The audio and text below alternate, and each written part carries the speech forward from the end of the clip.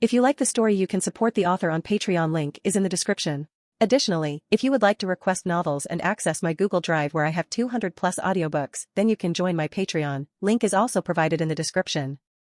Chapter 1, Villain Simulator. Outside Liyue Harbor, in an unknown forest. Lucas Walker was poking the campfire in front of him with a stick, pondering over the fact that he had just transmigrated and awakened a system. Congratulations to the host for activating the Evil Life Simulator system. This system allows the host to simulate a life. If you perform well in the simulated life, you will receive generous rewards. Additionally, the host must play an evil role in the simulator as much as possible, or face the consequences. So, your function is a life simulator, and as long as I live a life through the simulator, I can get rewards.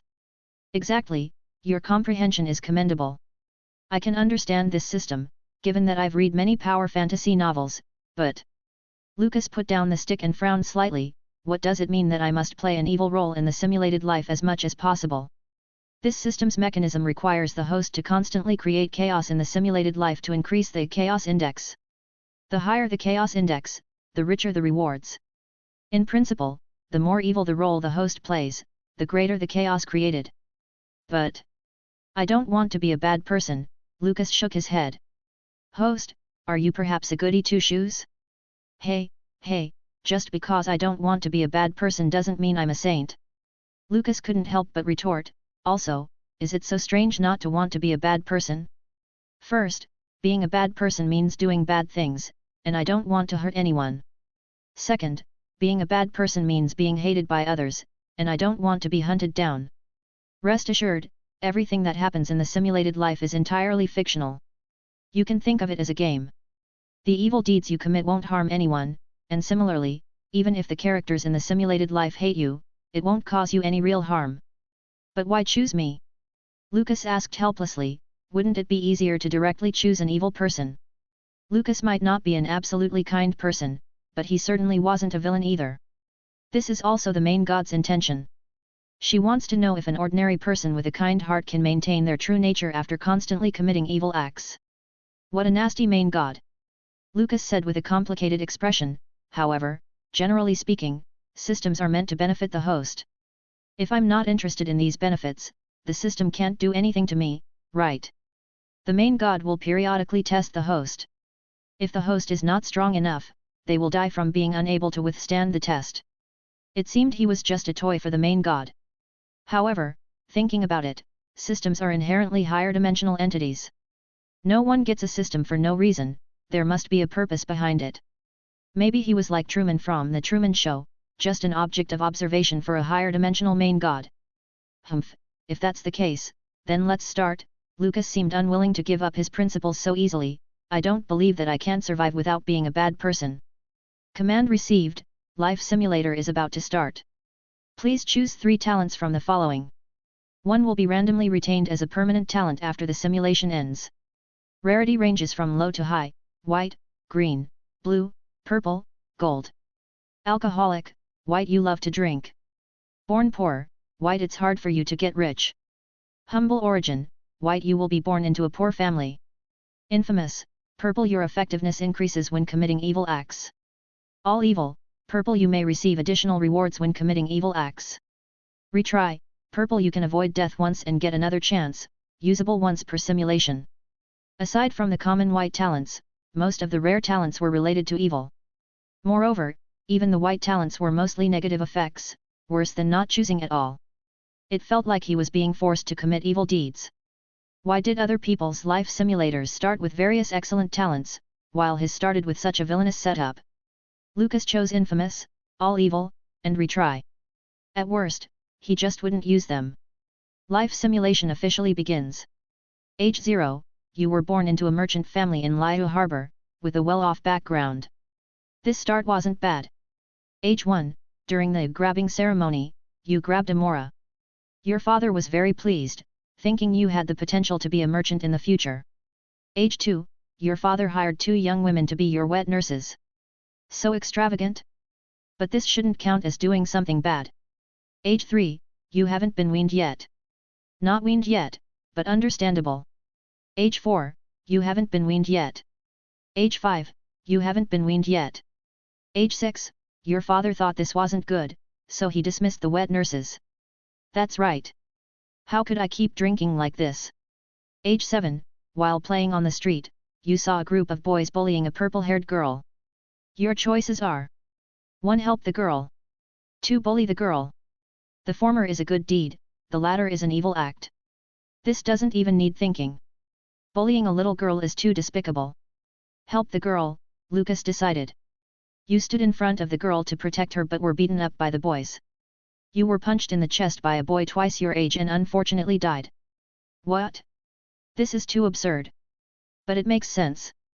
Children can be reckless, and accidental killing isn't impossible. Do you want to use the talent retry to make another choice? Use it. Life Simulator rebooting. Age 7, while playing on the street, you saw a group of boys bullying a purple-haired girl. Your choices are: 1. Help the girl. 2. Bully the girl. B. Bully the girl. No choice but to pick this. After all, it's just a line of text in the life simulator. You joined them in bullying the purple-haired girl. Unexpectedly, the girl wasn't weak, wielding a wooden sword and fighting back. In the end, both sides were injured.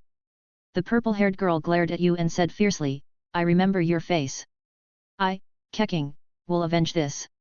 Reward obtained, D-rank blind box ×1, reward can be claimed after life simulation. Damn! I actually offended Keqing. Keqing, the future Liyue Keqing Jade Star, one of the 7 highest ranked individuals in Liyue Harbor. With this grudge, my future days are bound to be tough. Fortunately, this is just a life simulator. If I offended Keqing in reality, I probably wouldn't be able to survive in Liyue Harbor. Age 8, you entered the prestigious school Tianquan Academy in Liyue Harbor, established by Tianquan star Ning Guang. Only exceptionally talented students and the children of nobles and wealthy merchants can enroll. With your wealthy background, you naturally got the chance to enroll easily. However, on the first day of school, you were shocked to discover that your desk mate was the girl named Keqing, whom you had bullied a year ago. Seeing the complicated look in her eyes, you said, What I did a year ago was wrong. I hope you don't hold it against me. From today on, can we be friends? 2. Tisk, what bad luck, to be desk mates with a violent girl like you. 3. What are you looking at? Want to take a punch at me? Well, just don't miss. This option unlocks special character voice and grants specific rewards. If I use the Alignment 9 grid to judge these 3 options, it would be the difference between lawful good, neutral evil, and chaotic evil. Honestly, with my naturally kind personality, I would want to choose the first option. After all, kids don't hold grudges for long, and Keqing isn't a narrow-minded girl. Admitting my mistake now and extending a friendly gesture might not only earn her forgiveness but also make us good friends. However, based on the system's past behavior, if I chose the first option, it wouldn't end well. Not only that, but it seems the more villainous the choice, the better the rewards. Moreover, the last option even offers a special character voice. Wait a minute, if I remember correctly, isn't this a line from the character set in League of Legends? Could choosing this option grant rewards related to set?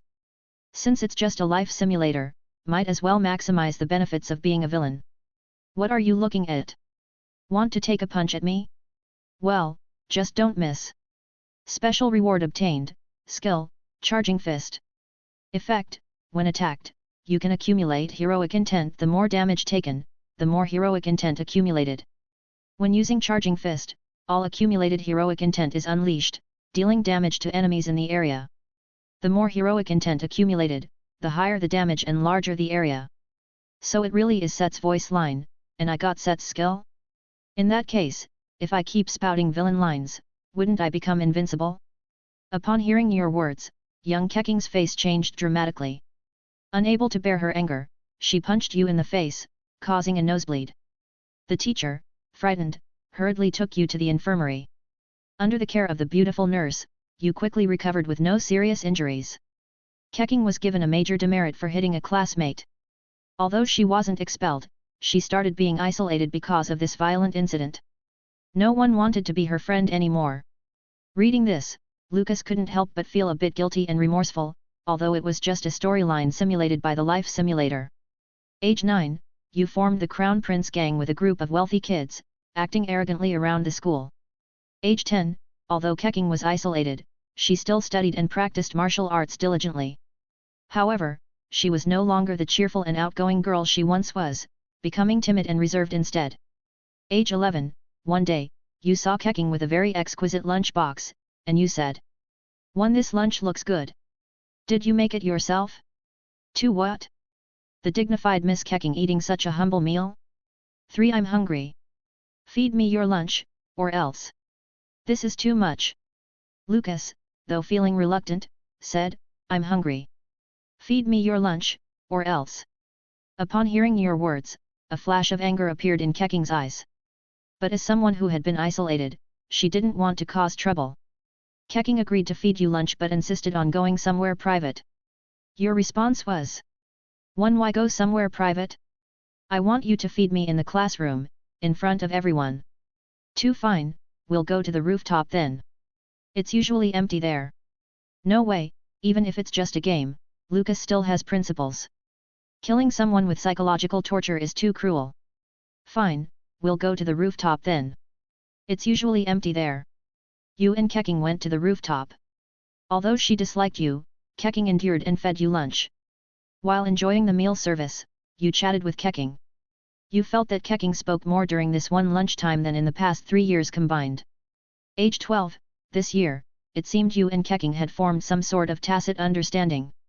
Every noon, Keqing brought 2 lunch boxes to the rooftop, one specifically prepared for you. You never expected Keqing to not resist you, and sometimes you even saw a rare smile on her face. Your relationship was very subtle, though you were known as enemies in the whole school, you were the only one she could talk to. What a strange development. Lucas couldn't help but be speechless for a moment. Could it be that Keqing poisoned the lunch to kill me slowly? No, no, no, that's too dark and twisted. Age 13, Keqing seemed much more cheerful. Being beautiful and academically excellent, she became the crush of many boys. However, the girls who once isolated her, instead of reconciling with her, resented her even more for her popularity. One day after school, you saw Keqing being bullied by a group of girls. Your choices are: 1. Join in bullying Keqing. 2. Pretend not to see it. 3. Walk over and say, "Get lost. Don't you know that only I can bully this girl in this school?" Chapter 2, Villain Simulator. Is this another one of those vile choices? Bullying Keqing together? Back when I was 8, even teaming up with a bunch of ruffians, all I could manage was to slightly overpower young Keqing. Now that she's been training in martial arts for years, she'd beat me up easily. Besides, bullying girls alongside boys is one thing, but doing it with other girls? If I did that, I wouldn't have the face to stay in school. I choose the third option. You step forward, push the girls away, and arrogantly say, "Get lost. Don't you know that in this school, only I am allowed to bully her? Because you are the school bully, the girls don't dare to cause more trouble." They mutter a few words and then leave. Before leaving, the beautiful girl named Xiaowang gives you and Keqing a complicated look, which you ignore. "Hey, pay attention to me. This girl looks like a typical female antagonist from a shoujo manga. Don't just brush her off like that." You reach out to help Keqing up, but she slaps your hand away. With tears streaming down her face, she screams at you, "Stop pretending to be kind. Do you think I'll forgive you because of this? Never. The reason I'm in this state is because of you. I hate you. I'll hate you forever." Although these are just words, for some reason, Lucas felt as if he could really hear the girl's curses. She's right. No matter what I've done, the reason Keqing is isolated and bullied now all stems from the punch I threw at her years ago. If it weren't for that incident, with Keqing's talent and personality, she would have become a well-liked and outstanding student. Even though Lucas and Keqing have formed some sort of twisted friendship, it doesn't change the fact that I've always been a jerk, and Keqing has always hated me. After saying that, Keqing runs away, covering her face. In her haste, she leaves one of her shoes behind. Your choices are: 1. Chase after her and return the shoe. 2. Take Keqing's shoe. 3. Use Keqing's shoe for something else. Damn. The first 2 options are okay, but the third one is outright hentai. Of course, Lucas is torn about his choice. The first option is out. It's simple, I'm playing the villain here. Choosing this feels like it would lead to redeeming myself. As for the third option, though I'm curious about what reward it might bring, it feels like it would steer the plot in a very strange direction. I'll take Keqing's shoe. You do nothing but pick up Keqing's shoe. Reward, Keqing's shoe times 1, reward can be received after the simulation ends. What use is this reward? The next day, when you arrive at school, you notice everyone giving you strange looks. To your shock, the school's bulletin board and many other places are plastered with photos of Keqing feeding you lunch on the rooftop, accompanied by derogatory labels like slut and shameless. You have a bad feeling. Back in the classroom, you see Xiaowan and her group bullying Keqing again, holding those photos and sneering, "Look at this little slut fawning over him. It's disgusting. Who knows what indecent things they're doing on the rooftop every day." Keqing keeps her head down, wiping away tears. Faced with this situation, your choices are: 1. Kick Keqing while she's down. 2. Beat up the girls bullying Keqing. 3. Stay silent and act like you didn't see anything. Damn! My blood pressure is rising. Wait a minute. Lucas suddenly realizes something important. If bullying Keqing counts as villainy, then beating up female classmates should count as villainy too, right? Yeah, the system only requires me to commit evil acts, not specifying who the target should be. With this in mind, Lucas's face lights up with a meaningful, wicked smile as he made a choice. Beat up those girls bullying Keqing. Without hesitation, you raise your fist. Despite never having trained in martial arts, a move called charging fist suddenly comes to mind. With a powerful punch, you smash Xiaowan's pretty face, leaving it bloody. Reward, D-rank blind box times 5, reward can be received after the simulation ends. As expected, hitting girls definitely counts as evil. Your action scares the other girls bullying Keqing. One of them questions, "You're a boy. How can you hit girls?" Your response is: 1. Because I'm uncivilized. 2. Do I need a reason to hit you? 3. Are girls more precious than boys? I punch girls too. Honestly, fighting violence with violence is wrong. But damn, it feels good. Are girls more precious than boys? I punch girls too. Reward, D-rank blind box times 3, reward can be received after the simulation ends. You don't stop there and continue provocatively, "Are girls more precious than boys? I punch girls too." The boys who usually follow you join the fight, turning the classroom into a chaotic brawl. Even Keqing, finally snapping, starts fighting back against the girls who bullied her. You win the fight easily, but it results in severe consequences. All perpetrators, including you, receive stern warnings and a month-long suspension. Being a rich and spoiled brat, you don't care and spend the month playing. However, when you return to school, you find out that Keqing has dropped out.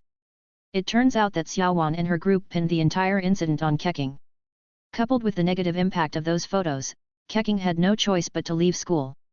Not only that, but her family was affected too, and they soon moved away from Liyue. Keqing. She drop out of school? For some reason, upon seeing this line, Lucas felt a bit empty inside. Though he intended to stand up for Keqing, the outcome was that Keqing had to drop out of school. Her family, unable to bear the pressure, left Liyue. Most students at Tianquan Academy come from powerful families. Offending so many influential families made it impossible for Keqing's family to stay in Liyue. At this time, Keqing had not yet become one of Liyue's Keqing, the Yuhang star, so she could only accept her fate. Age 14, after Keqing left, you continued to act arrogantly at school, but somehow it felt less enjoyable. To your surprise, one day Xiaowan confessed to you. It turns out she hated Keqing because of you. She liked you so much that she didn't hold you accountable for hitting her but blamed everything on Keqing. I see. No wonder this girl always targeted Keqing. No wonder, even after such a big incident, your punishment was just a month's suspension. How much of a masochist is she? Now, Lucas finally understood why so many middle school girls were crazy about those delinquent boys. They were a bit abnormal. Facing Xiaowan's confession, your response is: 1. Sorry, I already like someone else. 2. Want me to like you? Then be my dog. 3. Get lost. I hate women the most. Honestly, Lucas had no interest in a girl who bullied others, so he chose option 3. You yelled at Xiaowan, "Get lost. I hate women the most." Xiaowan left in tears. Reward, Talent, Heavy Punch. Effect, increases damage to the opposite sex by 20%. Age 15, you graduated. Age 16, you inherited the family business and started doing business. Age 17, on a whim, you had someone inquire about Keqing's whereabouts, only to find out her family had fallen, her father had died, and Keqing herself was missing. Age 18, using the connections you made at school and your ruthless methods, you quickly established yourself in Liyue harbor. Age 19, many people proposed to you, but you rejected them all. Age 20, the Abyss Order's activities in Liyue became more frequent. Ningguang sent the Millilith to eliminate them, but they suffered heavy casualties.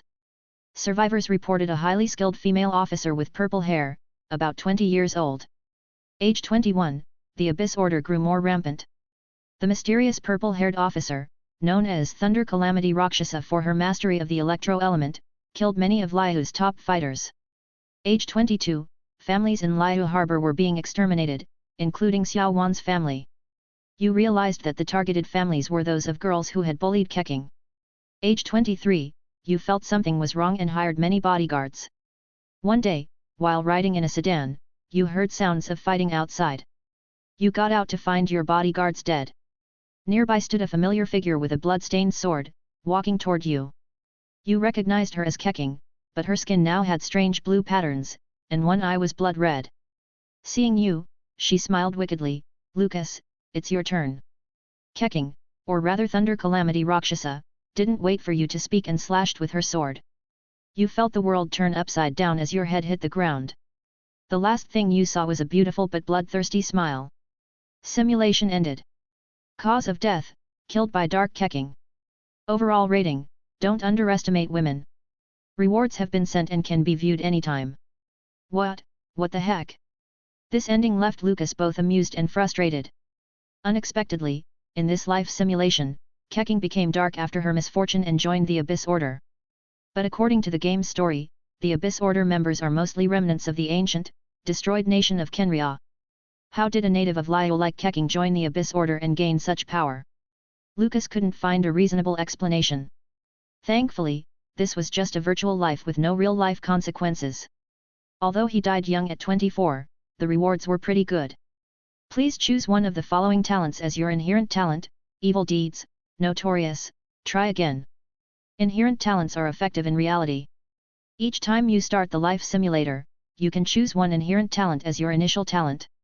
All three talents were purple, with no obvious ranking. But in terms of versatility, try again seemed the best. This villain life simulator was full of malice, one wrong choice could lead to death. It was harder than some prank gal games. So having a chance to revive each time was very useful. Acquired inherent talent: try again. Try again, purple. You can avoid death once, getting another chance, usable once per simulation. In reality, it has a 1-month cooldown. What? Lucas didn't expect this talent to work in real life too, not just once, but with a 1-month cooldown. For a life-saving talent, a long cooldown was understandable. As for the remaining rewards, he received 9 D-grade blind boxes. D-grade loot box, opening it grants a D-grade reward. 3 boxes of the same grade can be combined into a higher grade box. This is great. Combine directly into 3 C-grade boxes. Then into 1 B-grade box. All in. Go all in. Opening B-grade loot box. Chapter 3, Villain Simulator. Open B-level loot box.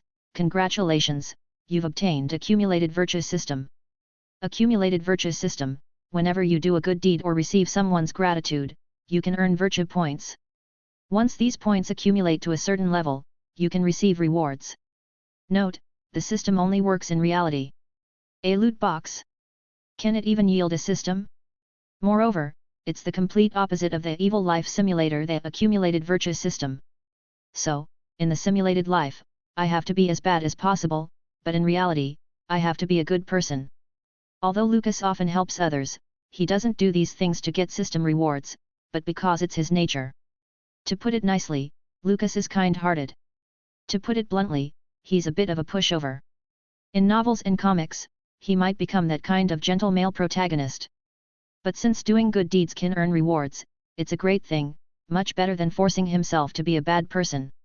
Moreover, Even if the things in the simulated life are fictional, Lucas would inevitably feel some guilt. If he can compensate through the accumulated virtue system, it would be a good thing. Rakani Chu. Makabaka. At this moment, a strange low growl suddenly came from behind Lucas. He turned around and saw two eerie creatures with dark skin and white masks.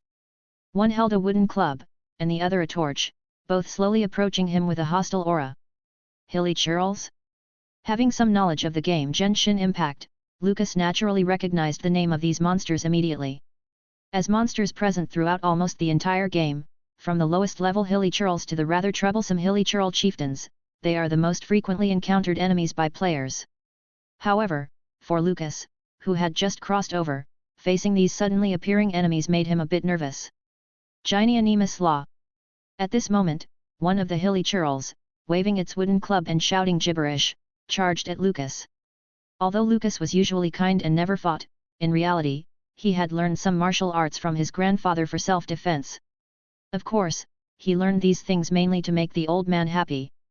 After all, in his eyes, his grandfather's so-called techniques were no different from Master Ma's 5-linked lightning whip. But seeing the Hilly Churl attacking, Lucas instinctively used those moves. He sidestepped to dodge the club swing and then landed a solid punch on the Hilly Churl's chest. Charging Fist. Maybe because this was the only active skill he knew, Lucas automatically used this skill. Although the essence of Charging Fist is the more damage taken, the harder you hit, for an enemy like the Hilly Churl, which has low defense and no armor, Lucas's punch broke its chest bones with a crack, sending its thin body flying like a kite with a broken string, crashing hard onto the ground. The Hilly Churl struggled for a moment before its body stiffened, then turned into black mist and disappeared into the ground. Killed a monster, gained 10 virtue points. Can you even gain virtue points by killing monsters? It seems the so-called accumulated virtue system is still based on benefiting humanity. After all, killing isn't exactly a virtuous act. But Lucas didn't bother thinking about these complicated issues. Being kind doesn't mean being weak. Seeing its companion killed with one punch, the other Hilly Churl lost its arrogance and tried to flee. Lucas swiftly took 2 steps forward and punched it to death. Killed a monster, gained 10 virtue points. Looking at the distant silhouette of Liyue Harbor, Lucas started his journey of traveling and fighting monsters. Meanwhile, in a bedroom of a mansion in Liyue Harbor. Kill. I'll kill you. A purple-haired girl suddenly sat up from her bed. She looked about 17 years old, with bright eyes and white teeth, and a flawless complexion. However, she looked extremely pale, her snow-white cheeks covered in sweat. She was Keqing, one of the Keqing of Liyue. She had just woken up from a very strange dream. In the dream, she returned to her childhood and met a bad boy named Lucas. This boy caused her to be isolated at school, expelled, and even her family was affected, forcing them to leave Liyue. After leaving Liyue, Keqing's family fell into decline, her parents died in misery, and finally, unable to bear the pressure, she chose to jump off a cliff to end her life. Unexpectedly, after jumping off the cliff, Keqing didn't die but was saved by the Abyss Order. They promised her great power in exchange for her loyalty. Perhaps because she had experienced life and death or because she wanted revenge, the despairing Keqing agreed to the Abyss Order's deal. After a series of painful transformations, Keqing finally obtained great power. She became a high-ranking officer of the Abyss Order and sought revenge against the city of Liyue, which had once abandoned her. At this time, Keqing's strength was unparalleled. Her innate talent was extremely high, and now, after undergoing the Abyss transformation and wielding the power of darkness, she had surpassed the Keqing of Liyue. As the demoness Thunder Calamity Rakshasa, she destroyed all the families of the children who had bullied her back then. The one responsible for all this, Lucas, was saved for last. Just as Keqing was about to decapitate Lucas, she suddenly regained a bit of consciousness and was so terrified by the horrific scene that she woke up. Strange. Keqing wiped the cold sweat from her forehead and murmured to herself, "Why am I having such dreams?" The version of herself in the dream was vastly different from her real self. Bloodthirsty, brutal, and indiscriminately killing the innocent. In the dream, she had turned into the villain she despised the most. However, she couldn't entirely blame herself.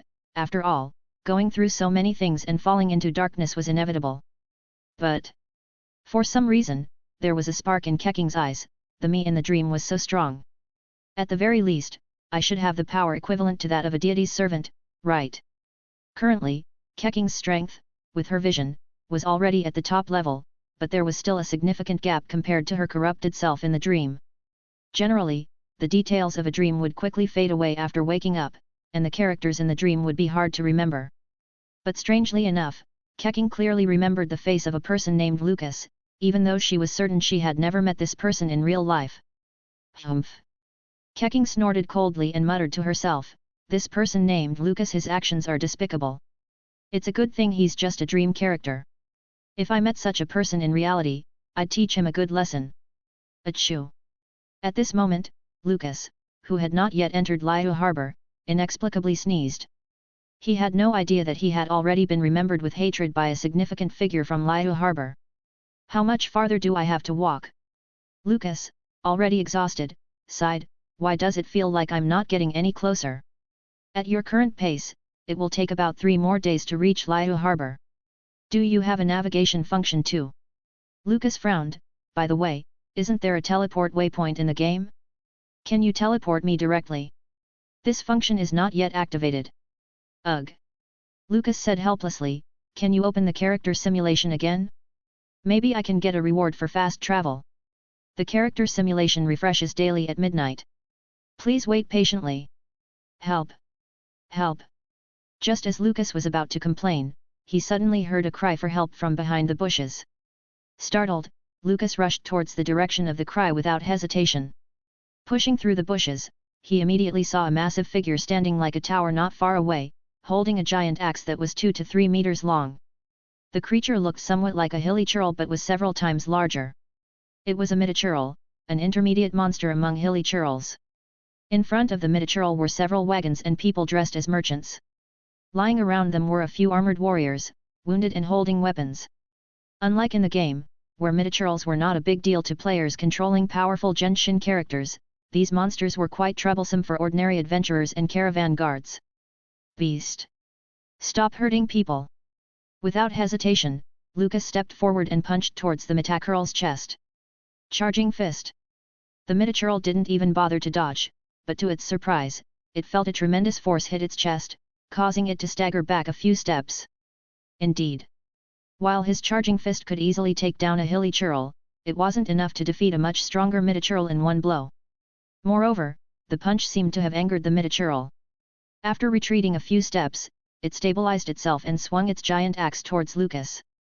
Lucas couldn't dodge in time, and the giant axe struck his back, causing him to spit out a mouthful of blood. Heroic intent accumulation, 50%. The other effect of the charging fist was that it could accumulate heroic intent when attacked, increasing its damage. Gritting his teeth and enduring the immense pain, Lucas struck the midi-churl again. Charging fist. Chapter 4, Villain Simulator, CH4. A brilliant golden light instantly gathered on Lucas's fist as he struck directly towards the chest of the hilly churl berserker. Perhaps instinctively sensing the danger of this punch, the hilly churl berserker hurriedly put its giant axe in front of itself. However, Lucas's fist did not stop and smashed right into the axe's blade. With a crisp snap, a crack appeared on the giant axe in the hilly churl berserker's hand. The look in its eyes under the mask showed a trace of disbelief. Before it could react, the giant axe shattered into countless pieces. Lucas's fist went straight through the axe and fiercely hit the hilly churl berserker's face, shattering its mask along with the impact. In almost an instant, the previously arrogant hilly churl berserker was lying on the ground, devoid of any sound.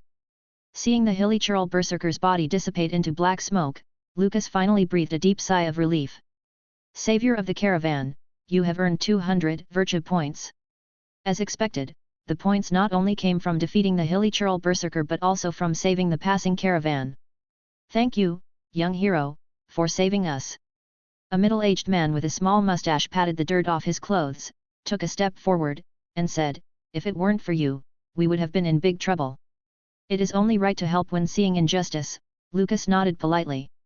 But if you knew the road was dangerous, why didn't you bring more guards?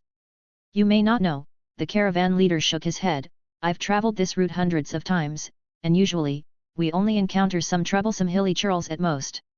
I never expected to run into a hilly churl berserker this time. I've heard people say that there have been strange occurrences with the monsters near Liyue harbor recently, but I didn't believe it until we encountered this. I see. Lucas nodded thoughtfully. By the way, I'm Zhang Luo, a merchant from Liyue Harbor. Zhang Luo patted his chest and asked, may I know the young hero's name? Lucas Walker, he replied directly. Your name suits you. Zhang Luo took a money pouch from his coat and handed it to Lucas. Here is a token of my gratitude, please accept it. At that moment, a system prompt appeared before Lucas. 1. Accept the reward. 2. Politely decline. Although Lucas wanted to accept the money, in typical RPG games, not accepting money usually leads to extra rewards. I appreciate the gesture, but money is not necessary. I didn't help you for the money, Lucas shook his head. You have earned 200 virtue points. Sure enough, refusing the money earned him extra virtue points. Generally speaking, system points are usually more valuable than mora. Hearing this, Zhang Luo's face showed even more admiration. He asked, since that's the case, why are you here, young hero? I'm from a distant place, seeking opportunities in Liyue Harbor, Lucas made up an excuse. I didn't expect to run into you here. Upon hearing this, Zhang Luo's eyes lit up. In that case, why not let me introduce you to my employer? With your skills, you should be able to find a good job there. Your employer? Lucas asked curiously. Yes, Zhang Luo replied with a proud smile, my employer is well known in Liyue Harbor, the esteemed K family. Our young lady is Keqing, one of the Liyue Keqing. Such a coincidence? Lucas nodded, then I'll trouble you, Uncle Zhang, to introduce me. At the moment, Lucas had no plans for his future in Tibet. If he could find a job with the Keqing family, it wouldn't be a bad thing. After all, they were a prominent family and would at least provide food and accommodation. Of course, this was partly because Lucas felt a bit guilty towards Keqing. Even just seeing her happy in reality would be a comfort to him. Great! That's wonderful! Zhang Luo was overjoyed. In that case, please travel with us. By carriage, we should reach Liyue Harbor by tomorrow. Then I gratefully accept your offer. Lucas didn't refuse such a good opportunity. Zhang Luo, treating his savior with great respect, not only arranged a carriage for him but also provided a lavish meal. Soon, it was late at night. As Lucas lay in the carriage Zhang Luo had prepared for him, the system's voice reappeared. System reminder, the cooldown time for the life simulator has ended. Would you like to start a new simulation? Start? It is worth mentioning that when the life simulator starts, time freezes. However, this time freeze applies to Lucas as well, so it's impossible to use the system to stop time and do bad things. Receiving instructions, the life simulator is about to start. Please choose 3 talents from the following. After the simulation, one will be randomly retained as a permanent talent. Hot-tempered, white you get angry more easily than others. Skillful in wordplay, green you are very good at using idioms. Humble background, white you will be born into a poor family. Brilliant mind, blue you are very intelligent and good at learning. Respected by others, blue you are more likely to gain others' respect. Mischievous Shiba Inu, purple every time you do something a mischievous Shiba Inu likes to do, your abilities will improve. Angry Shiba Inu, blue the enemy of the mischievous Shiba Inu, you gain strength by not doing what the mischievous Shiba Inu likes to do. Cat lover, white you have no resistance to cats. Violent streak, white you prefer to solve problems with violence. Sister complex, white you really like your sister. And, just in case you forgot the talent ranks are low to high from, white green blue purple gold. Some inexplicable talents appeared again. First of all, the inherent talent try again is definitely a must-have, as it's a life-saving talent, not something to joke about. As for other talents, although a purple talent appeared, this mischievous Shiba Inu feels very suspicious no matter how you look at it. Anyway, let's choose it and try it out. The biggest advantage of the life simulator is that it has nothing to do with reality, and you can let yourself go completely, right? I choose mischievous Shiba Inu and brilliant mind, and add the inherent talent try again. Talent selection complete, generating character template. Life simulation about to begin. 0 years old, you were born in a scholarly family in Liyue Harbor. Your father is a highly respected teacher. This time, it feels pretty good. If my father is a teacher, he might teach me to be a very righteous person, right? 1 year old, during your first birthday, you grabbed a book, making your father very happy as he believes you have the makings of a scholar. I say, Isn't this birthday grab a recurring option in every life simulation? For example, through the items grabbed, you can roughly predict the career path in this simulation. If I'm not wrong, this time I might follow in my father's footsteps and become a teacher? Such a reliable profession surely wouldn't lead to a villain's path, right? 2 years old, you showed greater intelligence than other children. Your father started teaching you to read and recognize characters early, talent brilliant mind activated. 3 years old, you can already write more than 1,000 characters. 4 years old, you can recite 3-character classic and 1,000-character classic by heart. 5 years old, you became known as a prodigy in Liyue Harbor. Even Ning Guang, the Tian Chuan, came to test you and recognized your intelligence. 6 years old, you often get close to the mates at home and find that after each interaction, you feel very comfortable and your mind becomes clearer, talent mischievous Shiba Inu activated. Stop. He's only 6 years old. 7 years old, your father found out about your interactions with the maids. You thought he would be angry, but he didn't mind, thinking a talented person should be a bit more playful. Hey! What happened to the highly respected teacher in Liyue Harbor? This is too unreliable, right? 8 years old, you find that you prefer older women compared to girls your age. Something's not right. I didn't choose the sister complex talent, did I?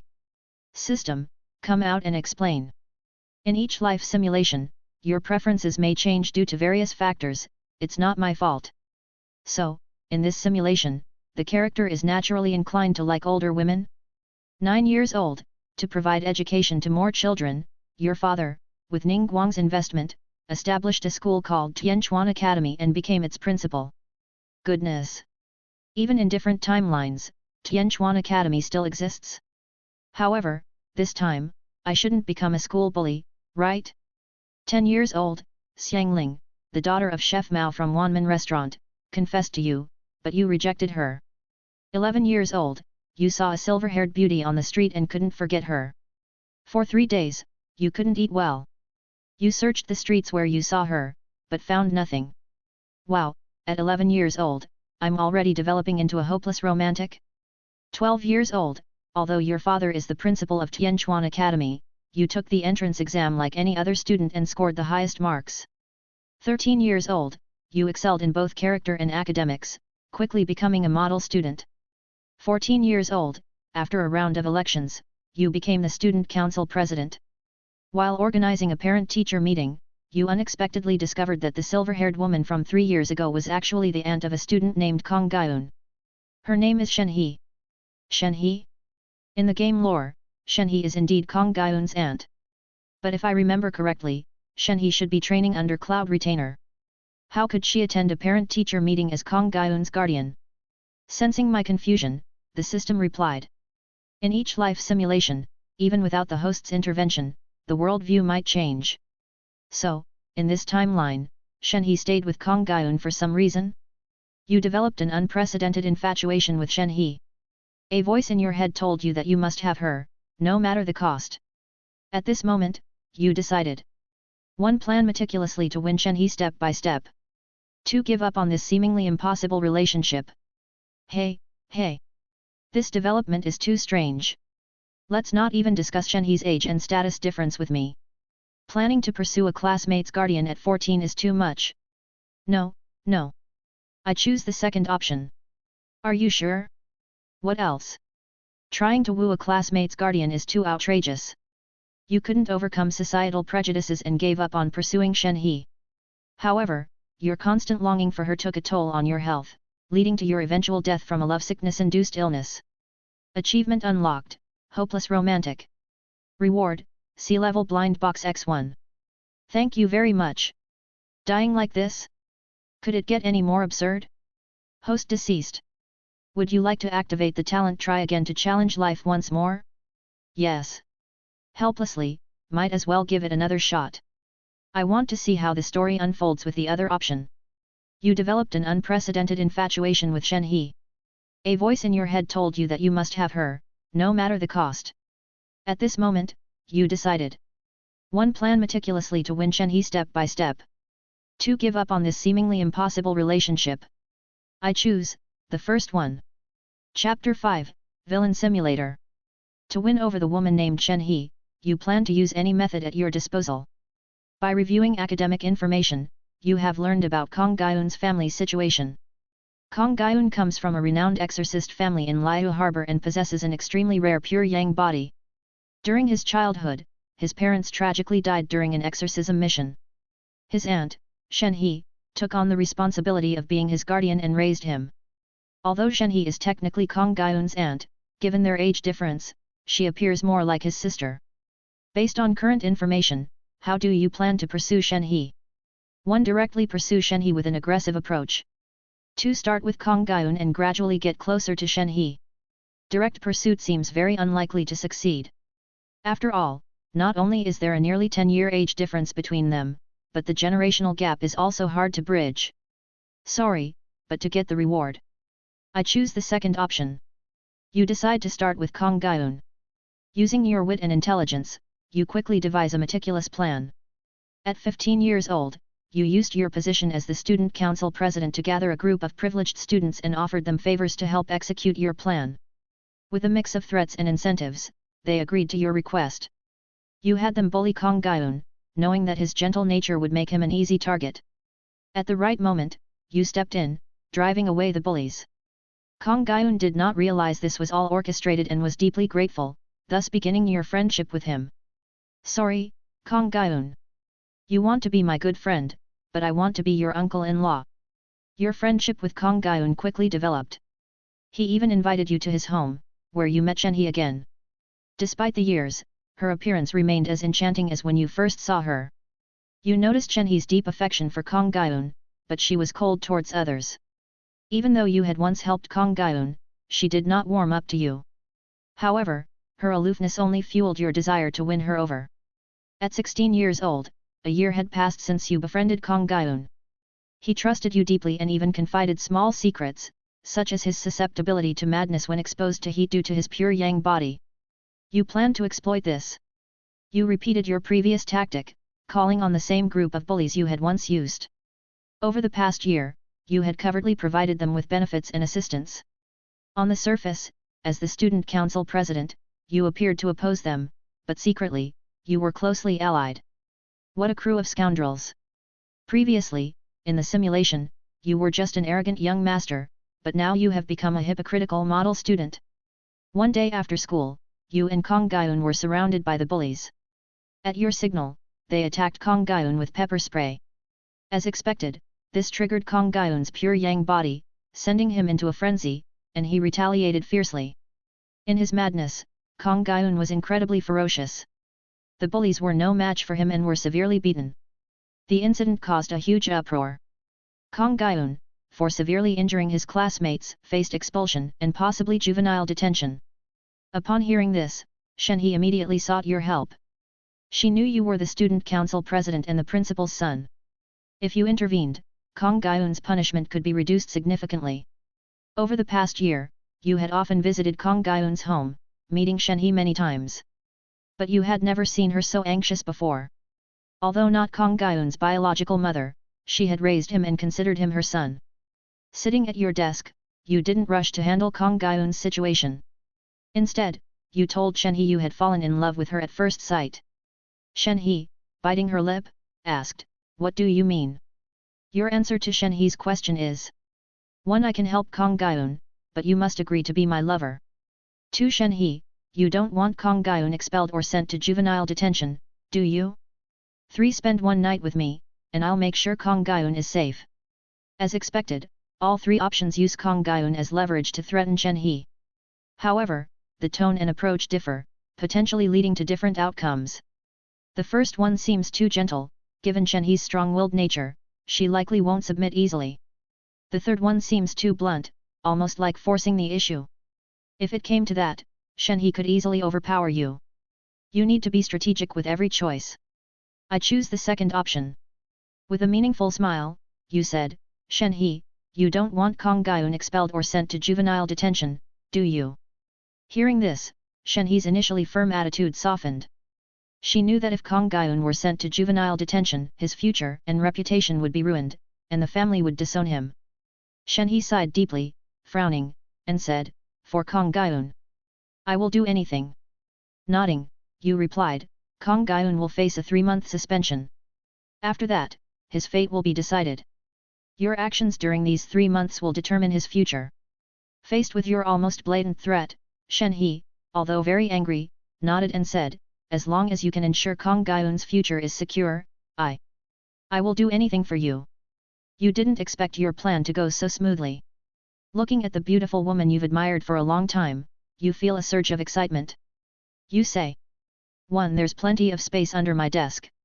2. Do you see that sofa over there? 3. My office also has a one-way mirror. Is this really the student council's office? Right now, Lucas is very suspicious. When this office was built, was there some other purpose in mind from the beginning? 3 choices, 3 methods. Generally speaking, different choices can lead to different developments. However, since Shenhe has already completely compromised, it means that whatever choice he makes shouldn't be a problem, only the process will differ. What's wrong, having trouble deciding? Don't worry, you have a month. It's not like this is your only chance. Even if you say that, honestly, does it really make a difference what I choose? Lucas frowned and said, no matter what I choose, it's just a different piece of text. Moreover, usually, the text presented by the system is straightforward and leaves little to the imagination. Just choose, and you'll see.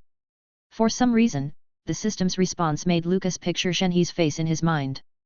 I'll choose the first one. As I guessed. It's just a system, don't try to figure out the host's thoughts. You patted your desk and smiled, there's plenty of space under my desk.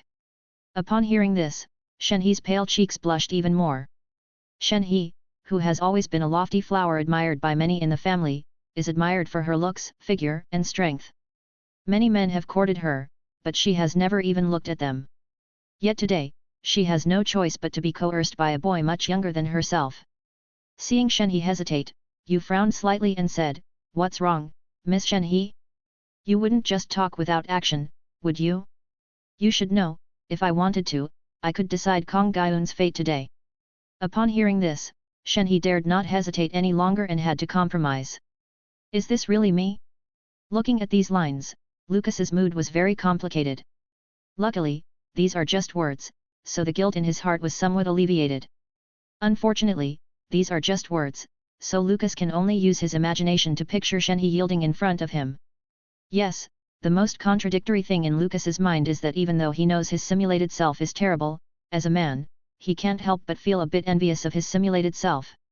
Sensing the host's strong emotional fluctuations, switching to immersive mode. Immersive mode. Lucas was startled and hurriedly said, what the heck? Before he could finish speaking, he suddenly felt a darkness before his eyes. When he opened them again, the scene in front of him had completely changed. Now, what lay before Lucas was no longer the slightly cramped carriage but a rather spacious office. Bookshelves lined up like walls, neatly filled with books. The exquisite one-way glass clearly showed students and teachers walking in the hallway outside. Not far away, a beautiful leather sofa looked very comfortable for resting. Of course, the most eye-catching thing was the oversized desk in front of him. The ebony surface was dark and shiny, seemingly just waxed, reflecting a slightly young but very familiar face. That was his own face. That face looked no more than 16 or 17 years old, but it had a maturity beyond its years. He wore a pair of delicate gold-rimmed glasses, clearly a model student. Is this me? What on earth is going on? Lucas lightly pinched his cheek. It hurt a bit, which meant this wasn't a dream. Could this be the so-called immersive mode the system mentioned earlier? Just as Lucas was pondering, he suddenly heard a slightly nervous voice. I'm starting. Chapter 6, Villain Simulator. Lucas's heart was startled, and he quickly looked down. He saw a cold and beautiful silver-haired woman staring at him with a complicated expression. As soon as their eyes met, she immediately looked away. It was Shenhe. In an instant, Lucas seemed to understand. Could it be that the so-called immersive mode allows his consciousness to directly enter the body of a character in the simulated life and experience what the character goes through firsthand? Correct understanding. As a player of the life simulator, you can switch between text mode and immersive mode at any time. Neither mode affects the game's storyline. In immersive mode, you can take actions within the limits allowed by the system. If your actions contradict the storyline, the system will forcibly adjust them to fit the game's plot. So even in immersive mode, I can't fully control the character and only experience the current character's feelings? That's right, this is to prevent program errors.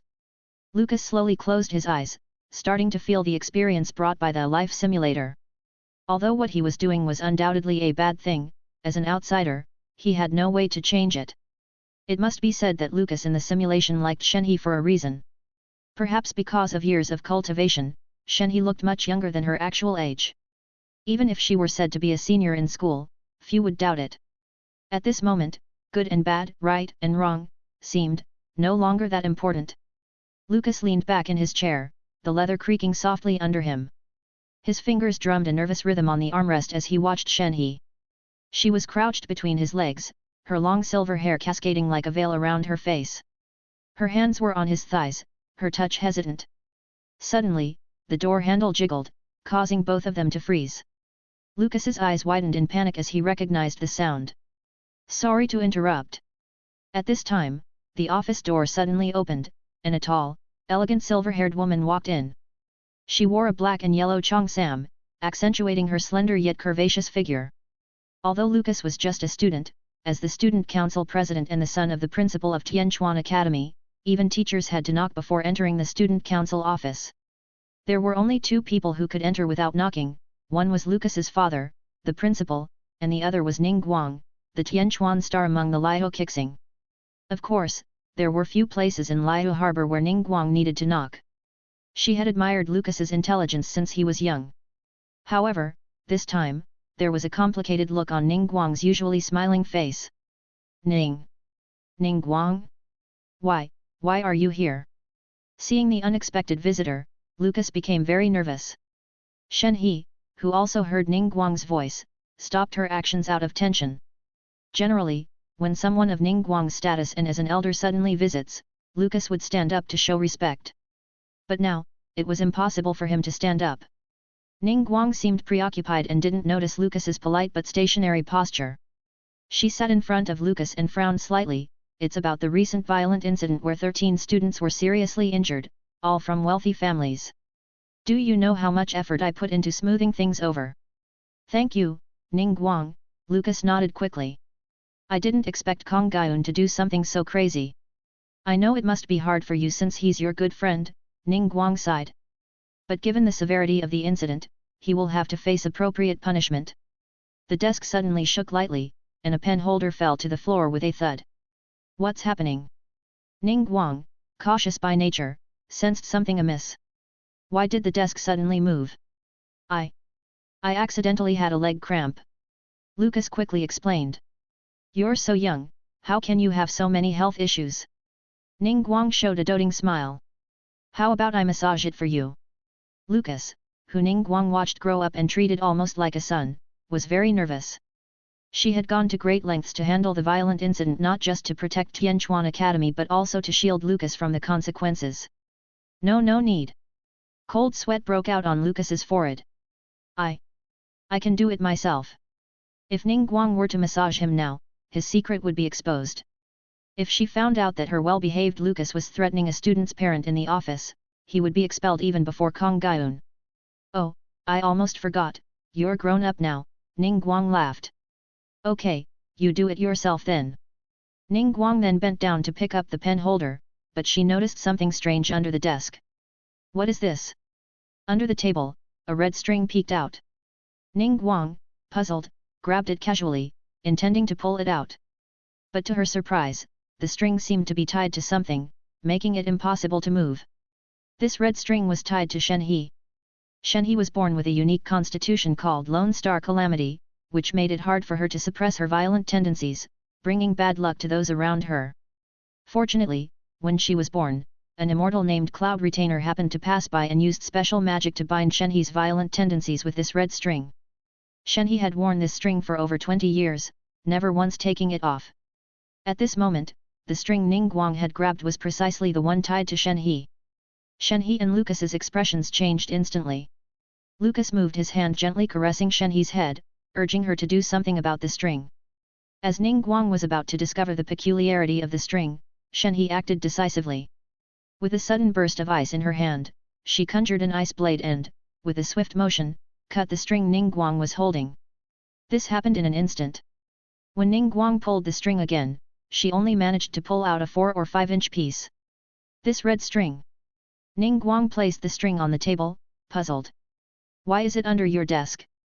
Although Ningguang had never seen this string before, as the Tianquan of Liyue Keqing, she was knowledgeable and immediately sensed the string's immortal aura, realizing it wasn't an ordinary object. This is... Lucas quickly thought of an excuse. My girlfriend's bracelet. She must have accidentally left it here. Hearing this, Shenhe's face turned red under the table, and she gave Lucas a resentful look. Who is your girlfriend? Oh, so you have a girlfriend now. Ningguang wasn't surprised. As the student council president of Tianquan Academy, Lucas was excellent in both character and academics, with a well-off family and good looks. Many girls at school had long been infatuated with him. However, regardless of how outstanding or beautiful the girls were, Lucas always politely declined their confessions. Ningguang knew of so many girls who had been rejected by Lucas that she couldn't even count them on 2 hands. Of course, this was because Lucas in this life simulator was only interested in older women and had no interest in girls his age. His love for Shenhe was unique, and he had little interest in any other women. Yes, that's right. Lucas nodded, smiling awkwardly. Please, Ningguang, don't tell my parents. Although Lucas's parents were very open-minded and never opposed him having relationships during school, this girlfriend was fictitious. He couldn't possibly tell Ningguang and his parents that his girlfriend was actually a classmate's parent. Not telling is fine, Ningguang said, squinting slightly. But I'm very curious, what kind of girl caught your eye? Her. Lucas hesitated for a moment before replying. She is a very special girl, like a white lotus on a snowy mountain, unattainable. But I know that beneath her cold exterior lies a heart burning with passion. Being able to be with her is the happiest thing in my life. Listening to Lucas's words, Shenhe's feelings were complicated.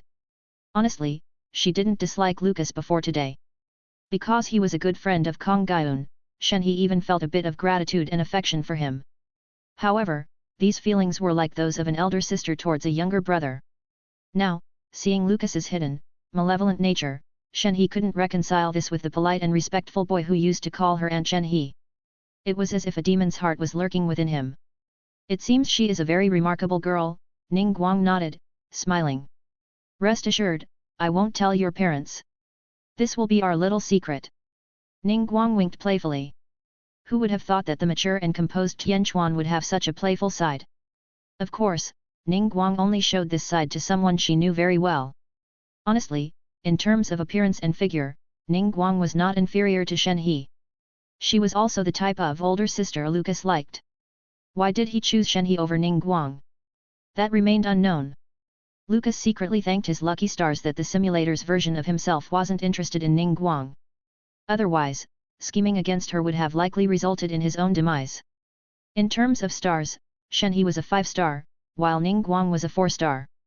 In terms of scheming, Shenhe was at most a 2 or 3-star, but Ningguang was definitely more than a 5-star. Thank you, Ningguang, Lucas finally breathed a sigh of relief. All right, I need to leave now, Ningguang said, standing up. You'd better keep a low profile for a while to avoid trouble from the victim's parents.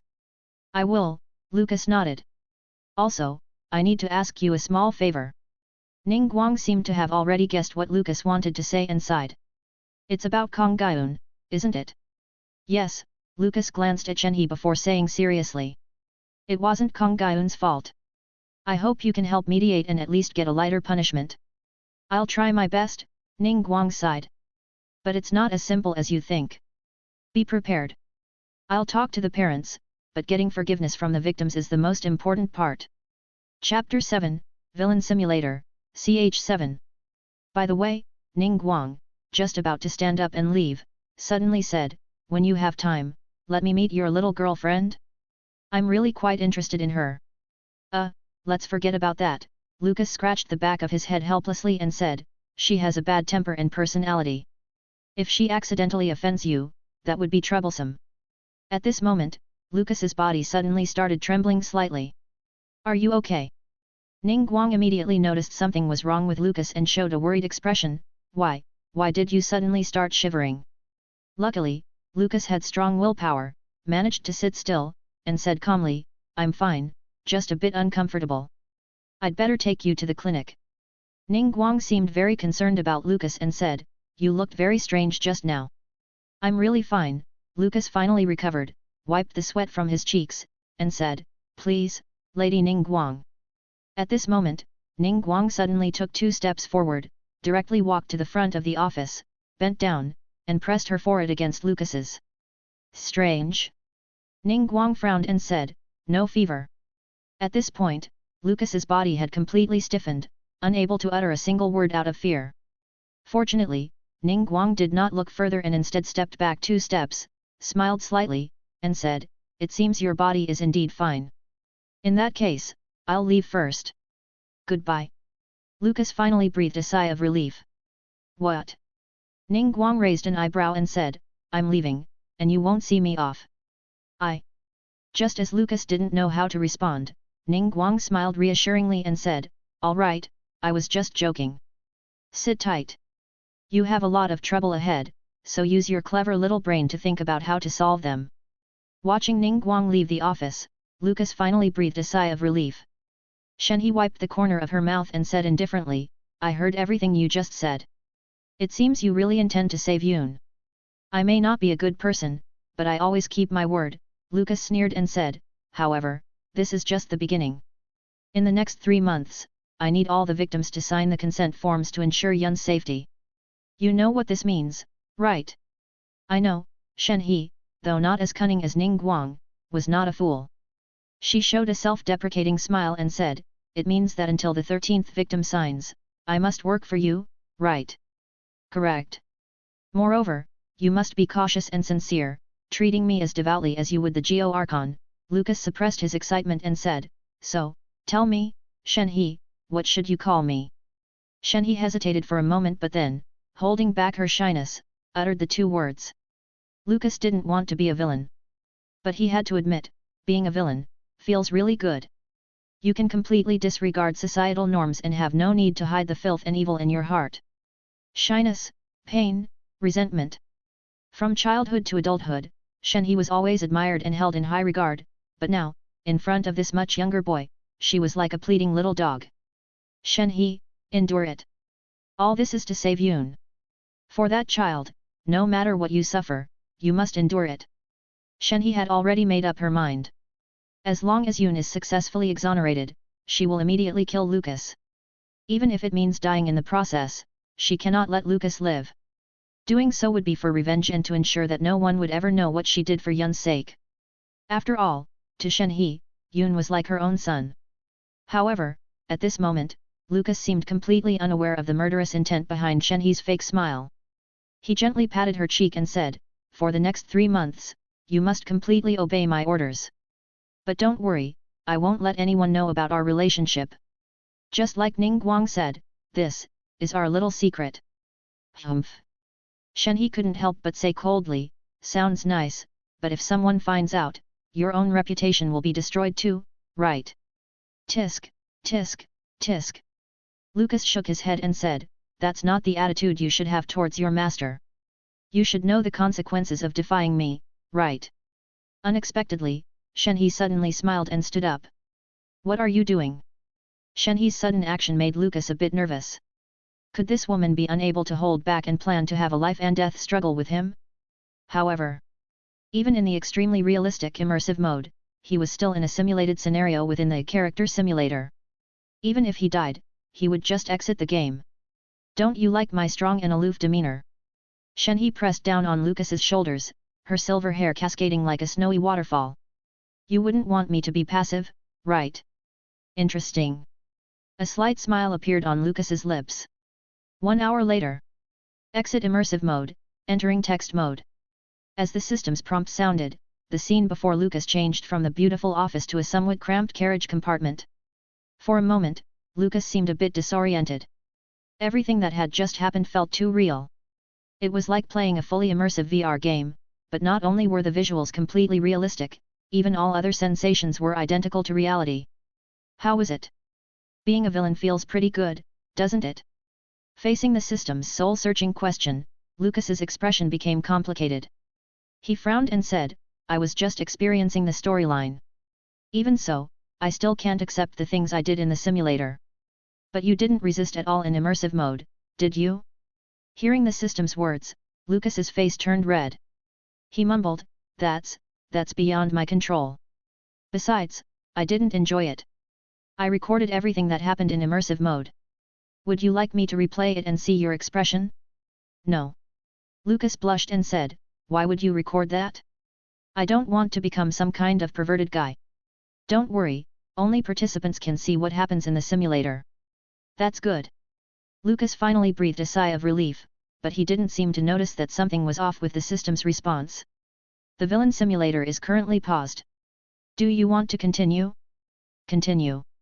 Day 1 at age 16, you had Shenhe work for you all afternoon. She seemed inexperienced, so you gave her a lot of guidance.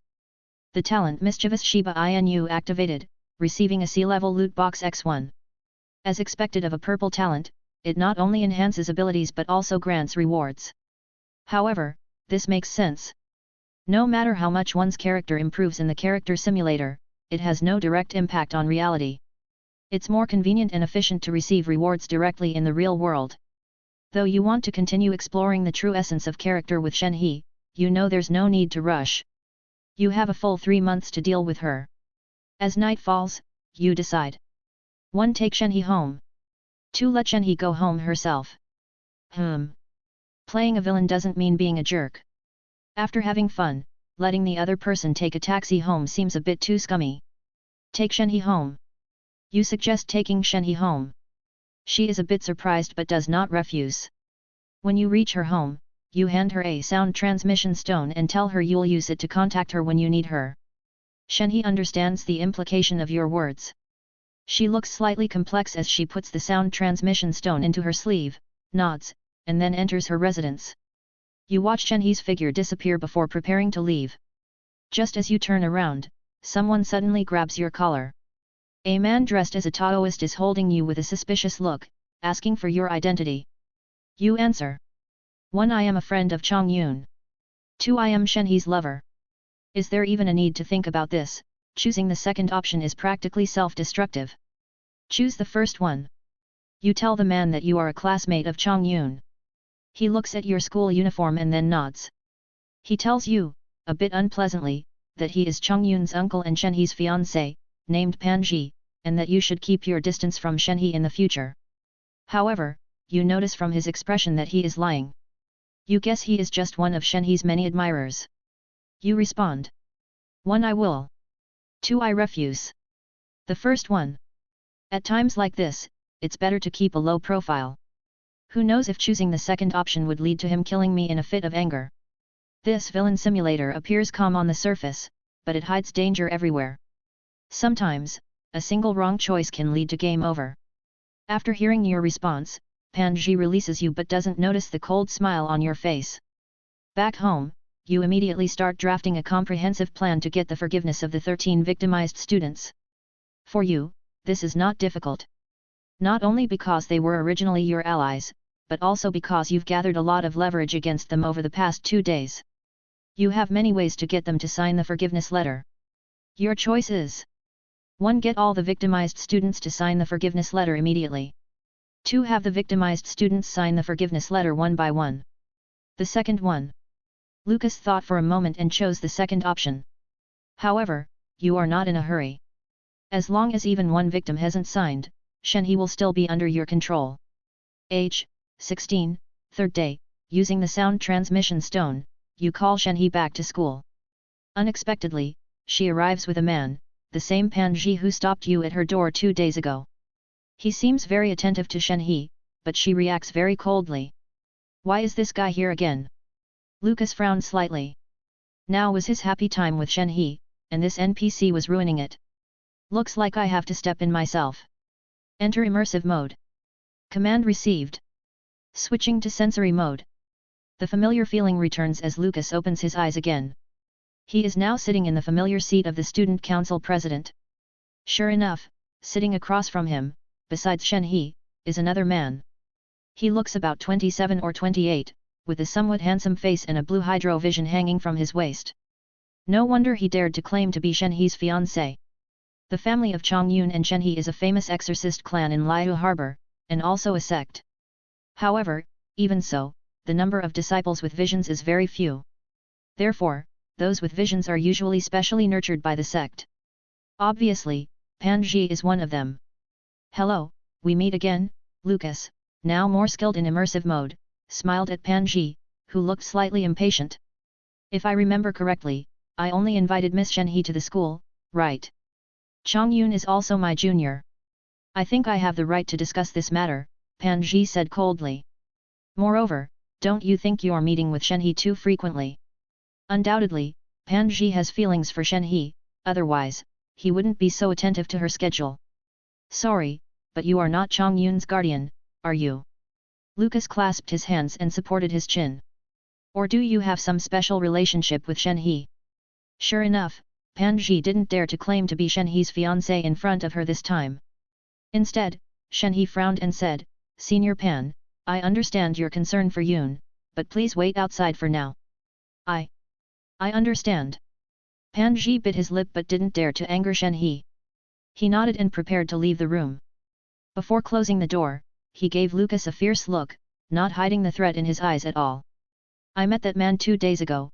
Lucas leaned back in his chair, finding a more comfortable position. He said he was your fiancé. Humph. Shenhe sneered. Do you think that's possible? He's just a guy I can't shake off, like gum stuck to the bottom of a shoe. I agree, Lucas nodded. He's not worthy of you. Oh. Shenhe said lightly. Then who do you think is worthy of me? You, my master. I am not worthy either. I am just a petty man who threatens you with tricks, Lucas shrugged and smiled. When these 3 months are over, you should find a decent man. Is this? Shenhe seemed surprised by his words. Are you sincere? Of course not, Lucas laughed. I wish I could have you as my captive for life. Now, Lucas was completely in character. Even the system didn't find his actions or words inappropriate. That's more like you, Shenhe said bitterly. But I probably won't marry anyone. My body is so filthy now. That was a veiled insult. No need to be so down. I called you today to tell you some good news, Lucas said, opening a drawer and taking out a document. I have already obtained the first signed forgiveness letter. Really? Shenhe was delighted. The only thing that could bring her some joy now was progress in Yun's case. She carefully read the document and murmured, You acted so fast. I told you, even if I am a scoundrel, I am a trustworthy scoundrel, Lucas smiled ambiguously. So, don't you think you should reward your master for this good news? Now? Shenhe was taken aback. Yes, Lucas nodded. Right now. But... Shenhe glanced at the door. That guy is still waiting outside. I know, Lucas smiled. Let him wait. We have taken the first step successfully. You don't want to stop halfway, do you? Finally, for Yun's sake, Shenhe nodded. I understand. Very well, Lucas opened the most secret drawer in the office, where many useful gadgets were hidden. Wait a moment, I need to prepare some protection. No need, Shenhe shook her head. I took the medicine. Lucas immediately understood what Shenhe meant. He frowned. Why, did you do that? Chapter 8, Villain Simulator, CH8. What are you angry about? Shouldn't you be happy? Shenhe said with a slightly sarcastic smile on her face. It doesn't matter, as long as Yun is safe, I don't care about anything else. You're wrong, unexpectedly, Lucas shook his head and said, I don't know what medicine you're taking, but you must stop. Shenhe hesitated a little, but... No buts. Lucas patted the table and said, This is an order. Meanwhile, outside the student council office. Why is it taking so long? Pan Zhi, who had been asked to leave, stood in front of a mirror on the outer wall of the office, stroking his chin with a slight frown. I wonder what they are doing in there. Pan Zhi was very jealous by nature. Although Shenhe had no interest in him, he believed that with his God's eye and being one of the family's key training prospects, it was only a matter of time before he could win Shenhe's heart if he put in a little effort. Despite his rational mind telling him that the age and status difference between Shenhe and Lucas made any romantic involvement impossible, watching the woman he was infatuated with alone with another man made him very uneasy. Maybe I'm overthinking it, Pan Ji said, adjusting his hair in the mirror with a very confident smile. No matter how you compare, I'm much better than that young lad. Shenhe. I know you love me, you're just shy to express it. Don't worry, one day I'll make you admit it. However, Pan Ji had no idea that his self-talk was clearly heard by Lucas and Shenhe from behind the one-way glass. I say. Shenhe, leaning on the one-way glass for support, blushed slightly. Are all men this stupid? Not all, Lucas, working hard behind her, replied. But many men become quite foolish when dealing with women they like. Is that true? Shenhe bit her lip. But I don't feel that you are being foolish at all. Does that mean you don't like me? Is what I'm doing not foolish enough? Lucas said softly. I've spent my whole life playing the role of a good child and a good student. If I wanted, I could graduate peacefully from this school, get a job everyone envies, find a beautiful wife of equal status, and have a few children. But to win you over, I had to take this huge risk. One wrong step, and my life would be ruined. Lucas's words left Shenhe momentarily silent.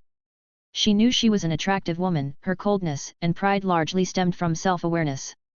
However, a man with a promising future like Lucas, even if he didn't choose her, could easily win the hearts of many excellent girls who were gentler, better matched in family background, and younger. For ordinary people, beauty often cannot withstand the ravages of time. Your life isn't ruined yet, Shenhe said calmly. But my life has already been ruined by you. I hate you. You can hate me, Lucas smiled, but make sure to finish that sentence. I hate you, Shenhe hesitated for a moment, my master. Activated, mischievous Shiba Inu effect, obtained C-level loot box X1. An hour later. Isn't this taking too long? As time passed, Pan Ji's mood worsened. Whatever they were discussing, it should have been finished by now. Could it be that they were really doing something unspeakable in there? Ugh. At that moment, a strange sound suddenly came from the office. Without a doubt, it was Shenhe's voice. Pan Ji felt a wave of nervousness and hurried to the door, trying to open it. However, the door was somehow locked and he couldn't push it open no matter how hard he tried. Locked? Why lock it? If they were just talking, why would they need to lock the door? Open the door. Pan Ji pounded on the door angrily. What are you doing in there? However, the door remained firmly shut. In his anger, Pan Ji took 2 steps back. The hydro element of his vision emitted a blue light, and a water ball the size of a soccer ball formed in his hand. Just as he was about to use the water ball to break down the door, he heard a creak. The door opened slowly, and Lucas poked his head out with a smile. Sorry to keep you waiting. What are you doing? Nothing. Pan Ji dispersed the water ball, frowning. But what were you doing in there, and why lock the door? Oh, you misunderstood. The door locks automatically and only I can open it, Lucas lied with a straight face. After all, I hate being interrupted while working. Humph. Pan Ji pushed Lucas aside and entered the office, seeing Shenhe sitting in her original position without any sign of anything unusual. He then asked, You're fine. What could possibly be wrong with me? Shenhe replied calmly, we were just discussing some plans to help Yoon out of trouble. It took a bit too long, Pan Ji said suspiciously. And I think I heard some strange sounds earlier. Pan Ji's words made a look of surprise flash across Shenhe's face, but it quickly disappeared.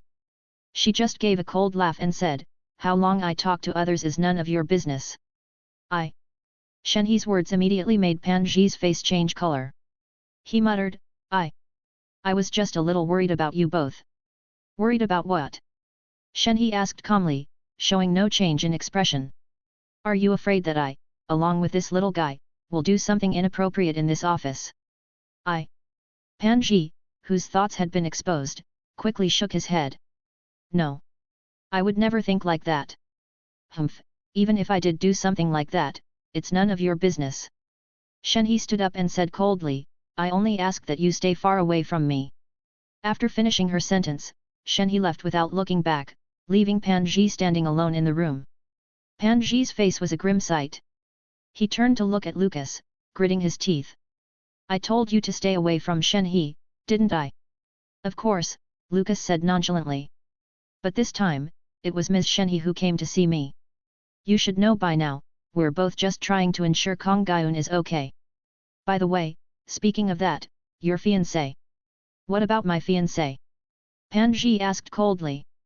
Lucas licked his fingers and smiled. She's very slippery. You're asking for it.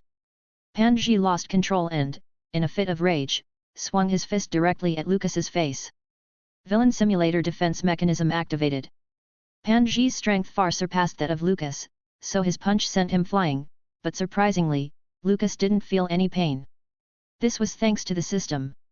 The immersive mode could be turned on or off at any time, meaning that even if Pan Ji's punch had killed Lucas, his real body wouldn't feel a thing in immersive mode.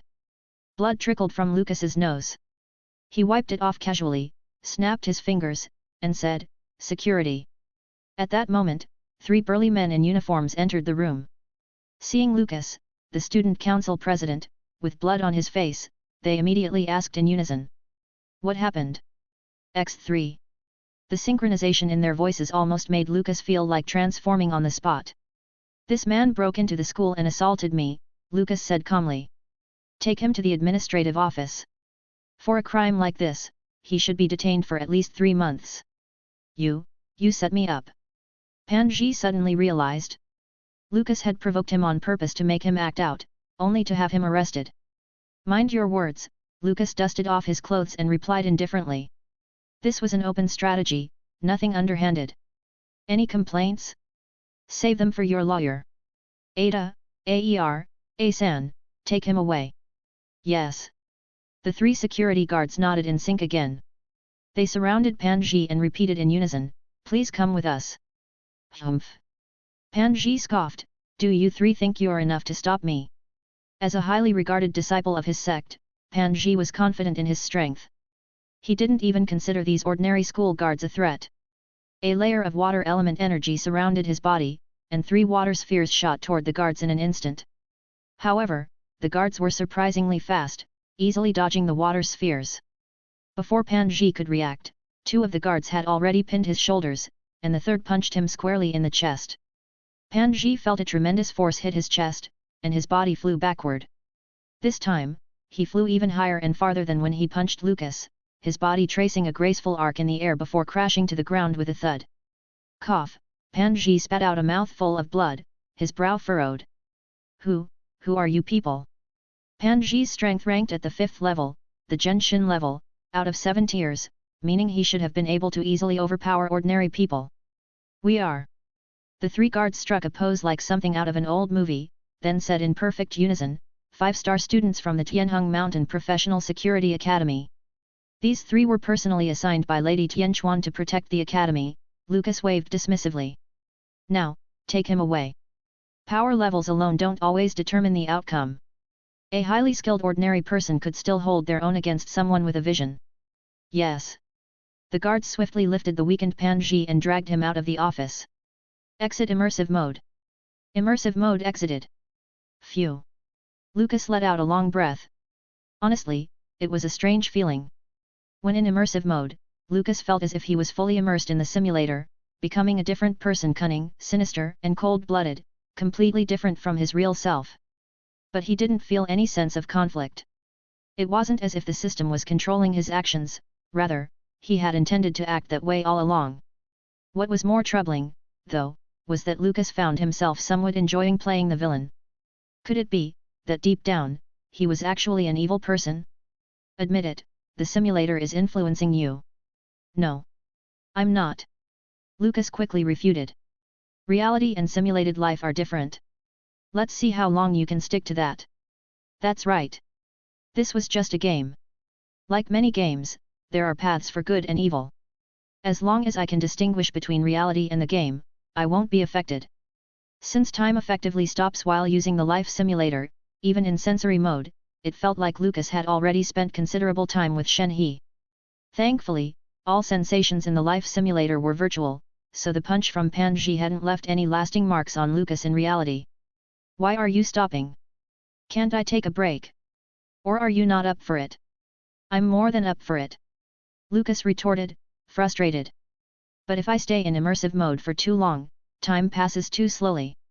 While using the life simulator, time in the real world remained still, but within the simulation, time flowed normally. In other words, using immersive mode, Lucas could live an entire lifetime while not even a second passed in reality. Moreover, in text mode, he could observe everything from a third-person perspective.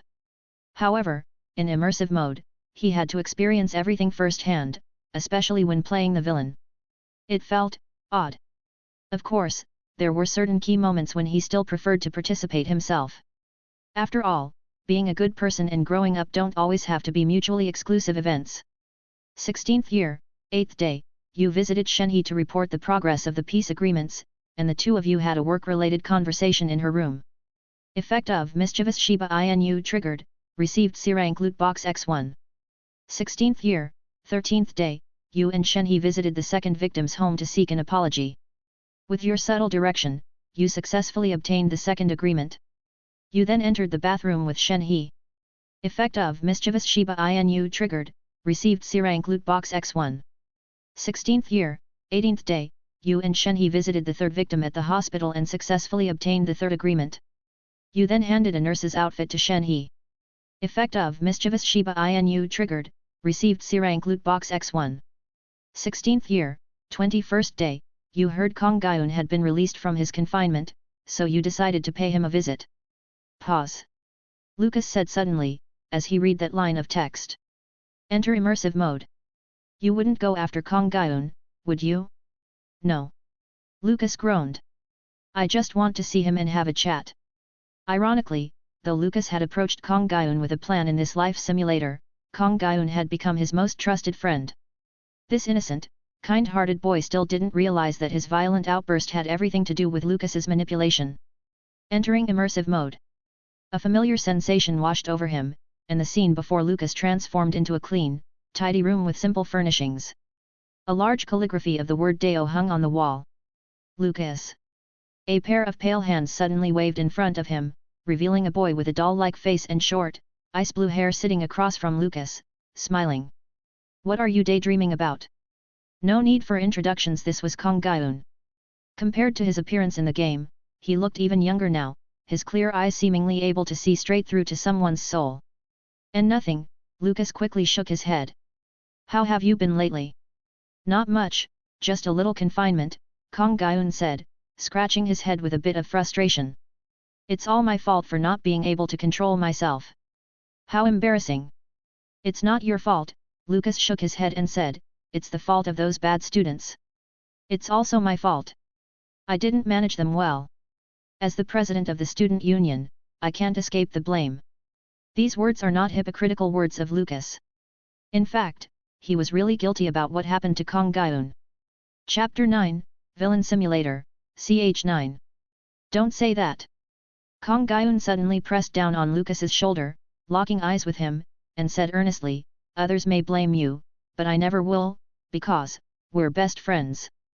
The thought of taking advantage of such a kind-hearted boy made Lucas feel a wave of guilt. At that moment, the door creaked open, and Shenhe gracefully walked in, placing a tray of refreshments on the table. She smiled and asked, what are you two talking about?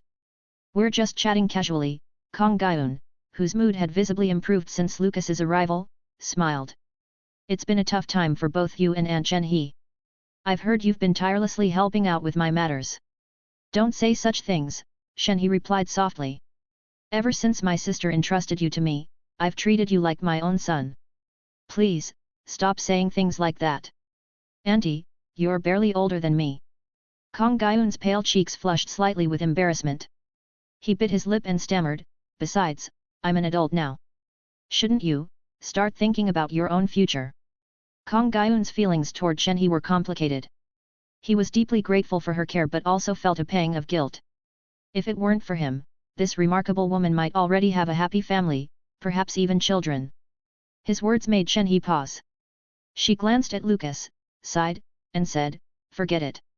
Someone my age doesn't have many options left. All I hope is that you study hard, Kong Gyun, and take care of me in my old age. How can you say that? Lucas suddenly interjected. In my eyes, Aunt Shenhe is the most beautiful and captivating woman in the world. Well, that's a rare compliment. Kong Gyun looked slightly surprised. It's the first time I've heard you praise a girl so highly, Lucas, what a shame though. A shame? What do you mean? Shenhe and Lucas asked in unison. It's just. Kong Gyun scratched his cheek awkwardly. It's a shame Aunt Shenhe is my elder, and Lucas is my friend. Otherwise, I think you two would make a great couple. We wouldn't match at all. Shenhe shook her head. You two chat. I need to go practice. As Shenhe left the room, Kong Gyun furrowed his brows and muttered, Lucas, have you noticed something strange about Aunt Shenhe lately? Strange? What do you mean? Sweat beaded on Lucas's forehead, and he tried to stay calm. I don't think she's any different from before. Crap. Lucas's heart raced with anxiety. Could it be that Kong Gyun had noticed something? If he discovered the truth about the relationship between him and Shenhe, it would surely break his heart. It's completely different. Kong Gyun rapped his knuckles on the table. You don't understand Aunt Shenhe. She has a fiery temper. If she'd heard what I said earlier, she would have been furious. But instead, she barely reacted. Indeed, based on her old temper, it would have been a miracle if Shenhe hadn't flipped the table after hearing that comment. Relieved by Kong Gyun's words, Lucas chuckled. Maybe she's just exhausted from running around for your sake lately and doesn't have the energy to be angry. Sigh, maybe you're right. Kong Gyun looked troubled. Lucas, you're my best friend. Can I ask you a favor? Of course. Lucas quickly nodded. What is it? I hope you can take care of Aunt Shenhe for me during this time. Kong Gyun smiled wryly. Though she's older than us, her temper can be a bit fiery. If she gets too emotional and does something reckless. Don't worry, Lucas patted his chest confidently. I promise. I'll take good care of her. Yes, in every sense of the word, take care of her. Ha ha ha, enough of that, Kong Gyun grinned. I've been cooped up for so long, I almost suffocated. Today, you have to keep me company. No problem, Lucas laughed. Forget your worries and have some fun for a day. This time, Lucas didn't exit the immersive mode. He truly spent the entire day with Kong Gyun, from morning till night. Lucas wasn't sure why he did it. Perhaps it was to ease the guilt he felt toward Kong Gyun. After all, if it were the Lucas from this simulation, Kong Gyun might have just been used as a tool to get closer to Shenhe. In that case, Kong Gyun would be pitiful. Before they knew it, night had fallen. Unable to refuse Kong Gyun's hospitality, Lucas agreed to stay the night at his residence. Though the estate had many guest rooms, he ended up sharing a room with Kong Gyun. As old friends, chatting late into the night didn't feel odd. Perhaps because of the exhausting day, Kong Gyun began snoring lightly not long after they lay down. Due to his pure yang constitution, even Kong Gyun's bed was made of special ice to suppress his internal heat. Of course, this bed wasn't as extraordinary as the ice jade bed in The Return of the Condor Heroes. It merely cooled the room down a bit. Aside from Kong Gyun, no one could endure such a bed. So, Lucas laid a mat on the floor, about a meter away from Kong Gyun's bed. Seeing Kong Gyun fast asleep, Lucas was about to exit immersive mode when suddenly, the system's voice rang out again. You suddenly feel an impulse. What will you do? 1. Handle it yourself. 2. Use the sound transmission stone to call Shenhe over. 3. Go to Shenhe's room to find her. Hey? A choice at this moment? As a gentleman. Ahem. I choose option 2. Why option 2? Because Lucas wasn't familiar with the layout. If he chose the third, he'd probably get lost. And as for option 1? Choosing such an ordinary option in this villain simulator would surely lead to some bad outcome. That must be it. Since it was in immersion mode, the system didn't automatically carry out Lucas's choice. He took out the sound transmission stone and whispered, I miss you. Come find me. Wait, did that just sound a bit creepy? However, this time, Shenhe didn't respond immediately. After a brief silence, she hesitated and asked, wouldn't that be inappropriate? It's fine. Kong Gyun's asleep, Lucas replied, his tone carrying a subtle hint of threat. You know how deep he sleeps. Even if we butchered a pig next to him, he probably wouldn't wake up. Did you just call me a pig? Shenhe paused, realizing something odd in Lucas's words. I understand. Wait for me. She's really coming? Actually, Lucas wasn't sure if Shenhe would come. After all, this time was different, they were in Kong Gaiyun's room. Not long after, just as Lucas was drifting off to sleep, the door quietly creaked open. Shenhe, like a ethereal beauty, appeared before him. "Do you like it?" Shenhe asked softly. "I dressed like this, just for you." "I like it, very much," Lucas murmured. "Shh, don't speak," Shenhe whispered. "You don't want Kong Gaiyun to hear, do you? Just this once, let me take the lead." Lucas might not be a good teacher, but Shenhe is undoubtedly an excellent student. At the very least, in less than a month of learning, Shenhe has already mastered some effective methods. Lucas knew in his heart that Shenhe's diligence wasn't due to any affection for him. It was simply to earn his approval. No matter how close Shenhe appeared to be with him, Lucas could still see the complexity hidden in her eyes. Resentment, disgust, and disdain. It was a strange relationship. Both Shenhe and Lucas knew how they viewed each other, yet on the surface, they managed to coexist harmoniously. Mischievous Shiba Inu effect activated, you've earned 3 sea-level loot boxes. Sure enough, this time's actions were more exaggerated than before, so the rewards from Mischievous Shiba Inu were significantly higher. In the past 3 months, Lucas had been looking for every opportunity to activate the Mischievous Shiba Inu effect. He had to admit, Mischievous Shiba Inu was indeed a powerful purple-tier talent. In just these 3 months, it had already yielded more than a dozen sea-level loot boxes. Rationally speaking, it was worth it. Day 89, age 16, everything is going smoothly. You successfully obtained a letter of forgiveness from the last victimized student, who was also the one most severely injured. He temporarily lost his sight after Kong Gaiyun's attack caused pressure on his optic nerves. When Yu and Shenhe visited him, his face was still wrapped in bandages. Mischievous Shiba Inu effect activated, you've earned 1 sea-level loot box. Day 90, age 16, the 3-month period has finally ended. Thanks to your combined efforts with Ning Guang, Kong Gaiyun has received forgiveness. He will return to school without facing any punishment. On that day, you saw Shenhe smile again, a rare smile, one that seemed like a release. That night, you sat alone in the student council office. You and Shenhe had created many wonderful memories here, at least, in your mind. What Shenhe didn't know was that you had hidden some secrets in this office. In many corners, you had installed high-quality cameras imported from Fontaine. Everything that happened between you two was recorded. So, your choice is: 1. Invite Shenhe to the student council office. 2. Destroy the cameras and cut all ties with Shenhe. Looking at the options, Lucas hesitated for a moment. My choice is. I choose the second option. In the end, Lucas made his decision. Humph, I thought that would be your choice. Seems you're not yet ready to become a true villain.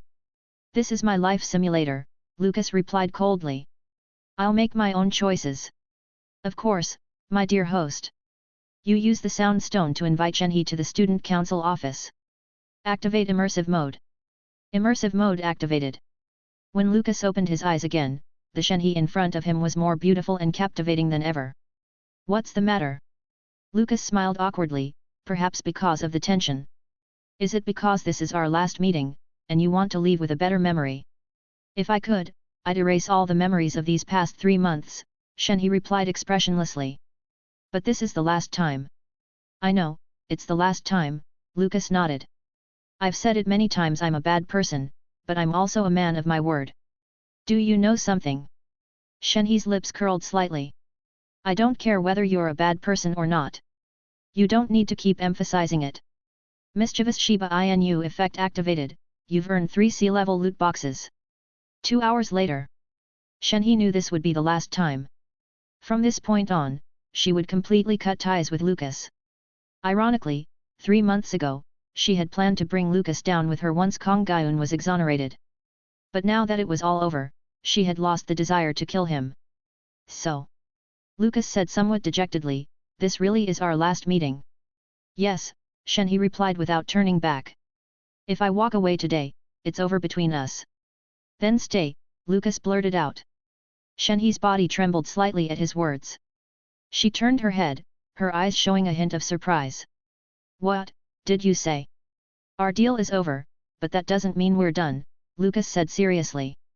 Shenhe, I like you. Everything I've done was because I like you. But I know, for various reasons, we can't be together. That's why I took the route I did. This time, I won't use anything to pressure you. So, will you, stay? Upon hearing this, Shenhe's emotions became extremely complicated. Chapter 10, Villain Simulator, ch 10. After all, in this world, there was no such thing as Stockholm Syndrome. Shenhe had no way to explain why she felt a strange affection for this bastard who had been threatening her all along. Are you serious? Shenhe slowly walked towards Lucas. You should know, being with me will come with significant obstacles, right? I know, Lucas nodded, but I'm willing. Shenhe felt a surge of emotion, and just as she was about to reach Lucas, there was a sudden crisp snap from beneath her feet. She looked down to see an oddly shaped small device at her feet that had appeared out of nowhere. Picking it up, Shenhe murmured, "Is this a chimera?" Thanks to the bustling trade network in Liyue harbor, foreign goods often made their way there. So for someone like Shenhe, from a wealthy family, a camera wasn't unfamiliar. She instinctively turned the camera on, and what played on the screen was. As the sounds from the camera filled the air, Lucas's face darkened. It's over. I'm done for. Lucas truly found himself in a situation where no excuse could save him. Those cameras were placed by the version of himself in the villain simulator, not by his own volition. But explaining that to Shenhe? She would never believe it. I actually, for a moment, believed your words. A cold killing intent radiated from Shenhe. Lucas, from start to finish, you're nothing but an irredeemable villain. With a loud snap, the red rope that Shenhe used to suppress the fierce aura of the Lone Star Calamity unraveled and fell to the ground. I'm going to kill you, Shenhe declared, word by word. And this was the last image Lucas saw before he exited the full immersion mode. Due to the discovery of the cameras you placed, Shenhe, enraged beyond measure, unsealed her powers and, in her madness, gave you no chance to explain. She killed you in a brutally cruel manner. Life simulation over. Cause of death, killed by the furious Shenhe. Overall evaluation, one wrong move, and you lose everything. Your rewards have been sent and can be viewed at any time. Staring at the words on the screen, Lucas found himself laughing bitterly. Wah, what kind of nonsense is this? He was just one step away from living a shamelessly blissful life with Shenhe. Why did this kind of plot twist suddenly happen? It's like the game itself just decided to kill me off. Lucas, scratching his head in frustration, shouted, "System! Are you messing with me on purpose? Every detail can potentially change the outcome. Additionally, during full immersion mode, you had plenty of chances to put away the cameras, but you didn't pay attention." Hearing this from the system, Lucas couldn't think of a proper retort. It was true. If he had just been a little more mindful of the details, maybe this ridiculous outcome could have been avoided. Luckily, this was just a game. If it were real life, dying like this would have been incredibly frustrating. Please choose one of the two talents, Mischievous Shiba Inu, purple, or Exceptionally Brilliant Mind, blue, as your innate talent. Since he had previously chosen the innate talent try again, this time he could only pick one from these two options. I'll choose Mischievous Shiba Inu, Lucas said, his face turning slightly red. Don't get me wrong, I'm picking this just because its rarity is higher. No need to explain, I understand. To be fair, the Mischievous Shiba Inu talent was indeed quite powerful. For example, in this life simulation alone, it had earned Lucas 20 C-rank loot boxes. Although the activation conditions for this talent were a bit peculiar, it was mostly a challenge in real life. Within the life simulation, its efficiency was very high. At the very least, after going through the villain simulator twice, Lucas had a decent understanding of the system's mechanics. As long as he stayed true to himself, even becoming an infamous villain in the virtual world wasn't a problem. Being evil in the virtual world was all about doing good in the real one. Of course, to Lucas, this was just a way to console himself. As for those 20 C-rank loot boxes, after some careful planning, Lucas exchanged them for 1 A-rank loot box, 3 B-rank loot boxes, and 2 C-rank loot boxes. While higher-tier loot boxes might offer better rewards, their overall value could sometimes be outmatched by lower-tier ones. Opened A-rank loot box, received reward, Sarin Idea Pot. Dust Sarin Idea Pot. Rank, A. Effect, creates an independent space of your own. Description: at least you won't need to buy a house anymore. So, the Serenidia pot was an A-rank reward? Although creating an independent space might not seem immediately useful, it was actually quite convenient. Whether it was for storing materials or other purposes, it would be extremely handy. Opened B-rank loot box, received reward, skill, Diamond Body. Diamond Body. Rank, B. Effect, permanently increases defense by 10%. Once per day, you can generate a defensive shield that blocks 90% of one attack's damage. Description: this skill will make you very tough. A defensive skill? Although it could only be used once a day, blocking 90% of damage from one attack was nearly equivalent to negating the damage altogether. Of course, this only applied to most attacks. If someone like Raiden Shogun hit him with her Muzu no Hitotachi, even if 90% of the damage were blocked, Lucas would still probably be sliced in half. Opened B-rank loot box, received reward, equipment, Giant's Gauntlets. Giant's Gauntlets. Rank, B. Effect, the size and weight of your fists increase with the force of your punches. Description: what's a man without size? Equipment? What appeared before Lucas was a pair of simple, black fingerless gloves. For someone like him, who only had the charging fist skill, this was the perfect piece of gear. Though wearing these gloves might make him feel a little edgy. Opened B-rank loot box, received reward, summon, Greymon. Greymon. Rank, B. Effect, summon a Greymon to assist in combat. Description: Greymon, a Digimon at the champion level. It has sharp claws and huge horns, its body a deadly weapon, making it highly aggressive. Whoa! A Tyrannomon. Not only that, but the reward also came with a Pokeball. Although, there was something oddly out of place about storing a Digimon in a Pokeball. Still, Tyrannomon was only a B-rank summon. This made Lucas curious about what higher level summons could be. Could it be Godzilla? War Greymon? Ultraman? A Gundam? Eva? Opened C-rank loot box, received reward, 300,000 Mora. Ah! How simple and straightforward. For the currently penniless Lucas, this kind of reward was very practical. Opened C-rank blind box, received reward, equipment, M1911 handgun. M1911 handgun. Rank, C. Effect, comes with a silencer, 7-round capacity. Description: A.45 ACP semi-automatic handgun. It doesn't quite fit this world, but it's a reliable companion. Seriously, a handgun? However, what made Lucas want to laugh was that the gun's rank was actually lower than the gloves. Then again, in a fantastical world like Teyvat, firearms were naturally limited.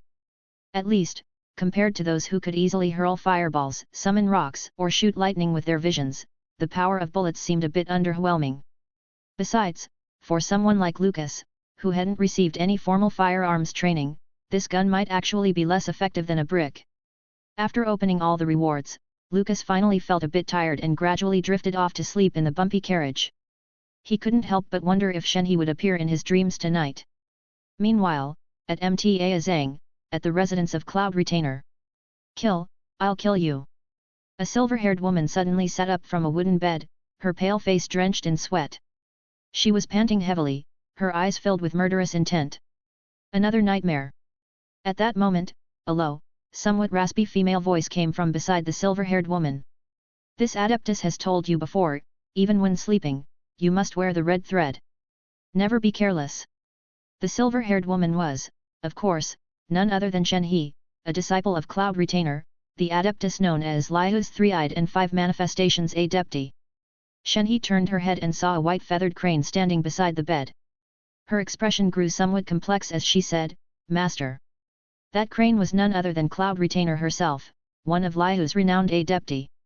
In a calm tone, Cloud Retainer said, "I have often heard you speak in your sleep, but never have I heard such violent and malicious words before. What did you dream of?" Shenhe's constitution was a rare one, known as the Lone Star Calamity. Combined with her traumatic childhood, it often caused her to wake from nightmares in the middle of the night. However, no matter how terrifying her previous nightmares had been, Shenhe would usually forget them soon after waking up. But this dream was different. In this dream, not only had she encountered many people she had never seen before, but what was even stranger was that she remembered the events in the dream with unusual clarity. Especially the 3 months she spent with that villain named Lucas. Even the smallest details felt as if they had truly happened. And when she thought about that man, no, to be precise, that boy, who had deceived her from the very beginning, Shenhe couldn't help but feel a surge of anger rising again. She only remembered that, at the end of the dream, she had been unable to suppress her rage and had killed the boy outright. Immediately after his death, the dream abruptly ended, and she woke up. Everyone knows that what you think about during the day can manifest in your dreams at night. But much of what appeared in Shenhe's dream was completely unfamiliar to her, especially certain things. Shenhe, being an innocent maiden, had never experienced anything like that in real life, yet the details of the process in the dream were so vivid and realistic. Even thinking about it now made her face flush, her heart race, and her mouth dry. Shenhe. Cloud Retainer, noticing the odd expression on her disciple's face, furrowed her brow and asked again, "I asked you what you dreamed about, why aren't you speaking?" I. Shenhe's face reddened again. How could she possibly tell her highly esteemed master that she had done such shameful things in her dream? No need to hold anything back, Cloud Retainer softened her tone, speaking gently. "Whatever it is, you can tell me." Shenhe hesitated for a moment but finally spoke up, "In the dream, I killed a villain with my own hands." "Oh? I thought it was something serious, but you only killed an evil person." Cloud Retainer nodded, looking rather approving. "Tell me, what wicked deed did this villain commit?" As soon as Shenhe opened her mouth, she suddenly felt confused. What bad thing had he done? Chapter 11, Villain Simulator, ch 11. It seems that, aside from using Kong Gyun to threaten her, he hadn't actually done anything evil. Not only that, if it weren't for his help, Kong Gyun wouldn't have been able to clear his name. That's right, this deal was entirely voluntary on her part, he didn't force her into it. No, Shenhe, how could you defend that scoundrel? He's clearly a devil with no sense of morality, treating people's emotions as mere toys to manipulate at will. Thinking this, Shenhe resolutely said, "He harassed me." Harassed? Cloud Retainer was momentarily taken aback. Could it be that kind of harassment? This left Cloud Retainer in a bit of a dilemma. After all, while she was well versed in the heavens above, the earth below, yin and yang, the 8 trigrams, and strange portals, she knew very little about matters between men and women. So, she had never taught Shenhe anything about such things. But, the child had grown up after all. Having such dreams was normal. Keeping Shenhe isolated from the world forever was not a long-term solution. "Master," Shenhe's face flushed slightly as she asked, "do you think I'm having these dreams because I can't shake off the inner demons, causing evil thoughts to arise?" "How could that be?" Cloud Retainer forced herself to remain calm and said, "Don't overthink it. All girls, when they reach a certain age, will have these sorts of strange dreams." "Really?" Shenhe asked in surprise. "By the way, Master, has Senior Ganyu, whom you often mention, also had such dreams?" Of course." Perhaps wanting to comfort Shenhe, Cloud Retainer nodded hastily. "Her dreams are even more bizarre than yours. For instance, dreaming of rolling down a hill, all the way to the bottom." "Master, that... I don't think that was a dream." "Senior Ganyu seems to have actually done that," Shenhe said seriously. "And she's mentioned it quite a few times." Achoo! In Yue Pavilion, a blue-haired girl with black horns sneezed heavily as she was reviewing documents. "Strange." Ganyu rubbed her nose, frowning slightly. "Could it be that I've been overworking myself and accidentally caught a cold? No, I have a half-immortal body. How could I contract a mundane illness? Maybe it's because of excessive dieting, and my immune system has weakened? Sigh. I really want some sweet flowers." Back at Keqing, after comforting Shenhe for a while, Cloud Retainer seemed to suddenly recall something and asked, "By the way, how long have you been training under me?"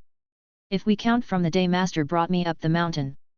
Shenhe respectfully replied, "It has been over 20 years. "Your dream reminds me," Cloud Retainer mused, "for over 20 years, I have taught you martial arts, immortal techniques and helped you suppress your inner demons. Now that you've achieved mastery, it's time for you to take up the mission of vanquishing demons and upholding justice." "Master, are you saying?" Shenhe mumbled as if realizing something, "that it's time for me to leave the mountain?" indeed. You came from the mortal world, and now you must return to it, Cloud Retainer said, though there was a hint of reluctance in her voice. She still spoke firmly. Your senior Ganyu has already made her mark in Liyue. Though you are human, your talent is extraordinary, and you have received my full teachings. This time, when you descend the mountain, I will give you a task. Please, Master, tell me. Shenhe quickly responded. Slay 100 demons, teach a lesson to 100 evildoers, and do 100 good deeds. Cloud Retainer raised her wing, revealing 3 feathers. Until you complete these tasks, you are not allowed to return. Disciple, will obey. Shenhe nodded.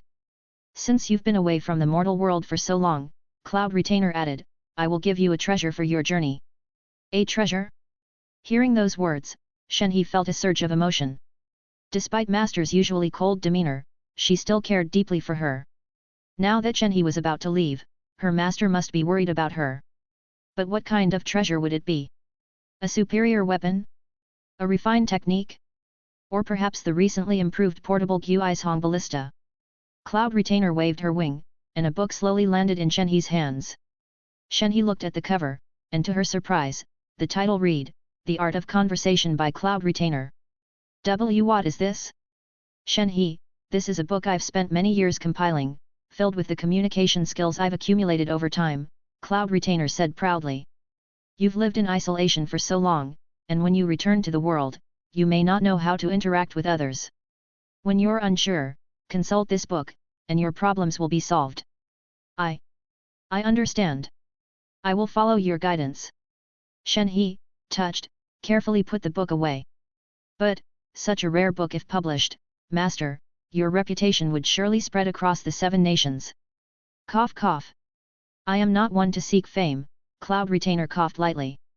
Alright, pack up and head down the mountain. If you're unsure where to go, find your senior Ganyu.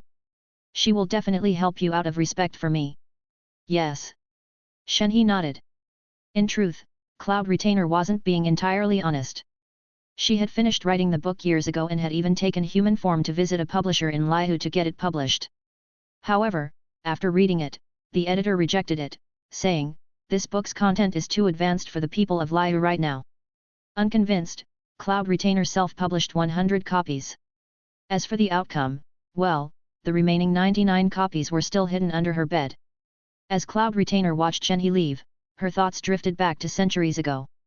Back then, she had watched Ganyu's departure in the same way, only to see the child roll all the way down the mountain. Whoosh! At that moment, a shooting star streaked across the sky, cutting through the stillness of the night. Shenhe, Ganyu. For some reason, an ominous feeling flashed through Cloud Retainer's mind. She murmured, you too, please stay safe. The next morning. Young Master Li, this is the K family residence, said the merchant leader Zhang Luo, pointing at the large plaque overhead with pride. What do you think? Quite grand, isn't it? The caravan had stopped in front of an opulent mansion. 2 stone lions stood guard at the entrance, exuding a fierce aura. The gatekeepers, wielding water-fire staffs, looked burly and stern, definitely not people to be trifled with. Truly extraordinary. Lucas nodded. Though he was quite familiar with Keqing from the game, he knew little about her family. Of course, there wasn't much information on any of the characters' backgrounds in the game. Keqing was simply said to come from a prestigious family in Liyue. But just how prestigious, Lucas wasn't sure. Follow me, Zhang Luo led Lucas into the K mansion, explaining as they walked. The K family's business is wide-ranging, primarily in real estate, weaponry, and martial arts schools. A martial arts school? Lucas asked curiously. Of course. How do you think Miss Keqing became so skilled? The people of Liyue highly value martial arts. After all, the Geo Archon is known as the god of war. For mortals without a vision, the only way to gain strength is through martial arts. Liyue Harbor has many schools, but when it comes to swordsmanship, the K family's cloud-rising sword style is second to none. Old Zhang. At that moment, a crisp voice called out from behind them. They turned to see a maid of about 18 or 19 years old, with her hair tied up in a bun. Although she couldn't compare to Keqing or Shenhe, she was still quite a beauty. So it's Miss Chun Xiang, Zhang Luo greeted her with a smile, unfazed by her rude tone. Don't misunderstand. This young man, Lucas, helped us during some trouble on the road. Without his help, we might not have made it here safely. He then introduced her. This is Chun Xiang, the head maid of the K household. Even the maid is this beautiful? Lucas marveled inwardly. Truly the household of a prestigious family. If that's the case, then a reward of Mora would suffice, Chun Xiang said indifferently. Why bring him into the estate? Well, you see, Zhang Luo quickly explained, I noticed his skills are impressive, and I thought he might find some work here at the K residence. There's no need for that, Chun Xiang rejected flatly. The household is currently hiring guards, but only those who are truly skilled. Not just any bumpkin can take the job. Besides, Miss Keqing is a formidable fighter herself and doesn't need any guards. The maids of prestigious families sure are sharp-tongued. Before Lucas could respond, Zhang Luo patted him on the shoulder and said, Don't worry, young Master Li won't disappoint you. Why not test him yourself? Since you're so insistent, I'll humor you, Chun Xiang beckoned to Lucas.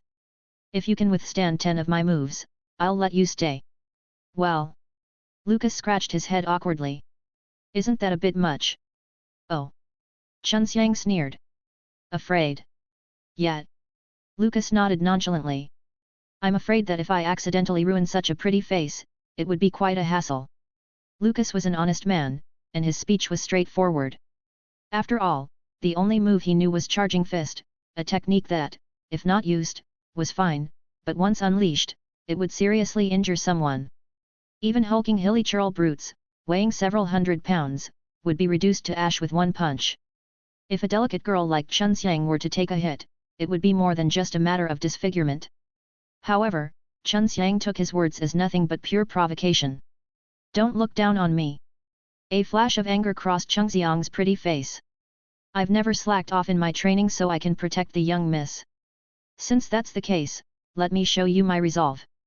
As soon as she finished speaking, Chun Xiang drew a long sword from her waist and charged at Lucas with impressive speed and agility. Her swordsmanship was exceptionally graceful. White clouds emerged from the peaks. This was the opening move of the cloud-rising sword style. Despite her youth, Chun Xiang had mastered the technique to perfection.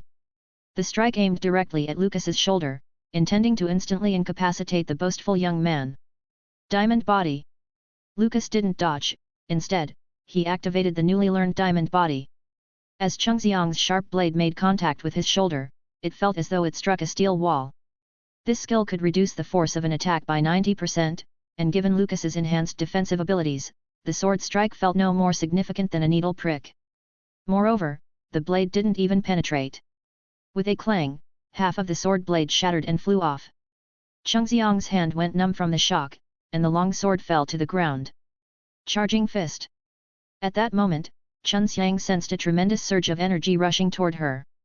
The previously harmless-looking young man now exuded an invisible aura of pressure. His fist, like an arrow loosed from a bow, shot towards her face. Though the punch stopped just in front of her nose, the force of the wind still caused Chun Xiang's hair to flutter, and her cheeks tingled slightly from the impact. If that punch had actually landed on her face, the consequences would have been unimaginable. Being kind-hearted, Lucas naturally didn't follow through with the punch. After all, this wasn't a life-or-death battle, and his opponent wasn't a hilly churl brute but a delicate young maid. Showed mercy and earned 200 virtue points. Wait. I can earn points like this too? Lucas slowly lowered his fist, smiling as he said, See? I wasn't wrong, was I? You. I. Chun Xiang's face displayed a complex expression, but in the end, she sighed and admitted, I lost. Didn't I tell you? Zhang Luo clapped his hands, laughing. So, does this mean that young Master Li has passed the test? What are you all doing here? At that moment, a somewhat lazy voice called out from behind Lucas. Before he could turn around, Chun Xiang's expression instantly shifted to one of respect as she said, Young miss. Old Zhang brought someone into the estate, and he's here to apply for a guard position, so I sparred with him for a few moves. Young miss? Lucas's heart skipped a beat. Could it be that the person behind him was Keqing? Although he really wanted to turn around and see what Keqing looked like, for some reason, he suddenly felt too scared to do so. After all, in the villain simulator, he had done many things that hurt her.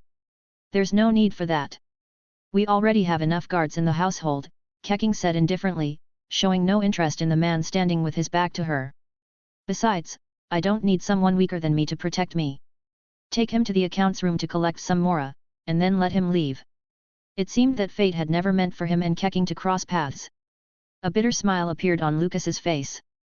He turned around and said to Keqing, "Thank you, young miss, for the reward."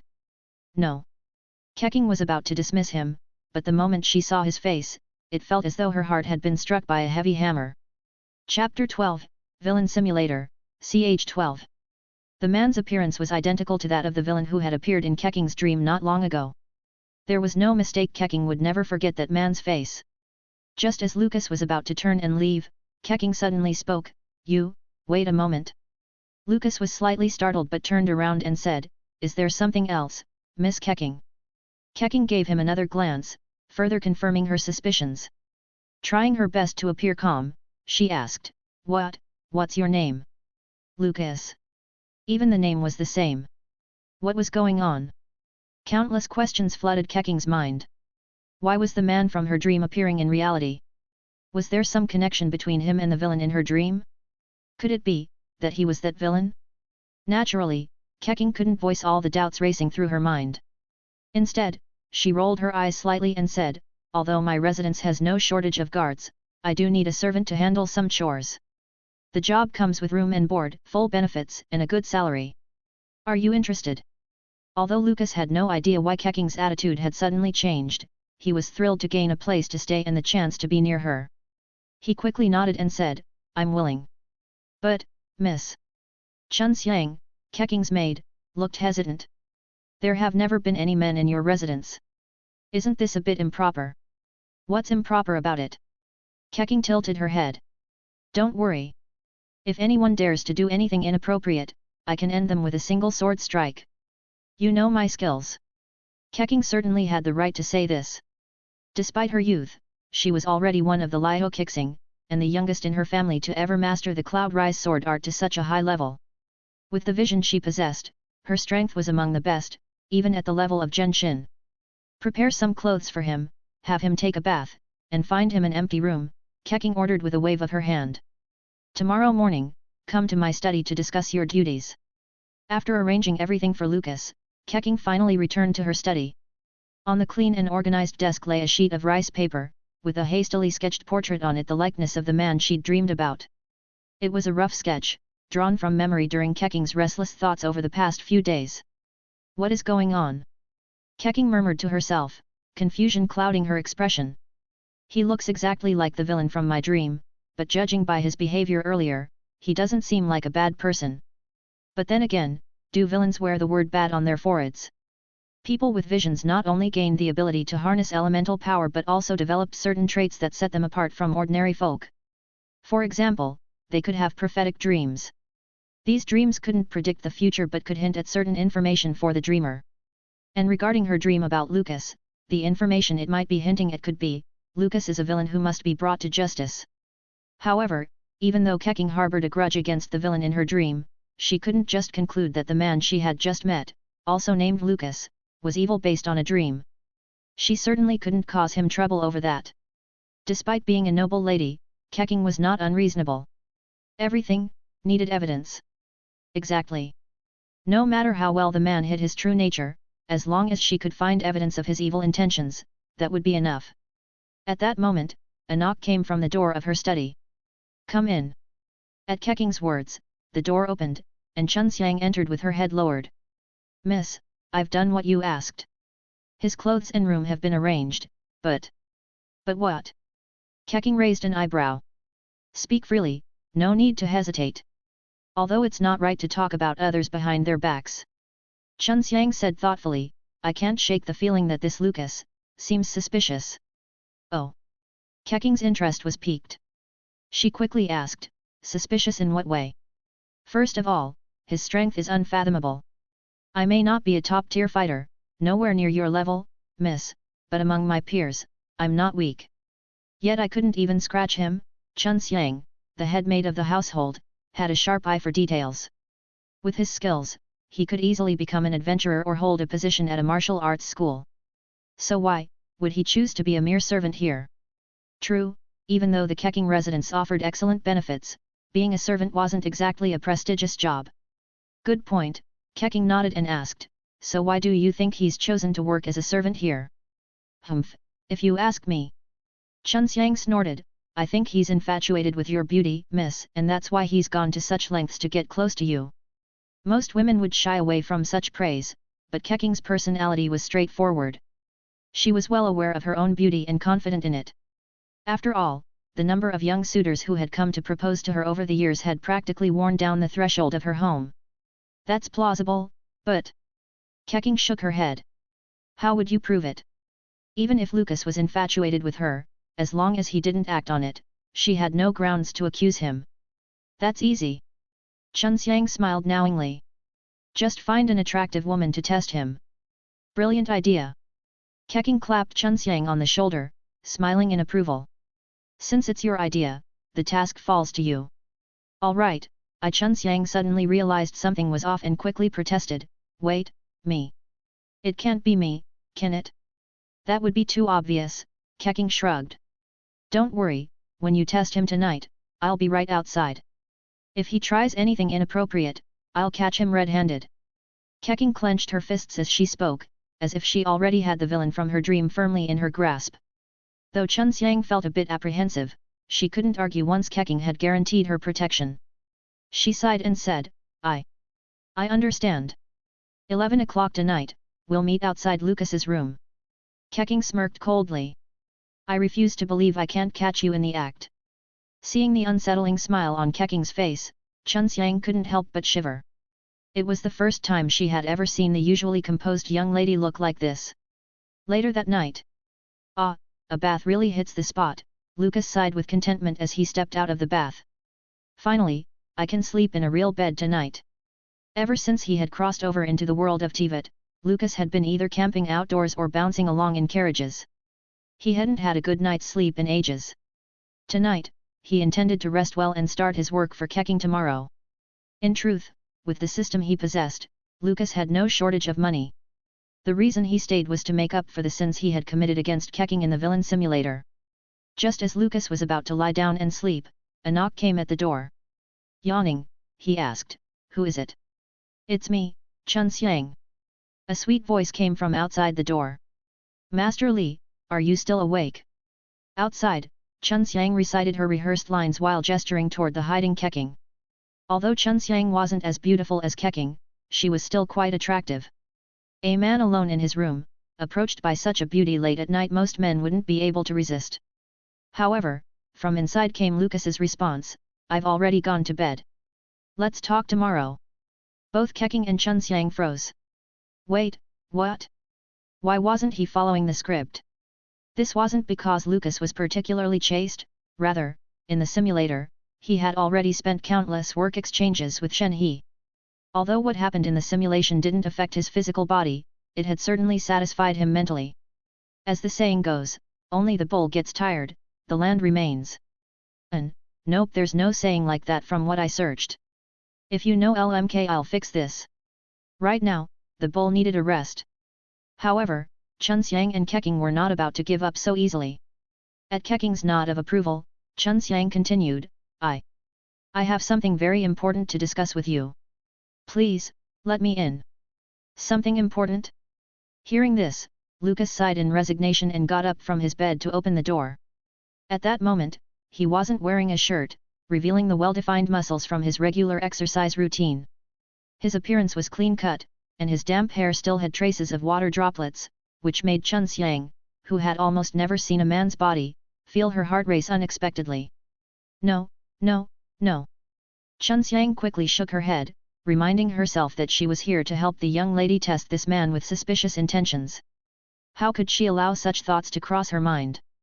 Lucas didn't seem to notice Chunxiang's inner turmoil. He simply asked, what's the matter? Are you just going to leave me standing outside? Chunxiang gave him a playful glance and said, can't we talk inside? That doesn't seem proper, Lucas scratched his cheek, feeling a little awkward.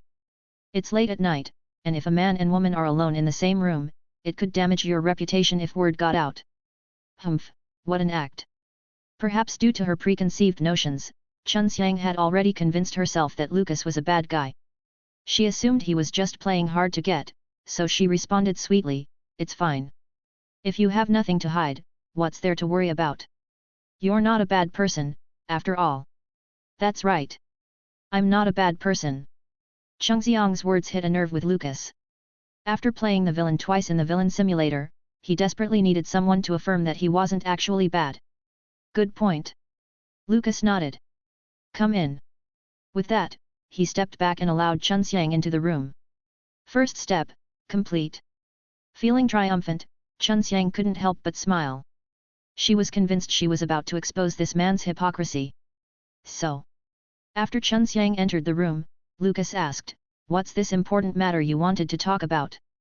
"No need to rush." Chunxiang took a deep breath and slowly unbuttoned 2 buttons on her collar, revealing a glimpse of her fair neck. She fanned herself with her collar and said, "It's so hot in here. Based on common sense, I think this woman is trying to seduce you." The system's voice suddenly rang in Lucas's head. "Stop talking nonsense." Lucas silently replied in his mind, telling himself that Chunxiang was a proper young lady from a noble family. But despite his internal protest, his eyes couldn't help but wander to Chungxiang's exposed neck. Noticing Lucas's gaze, Chunxiang felt a bit shy, but more than that, she was pleased with herself. She teased, why are you staring at my neck?" "Well," Lucas said with a straight face, "can I touch your neck?" What? Chunxiang hadn't expected Lucas to be so direct. Although she felt a little embarrassed, she blushed and, determined to help Lady Keqing expose him, said, "Fine, okay." After all, Keqing was hiding right outside. If Lucas dared to lay a hand on her, Keqing would come to her rescue. 10 minutes later. Achoo! A cool night breeze blew, causing Keqing, who was hiding outside, to sneeze adorably. Strange. Why had so much time passed, and yet there was no noise from inside? Suddenly, Keqing's face grew tense with worry. Could it be that Lucas had already subdued Chunxiang and was doing something unspeakable to her? Although Keqing and Chunxiang were officially master and servant, they had grown up together, sharing a bond as close as sisters. The thought that Chunxiang might be in danger made Keqing unable to sit still. She crouched low and sneaked to the door of Lucas's room, pressing her ear against the door to listen in. Keqing had excellent hearing, and sure enough, she soon heard Chunxiang and Lucas's voices coming from inside the room. "Chunxiang, will it hurt?" "Lucas, for the first time, it might hurt a little, but I'll be as gentle as I can." "Chunxiang, really? You're not lying to me, are you?" Chapter 13, Villain Simulator, ch 13. "Lucas, how could that be? I've done this many times before, and every time the other person said it felt great, wanting more." "Chunxiang, but how do I know you're not lying to me?" "Lucas, didn't those last few moves feel good?" "Chunxiang, well, they were quite pleasant." "Fine, go ahead, but if you hurt me, I won't let you off." "Lucas, don't worry. Turn your back to me, I'll start from behind." "Chunxiang, Oh no. What kind of awful conversation is this?" Even though Chungxiang's tone didn't sound coerced, Keqing knew very well that Chunxiang was quite naive and had little contact with men from outside. It wasn't impossible that she could be deceived by sweet talk. The thought that Chunxiang might be about to fall into Lucas's trap was enough to make Keqing lose her composure. She kicked open the door with a loud bang, angrily shouting, "Let go of that girl, hey!" However, upon entering the room, Keqing didn't find the inappropriate scene she had imagined. Instead, she saw Chunxiang sitting on a chair with her back to Lucas, while Lucas gently massaged the back of her neck. Chunxiang, meanwhile, wore a look of enjoyment on her face. Startled by Keqing's sudden intrusion, both Lucas and Chunxiang froze in place, the three of them staring at one another in confusion. After a moment, Keqing awkwardly cleared her throat and asked, What are you two doing?" "Miss." Chungxiang's face flushed as she hurriedly explained, "Young Master Lucas said my neck was stiff and that if I left it unchecked, it might be bad for my health, so he kindly offered me a massage." "Well now. A moment ago, she was calling him that guy, but now, suddenly, it's young Master Lucas? How did that change so fast?" "Exactly," Lucas said with a smile, seemingly oblivious to any awkwardness. My grandfather is a well-known massage therapist, and this is a skill passed down through my family. Yes, yes. Chunxiang quickly nodded in agreement. Young Master Lucas's skills are extraordinary. Ahem. Keqing coughed heavily, shooting Chunxiang a sharp look. Chunxiang then seemed to realize that she hadn't come all the way here in the middle of the night just to enjoy a massage. Her face flushed even more, and she fell silent. Sorry, I seem to have misunderstood, Keqing said with an embarrassed expression. I happened to pass by and overheard some unusual sounds from this room, so I barged in. I hope you don't mind. Then, turning to Chunxiang, she added sternly, and you? Coming to a man's room in the middle of the night, what are you thinking? Upon hearing this, Chunxiang felt incredibly wronged. Wasn't this your idea? And now that things don't look suspicious, you're blaming me for it. No, no, it's all right, Lucas said with a smile, showing no sign of taking offense. Miss Chunxiang has been quite considerate, perhaps wanting to explain the rules of the residence to me so I wouldn't accidentally offend anyone. That might be why she visited at this late hour. This guy. Keqing frowned slightly, unsure whether Lucas was being naive or just cleverly making up an excuse for Chunxiang. Either way, one thing was clear, Lucas hadn't done anything inappropriate to Chunxiang. Why yes, that's exactly it. Chunxiang quickly nodded again. That's what happened. But you still didn't need to come so late at night. What if someone finds out and starts gossiping? What then? Keqing said flatly. All right, let's go. You're coming with me. Yes, miss. Chunxiang stood up immediately, but as she left, she couldn't resist glancing back at Lucas and saying, we'll continue next time. Are you coming or not? Keqing shot her a glare, causing Chunxiang to quickly scurry out of the room after her. A little while later, Chunxiang and Keqing found themselves back in the study. Bang! Keqing slammed the door shut and frowned. Chunxiang! I sent you to probe Lucas, so what on earth were you doing? You can't blame me. His massage skills are just so good. Chunxiang sheepishly stuck out her tongue. Miss, you should try it sometime. It feels like all my muscles were completely rejuvenated, so relaxing. I would never do such a thing. Keqing's face reddened slightly. And don't let his innocent act fool you. Maybe he's onto you and is just pretending to be harmless. Maybe you're overthinking it. Chunxiang shook her head. Even when he was massaging me just now, he wasn't the least bit inappropriate. He might actually be a good person, just as his name suggests. Keqing felt something strange stir inside her. Just a short while ago, Chunxiang had shared her suspicions that Lucas was a scoundrel, but now, after spending just a little time in his room, she seemed to be defending him. Forget it, Keqing said, shaking her head. Time will tell. Lucas. I'll catch you slipping one day. Meanwhile, back in his room, Lucas lay down again, his sleepiness mostly gone after the little commotion earlier. Whatever, I can't sleep anyway. He sat up and called out, you there? Just ask what you need. Don't keep checking if I'm around, especially if you're planning to borrow money. Should I say yes or no in that case? To be fair, this system had quite a personality. Most systems served their hosts like dutiful servants, always eager to please. His, however, was more like a rebellious child, always talking back. Hey! What do you mean hey? I have a name. Lucas said casually. You know, since we'll probably be spending a lot of time together, why don't I give you a proper name? Fine, as long as your naming skills don't make me regret it. With a sharp tongue like that, maybe Orochimaru would be a fitting name? Ahem. Lucas nodded. How about Xiong? I can't believe I expected something decent from you. Fine, just call me Xiao Xi. Why not Xiao Tong? Lucas teased. If you keep going, I might just stab you. Alright, Xiao Xi it is. Lucas chuckled. Is the cooldown over? I'd like to start the next simulation. Of course. It's nice to see you eager. Command received. Life simulator will now begin. Please choose 3 talents from the following options.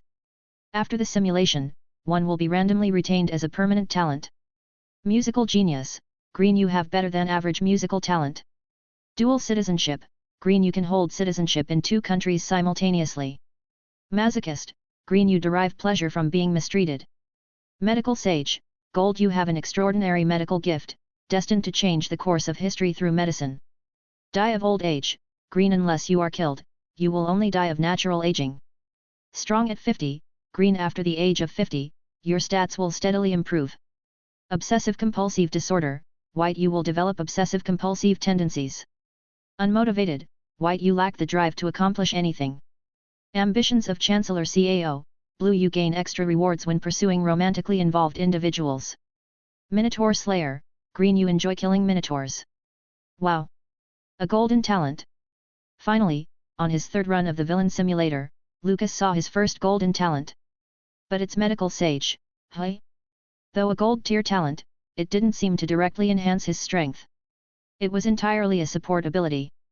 Still, for someone like Lucas, who enjoyed helping others, this talent suited him well. Though he wasn't a medical student, he had learned some massage and chiropractic techniques from a family member who was a doctor. Now, with the chance to become a legendary healer, how could he pass it up? As for the other two talents, should he pick two to complement Medical Sage? Or should he keep just one and focus on choosing a permanent talent? Wait! Suddenly, a flash of insight crossed Lucas's mind. If his hunch was right, this selection could make him invincible.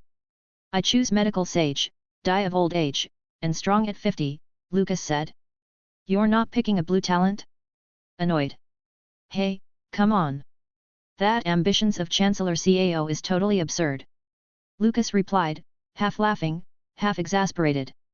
The activation condition is even harder than the previous Mischievous Shiba Inu. Indeed, with Mischievous Shiba Inu, all you had to do was flirt to get a reward. But with this one, you not only had to flirt, you also had to flirt with someone else's partner. Of course, there was logic behind Lucas's choice of these two green talents.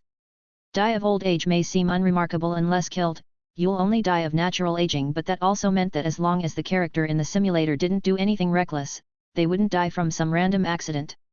After all, there were too many unpredictable factors in the villain simulator. You could even get hit by a falling flower pot while walking down the street. With this talent, paired with Medical Sage and strong at 50, if the character made it past 60 years old, they would only get stronger. It seems when choosing talents, you can't just focus on rarity and effects. If two talents complement each other, they might create a 1+1 greater than or equal to 2 synergy. This isn't even the villain simulator anymore, it's basically the retirement simulator. In Lucas's mind, he pictured an elderly, kind-hearted doctor murmuring, the older you get, the more you need to nourish yourself. Talents selected. Generating character template. Life simulation is about to begin. Age 0, you were born in a village near Mondstadt. Your father is a village doctor, and your mother is an ordinary farmer. This start seemed pretty normal. In previous life simulations, Lucas either came from a wealthy merchant family or a scholarly household, which made it easier for him to play the villain role. This time, though, being an ordinary villager meant it would be hard to do anything villainous, right? Age 1, a new neighbor moved in next door. They are tenants of a Mondstadt noble family and have a son the same age as you named Ristom. Ristom? Why does that name sound familiar? Although Lucas wasn't a lore master, he did remember a few well-known characters from game history. Wait a second. Wolf Pup Ristom. That's right, Lucas suddenly recalled that this was the same Ristom who, 500 years ago, was the deputy leader of the Knights of Favonius and the founder of the wind swordsmanship style. It's possible the name could be a coincidence, but given how the life simulator usually works, it's unlikely they would assign an NPC with the same name as an important historical figure. Which means, Xiao Xi. Is this life simulation, taking place 500 years ago? All life simulation timelines are randomized. The exact time is up to the host to figure out. As expected, trying to get any crucial information out of the system was nearly impossible. Oh well, better keep going. Age 2, under your father's guidance, you began learning about pharmacology. Surprisingly, you showed a natural talent for it. Even before you could speak clearly, you were already able to identify various medicinal herbs and their properties. Age 3, since you lived nearby, you quickly became good friends with Ristom. Unlike you, who preferred peace and quiet, Ristom was energetic and loved hearing stories of heroes. He told you that one day he would become a great hero protecting Mondstadt. Age 4, you, too, wanted to become the hero of Rustam's dreams. However, being frail and often sick, you weren't suited for martial training. So, you focused even more on medicine, hoping to use it to help others. Reading this, Lucas was nearly moved to tears. This is the ideal life simulation. Helping others through medicine, saving lives with golden needles. There's no way this could turn into a villain's story. Age 5, you adopted a pet rabbit and named it Snowball. However, your purpose for raising it wasn't because you liked animals, but to conduct various medical experiments on it. Your father, the village doctor, could no longer satisfy your thirst for knowledge. Author's note, well, sorry for my bad humor. I mean by the Orochimaru joke XD. Just trying to fit something cause I don't understand the Chinese stuff they use even when I search it. Xiang equals bear. Xiao equals small or little. Xi equals hope or rare. Tong equals red or beautiful. If you have a better suggestion for the system name, please tell so I will consider changing it. Chapter 14, Villain Simulator, CH 14. Age 6, you are an undeniable genius in the field of medicine, talent medical sage activated. Even without guidance, your surgical skills improve rapidly. You can even perfectly stitch back your rabbit Snowball's severed leg. Your friend Rustam occasionally wonders why your rabbit never seems to grow. You always smile and remain silent, knowing that this isn't the original Snowball anymore. Wait a minute, something feels off. Is this heading in a strange direction? Age 7, while playing in the forest with Rustam, you both come across a strange man digging a grave. Rustam wants to stop him, but when the man turns around, you both see a face so terrifying it's impossible to describe. Even the brave Rustam feels fear and pulls you away to run. You tell the villagers, but no one believes you. Afterward, you frequently dream of the man's face and his eerie smile. Age 8, your medical skills have already surpassed your father's, but he disapproves of your novel methods, feeling they go against traditional medicine. You two often argue over this. Age 9, the bullies from a neighboring village steal your rabbit Snowball. Though frustrated by the loss of this medical tool, you don't dwell on it.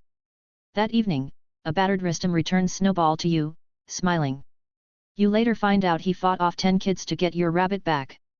Age 10, Rustam's swordsmanship is as exceptional as your talent for medicine. Despite lacking a skilled teacher, he finds ways to train himself. One day, during training, he accidentally breaks his leg. The injury is so severe that even your father, the village's only doctor, believes he'll be crippled. But you refuse to give up. Using every method you know, you miraculously heal his leg. Touched by your efforts, Rustam asks to become sworn brothers. Your choice is 1. Happily accept. 2. Politely refuse. Rustam, the future wolf pup, wants to be my sworn brother? Once he becomes successful, won't I benefit too? Without much thought, Lucas replied, choose the first. You happily accept Rustam's invitation, and you both vow to protect Mondstadt together in the future. Age 11, you and Rustam become well known as close brothers. People say that you two are destined to become a great knight and doctor pair. Age 12, your research in medicine hits a bottleneck. No matter how talented you are, outdated equipment and limited resources slow your progress. You know that only by continuing your studies at Mondstadt's Favonius Academy can you improve further. However, the tuition is beyond your family's means. Age 13, the village chief raises funds to support one person for higher education. However, the money can only send either you or Rustam. To be fair, the chief decides to hold a lottery. The night before the drawing, Rustam tells you he plans to let you win and advises you to choose the stick on the right. Feeling conflicted about Rustam's words, you prepare for the lottery the next day. Facing the 2 sticks, you decide. 1. Choose the right stick. 2. Choose the left stick. What do I really need to choose? Is this testing whether I trust Rustam? Indeed, Rustam is a good friend and brother, but this lottery determines both your futures. Both of you are extremely talented, and the one who wins will have a bright future, while the other will likely remain in the impoverished village, leading a mundane life. I'll choose the right stick. Finally, Lucas decided to trust Rustam. You choose the right stick, but it is Rustam who wins the lottery. In that moment, you are deeply shocked. If he had asked, you might have given up the spot for him willingly, but being betrayed by your most trusted friend plants a seed of doubt in your heart. From then on, you decide never to trust anyone again. Achievement unlocked, Lie Eater. Effect, when you lie, there is a 10% chance the other person will believe you unconditionally. When others lie to you, there is a 10% chance you will see through their lies. So, I was betrayed? Lucas felt an overwhelming sense of disappointment. It wasn't about winning the opportunity, but the betrayal by his closest friend that was difficult to accept. Devastated, you shut yourself away. Rustam visits many times, but you refuse to see him. Eventually, he leaves for Mondstadt without saying goodbye. Age 14, you don't let the incident defeat you. Instead, you resolve to master unparalleled medical skills and someday seek revenge on Rustam in Mondstadt. You build a medical lab in a cave outside the village, filled with various animals for research. You begin experimenting with organ transplants on rabbits but can't achieve success. Exhausted after long hours of study, you fall asleep at the lab. When you groggily wake up, you find someone standing at your operating table. Before you can shout, you're shocked to see that they've completed the surgery you couldn't. To your further astonishment, the person helping you is none other than the grave digger you encountered years ago. You've never forgotten his decayed, twisted face. Despite your fear, your curiosity gets the better of you. You ask about his background and where he learned his medical skills. He tells you he was once a healer at Favonius Cathedral but was banished for studying forbidden medical techniques. Impressed by your talent, he offers to take you on as a disciple. Your choice is 1. Refuse in outrage. 2. Accept eagerly. A strange man suddenly offering to be my teacher? This feels like a cliché from a third-rate martial arts novel. For a moment, Lucas didn't know what to choose. Refuse? Wouldn't that provoke him to kill me? After all, I didn't pick the try again talent this time, and the die of old age talent can't prevent me from being murdered. I'll choose the second. No choice. Better to accept for now and figure out an escape plan later. You accept his offer to become his disciple. He is delighted and promises to teach you everything he knows. Age 15, the man, who calls himself the Mad Doctor, rapidly improves your medical skills. He tells you that the ultimate medical art is resurrection, the ability to bring the dead back to life. At first, you think he's delusional. Until one day, the Mad Doctor revives a rat that had been dead for half a day in front of you. You have no choice but to believe him. Resurrection? This isn't medicine, it's practically magic. Age 16, the Mad Doctor can resurrect many animals, but he can't bring humans back to life. To continue his research, he often digs up fresh graves and steals bodies. You finally understand that years ago, he wasn't just a grave robber, he was a body thief. Though you know it's wrong, the allure of fresh medical tools proves too tempting. As a medical fanatic, you give in and begin using bodies for your research. Age 17, you've nearly learned all the Mad Doctor's knowledge. He tells you that his most important research notes are hidden in a secret chamber at Favonius Cathedral. He hopes you can enter as a physician to retrieve them. You tell him that you lack the qualifications and money to enter, but he just smirks and tells you to wait patiently. Age 18, a sudden plague sweeps through your village. Despite your years of medical training, you are powerless against it. Soon, nearly all the villagers, including your parents, succumb to the disease. Strangely, you remain completely unaffected. Looking at the bodies of your parents, friends, and fellow villagers, you feel despair for the first time. However, as a physician, you quickly regain your composure, realizing the bodies must be burned to prevent further spread of the disease. You set your home and your parents' bodies ablaze. As the fire consumes the house, an old, unstable beam collapses, knocking you unconscious. Could it be? Am I going to die here? However, luck is on your side. Just as the flames begin to engulf your body, you hear footsteps outside. Before losing consciousness, you see a group of people in white uniforms pulling you from the fire. Die of old age talent activated, you do not die in the fire. Phew. Seeing this message, Lucas finally breathed a sigh of relief. It seems picking that talent was the right choice. Otherwise, I might have been burned to death in an accident. You don't know how long you were unconscious, but you eventually wake up in a hospital room at Favonius Cathedral. A nun informs you that they arrived too late to save anyone else, and you are the sole survivor of the village. Although you survived, half of your face was disfigured by the flames, leaving you with a hideous appearance almost as terrifying as the Mad Doctor. In the spirit of humanitarianism, Favonius Cathedral sponsors your stay in Mondstadt and allows you to choose a profession. You express your desire to remain at the cathedral as a physician. Your exceptional medical skills easily earn everyone's approval. You never expected to fulfill your dream this way. Age 19, to hide your burned face, you create a mask for yourself. Age 20, your medical expertise quickly establishes you at Favonius Cathedral. You are granted the opportunity to further your studies. The wealth of knowledge and advanced equipment help you temporarily forget the pain of losing your home. Age 21, one night, a mysterious figure stops you on your way home. To your shock, it's the Mad Doctor. He reveals that his plan succeeded. The plague that destroyed your village was his doing, and he was the one who alerted the cathedral. The reason you survived was that he secretly gave you the antidote, ensuring you would be the sole survivor and gain entry to Favonius Cathedral. You are in disbelief. You want to turn him in, but he threatens that if he is captured, your connection as his disciple will be exposed, linking you to the plague. Everything you've worked for will be stripped away. Faced with his threat, your choice is 1. Compromise. 2. Refuse. This plot twist left Lucas momentarily speechless. Refusing would be the morally right choice, but doing so would expose your relationship with the Mad Doctor, and the plague could be traced back to you. I'll choose the first. It seems I'm destined to walk the path of darkness.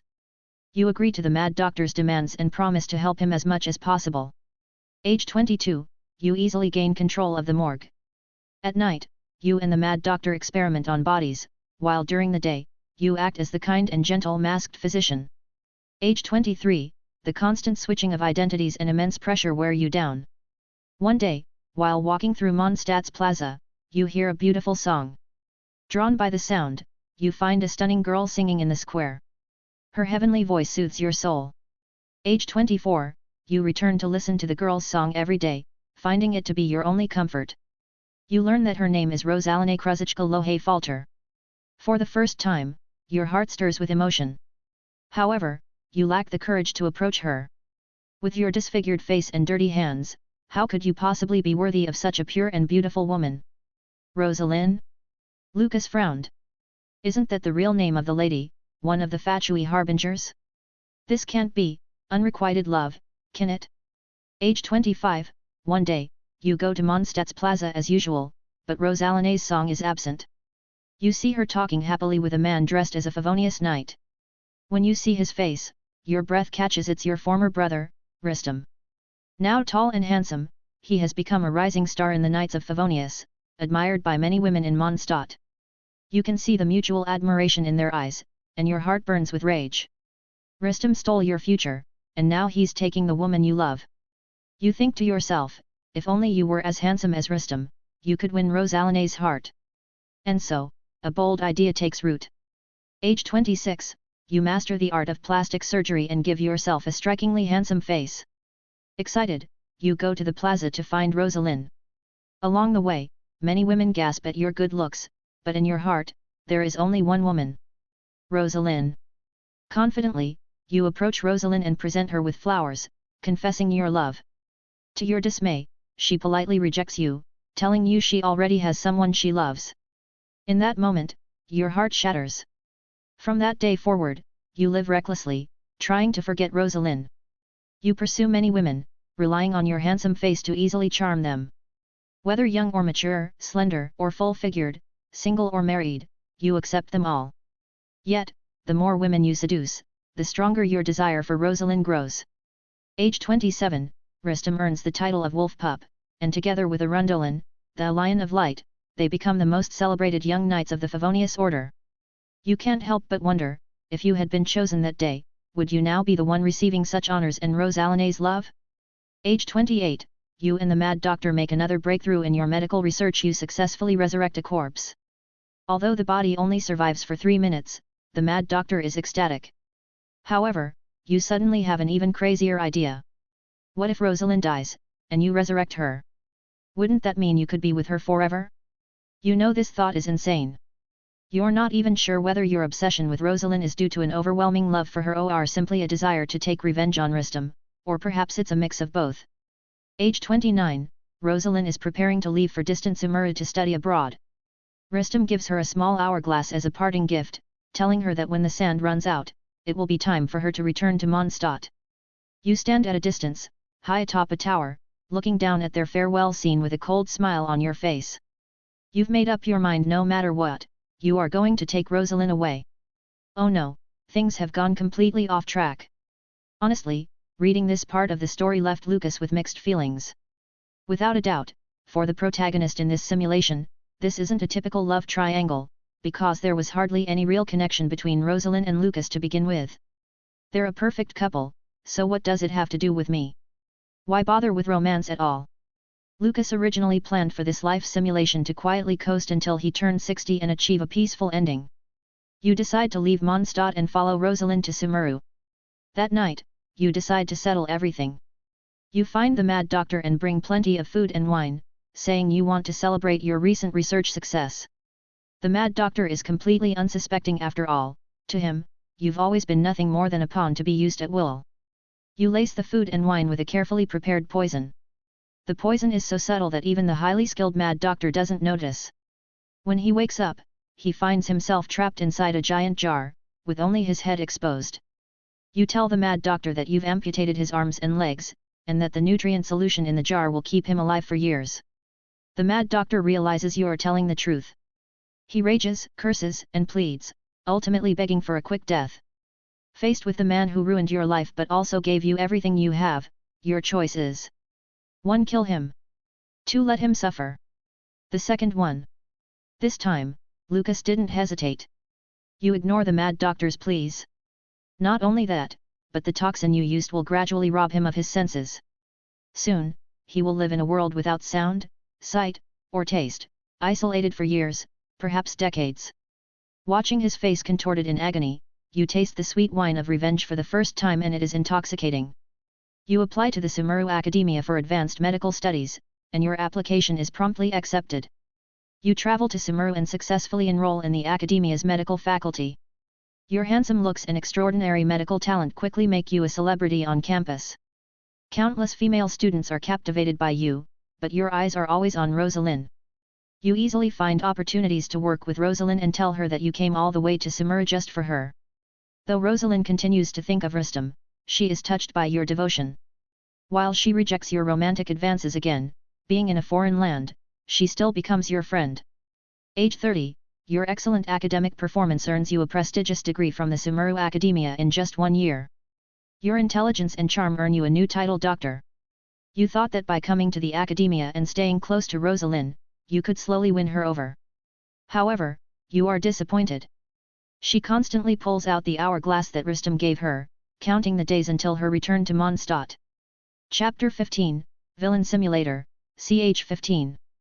That crazy idea resurfaces in your mind. If you turn Rosalind into a corpse and then resurrect her, she'll belong to you forever. However, your technique for reviving corpses isn't perfect yet. To ensure your plan goes off without a hitch, you dive back into research on modifying and reviving human bodies. Under the guise of conducting dissections, you acquire numerous corpses for your experiments. The equipment and resources at the Sumeru Academia are far more advanced than those at Favonius Cathedral. You pour all your energy into this research and finally succeed in reviving a female corpse that had been dead for just 1 day. You are ecstatic not only because you are closer to your goal of reviving Rosalind, but because you've accomplished a medical miracle. As a doctor, you have cured the one disease no other doctor could: death. Achievement unlocked: Necromancer. Reward: Resurrection spell. Effect: revive a corpse and make it your servant. Wow, can I really do something this godlike? Although Lucas was shocked, he couldn't help but feel that this was a bit too fantastical. Sure, in the magical world of Tivat, reviving the dead might not be impossible, but can mere medical skills really resurrect a corpse? Or is this resurrection merely granting a body the ability to move again, without restoring its consciousness? Now, all that remains is the final step: killing Rosalind as gently as possible to preserve the perfect corpse. You must meticulously plan how to execute this without causing damage. However, just as you're preparing to carry out the final step of your plan, your research on reviving corpses is discovered by the Academia. They deem your work as blasphemous and a violation of divine will. You are branded a heretic and permanently expelled from the Academia. Being cast out by the Academia doesn't bother you in the slightest. After all, there is nothing left for you to learn there. Your only regret is that you couldn't get your hands on Rosalind. As you leave the Academia, you notice the conflicted look in Rosalina's eyes: disappointment, sorrow, and a hint of disgust. You return to Mondstadt, but word of your disgraceful actions has already reached Favonius Cathedral. Stripped of your title and reputation, you go from being a revered doctor to a reviled outcast. You are forced to hide in Mondstadt's slums, eking out a living by treating the poor. This is too tragic, isn't it? Sure, it's all the protagonist's fault for his downfall, but still, the ups and downs of his life in this simulation are incredibly harsh. Age 31, the war in Kenria breaks out. Arundolin, the Lion of Light, leads a contingent of Favonius knights to battle. Meanwhile, Rustum, the wolf pup, stays behind to defend Mondstadt. A disaster soon befalls Mondstadt as the poisonous dragon Durin descends upon the city. To protect Mondstadt, Rustum leads his forces into battle. You volunteer as a military doctor, despite being despised for your past. With the shortage of medical personnel, your application is reluctantly accepted. The battle is brutal. Durin's immense power takes a heavy toll on the Knights of Favonius. However, your extraordinary medical skills save many lives. Rustum begins to appreciate your work, though he doesn't recognize you as his once close brother due to your altered appearance. Many times, Rustum is brought to you, critically injured. You have countless chances to end his life without suspicion. Yet, you know that if Rustum dies, no one will be able to stop Durin, and both Mondstadt and you will face certain destruction. So, you tirelessly treat Rustum's wounds. In turn, Rustum saves you from danger multiple times. Finally, when Durin is slain atop the frozen mountain and the disaster ends, Rustum lies fatally wounded. When you find him, he is on the verge of death. Forced switch to immersive mode. Wait a second. Can it really switch to immersive mode on its own? Before Lucas could complain, the scene in front of him changed to a snow-covered valley.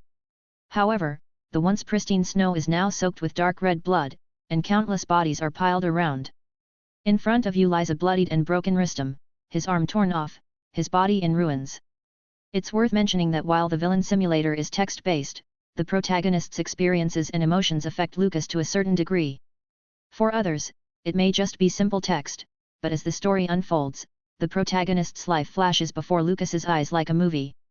So even though this is his first time meeting Rustum, Lucas feels complicated emotions towards him. Cough, cough. Rustum, his face pale, manages to smile when he sees you. I knew you'd come to save me. Lucas is momentarily silent. Durin is dead, and he doesn't even need to lift a finger for Rustum to slowly die. Yet, there is no sense of satisfaction in his heart. I'm not here to save you, Lucas coldly responds, slipping into his villainous role. You're already beyond saving. I know, Rustum says softly, I never planned to make it back alive. Brother, it's been 18 years. I've always wanted to apologize to you. You know who I am. Lucas is shocked. When did you recognize me? That day, when I saw your silhouette in the square, I knew right away. Rustum's voice grows weaker.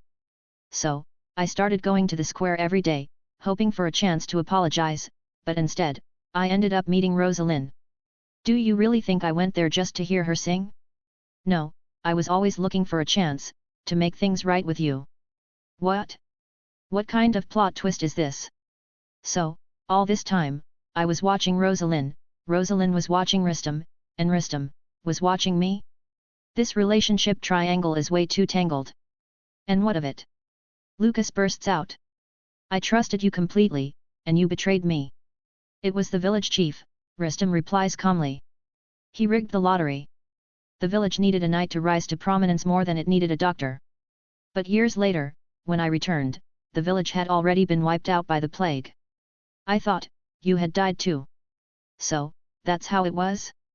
In an instant, everything that had tormented Lucas for years seemed like a cruel joke. I don't expect your forgiveness, Rustum says as he closes his eyes. You can hold on to your hatred for me. But please, take care of Rosalind. With those final words, Rustum's cold hand falls lifelessly to his side. Lucas stares at his corpse, and for a moment, he's back in their carefree childhood, living peacefully in the village. Now, the once dreaming knight Rustum can never raise his sword again, and the once aspiring Dr. Lucas has become a twisted, evil physician. Ha ha ha ha ha. After a long silence, Lucas suddenly bursts into maniacal laughter. His handsome face distorts with the intensity of his expression. Don't worry, I'll live for you. For some reason, Every time Lucas enters immersive mode, he feels like he's becoming a different person. In the previous simulation, Lucas had felt an intense desire to possess Shenhe. Now, as he looks at the decaying, blackened body of Rustem, poisoned by Durin's blood, Lucas's feelings are equally complicated. No matter the cause, his life had undeniably been stolen by Rustem. Lucas knows deep down that Rosalina's love is for Rustem, not for him, this twisted and self-loathing man. And so, a new, even more insane idea takes root in his mind, one far crazier than resurrecting Rosalina's corpse. Lucas swiftly draws a sharp scalpel from his medical kit. In swordsmanship, Rustem was a master, but even 10 Rustems couldn't wield a scalpel as deftly as Lucas. Lucas placed the scalpel against Rustem's jaw and, with the precision of cutting a priceless piece of art, perfectly peeled off the frozen skin from his face. Even in sub-zero temperatures, Lucas's hands didn't tremble in the slightest. This time, you're going to take back the life that was stolen from you. The war against the evil dragon Durin has ended, and although the young wolf Rustem was severely injured, he survived. As for the mad doctor who once researched reviving corpses, he was buried forever under the eternal snow, with no one left to remember him. Yes, you have survived in Rustem's place. Using your unparalleled skills in cosmetic surgery, you replaced your face with Rustem's. Months later, you removed your bandages to reveal a face identical to his. You claimed that during the battle with Durin, you were poisoned and lost all your strength, unable to lift a sword ever again. Despite this, you were hailed as the great hero who saved Mondstadt, revered and admired by all. At the ceremony honoring you, as you basked in the adoring gazes of the crowd, you remembered the time when you were the outcast, hiding in Mondstadt's slums. Once again, your life had completely changed. Suddenly, a young woman rushed onto the stage and threw herself into your arms. To your surprise, it was none other than the woman you had longed for, Rosalind. Worried about Mondstadt after hearing of the disaster, she had returned in a hurry. You were shocked to realize that Rosalind hadn't noticed anything unusual about you. Of course, after years of separation and your severe injuries, it was only natural that Rustem's body and appearance would have changed. Who knows Rustem better than you? Your flawless performance had deceived Rosalind, and fooling everyone else would be even easier. Seizing the moment, you publicly proposed to Rosalind right then and there. Overwhelmed with happiness, Rosalind, dizzy with joy, immediately accepted your proposal. You were elated. Your revenge plan had succeeded. You had taken back the life that Rustem stole, won the woman you loved, even if it was in someone else's name. But so what? You told yourself you were Rustem, and as for Lucas? He no longer existed in this world. Is this, really how things turned out? Lucas found it difficult to calm down. Was this a good ending? He wasn't sure. After all, he had obtained everything he wanted: a life of respect, the woman he loved, supreme honor, but none of it had anything to do with the name Lucas anymore. The wedding was soon held. Your marriage to Rosalind became a grand celebration in Mondstadt. In the bridal chamber, you saw your new wife, her cheeks flushed from dandelion wine. Activate immersive mode. Immersive mode activated. Ahem. I'm doing this to avoid slipping up. Lucas shamelessly explained to himself. No need to explain, I understand. Go for it. Full speed ahead. The room, carefully decorated, was filled with the scent of incense, rose petals scattered across the bed. And the woman he had longed for every day and night. The most remarkable thing about the villain simulator is that once the immersive mode is activated, Lucas fully assumes the role, adopting the character's personality, actions, and obsessions. Sitting gracefully on the bed, dressed in a white wedding gown, was Rosalind. She looked remarkably similar to how she would be 500 years later as the lady, but her demeanor and expression were entirely different. Of course, Rosalina's transformation into the lady was largely due to her inability to cope with Rustem's death. But now, Rustem was alive and had married her, so she had no reason to turn into that bitter figure. Lucas felt a slight sting on his cheek occasionally, perhaps a lingering effect of the face swap. Rustem. Noticing something off about her husband, Rosalind softly called out, "Are you all right?"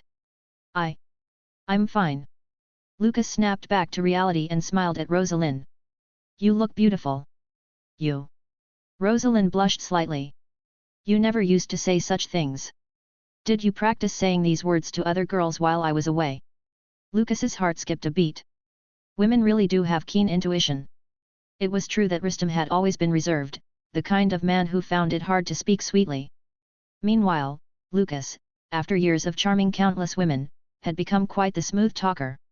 I meant every word, Lucas quickly corrected himself. You're the most beautiful woman I've ever seen. And he truly meant it. Strictly speaking, every simulation takes place in a different parallel world.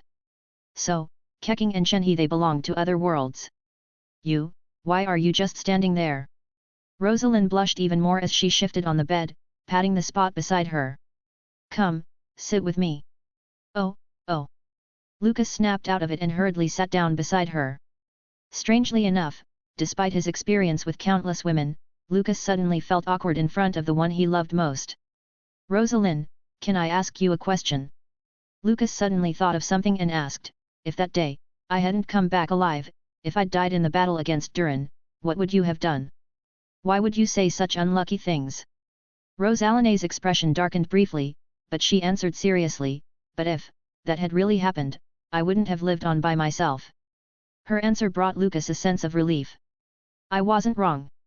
If I hadn't taken Rustam's identity, Rosalind would have died too. Rosalind. Lucas suddenly held her hand and softly said, could you sing for me one more time? Now, of all times. Rosalind was momentarily stunned. Singing on their wedding night seemed quite unusual. But to her, it also felt romantic. After all, she believed it was her singing that had brought her and Rustam together in the first place. Yes, right now, Lucas held her hand tightly, his voice choked with emotion. All these years, I've longed to hear you sing again. Lucas didn't even know if he was speaking as Rustam or as himself. Chapter 16, Villain Simulator, ch 16. It's kind of embarrassing. Rosalind said softly, twirling a strand of hair around her finger. Then, I'll sing your favorite song. Oath in the Wind. That was Rustam's favorite song. It told the story of a knight who, after enduring countless trials, finally fulfilled his promise and rescued the princess. No, I want to hear a different song, Lucas shook his head. Dancing in the Ashes. That song. Rosalind seemed surprised. Dancing in the Ashes wasn't a happy song. It told the tragic tale of a young girl whose ideals crumbled, leading her to burn herself and become a witch, eventually turning everything around her to ashes. And yet, it was Lucas's favorite song. Perhaps it was because the girl in the song, like him, had experienced despair and pain, transforming into someone the world no longer understood. Though Rosalind found it odd, she didn't refuse his request. Soon, she began to sing Dance of the Ashes. The powerful and solemn melody transported Lucas back to that summer when he first met Rosalind, and he felt his cold blood boil once more. Sing. Keep singing, Rosalind, sing forever. I will. Even though there was a hint of pain in her voice, Rosalind continued to sing the song. The request was indeed strange, but since it was Rustam's, she had no intention of rejecting it. As long as her husband was happy, everything was worth it. The flower in bloom finally opened for its destined one.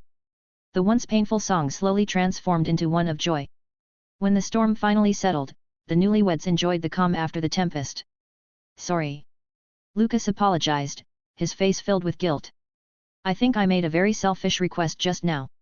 I don't think it was selfish at all, Rosalind shook her head gently and said with a warm smile. As long as it makes you happy, I'm willing to do anything. Her words stirred complex emotions in Lucas's heart. It felt strange Rosalind loved him, but not really him. By the way. As if guided by a strange impulse, Lucas suddenly asked, do you remember a man named Lucas? Lucas. Rosalina's face slightly changed at the name, but she nodded. Yes, I know of him. He was once a renowned doctor in Mondstadt, and like me, he went to study at the Sumeru Academia. But sadly, he lost his way and ruined his own life. Is that so? A bitter smile crossed Lucas's face. You must hate that man, don't you? To his surprise, Rosalind shook her head. No. I don't hate him. Though he went down a dark path, perhaps his intentions were good. Medicine is a cruel science, it often requires countless lives to make progress. Why are you crying? Indeed, without even realizing it, tears had begun to fall from Lucas's eyes. So, after all this time, had Rosalind understood him? Had she seen the good in him? What a kind-hearted girl! What a pure-hearted girl. It's nothing. Lucas quickly wiped away his tears, smiling. I'm just too happy.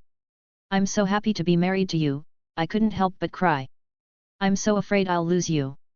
Don't worry. Rosalind embraced him warmly. I will always be watching over you. Always. Immersive mode ended, switching back to text mode. Phew. Exiting immersive mode, Lucas let out a long sigh of relief. You cried? I didn't cry. Lucas insisted, though he was surprised to find his cheeks wet with tears. Age 32, Arundolin, the Lion of Light, returns from his expedition with the Knights of Favonius. He is Rustam's dear friend and, though he deeply regrets missing your wedding, he offers you his heartfelt congratulations. It seems everything is finally settling into place. Though you lost your swordsmanship, your prestige in Mondstadt is unmatched. Arundolin even suggests promoting you to Grand Master of the Knights of Favonius, but you politely refuse and continue serving as vice-captain, dedicating yourself to protecting Mondstadt. Age 33, your duties are not easy. If Arundolin is the light of the Knights of Favonius, then you are its shadow. To maintain the peace, you often have to do things in secret. Of course, since you no longer possess your martial skills, you cannot carry out these tasks yourself. Instead, you train a private squad of knights. No one knows of their existence, not even Arundolin, who only knows their name, the undead.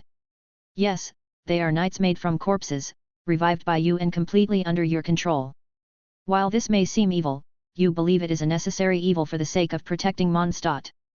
At the same time, you've never given up on your research into medicine.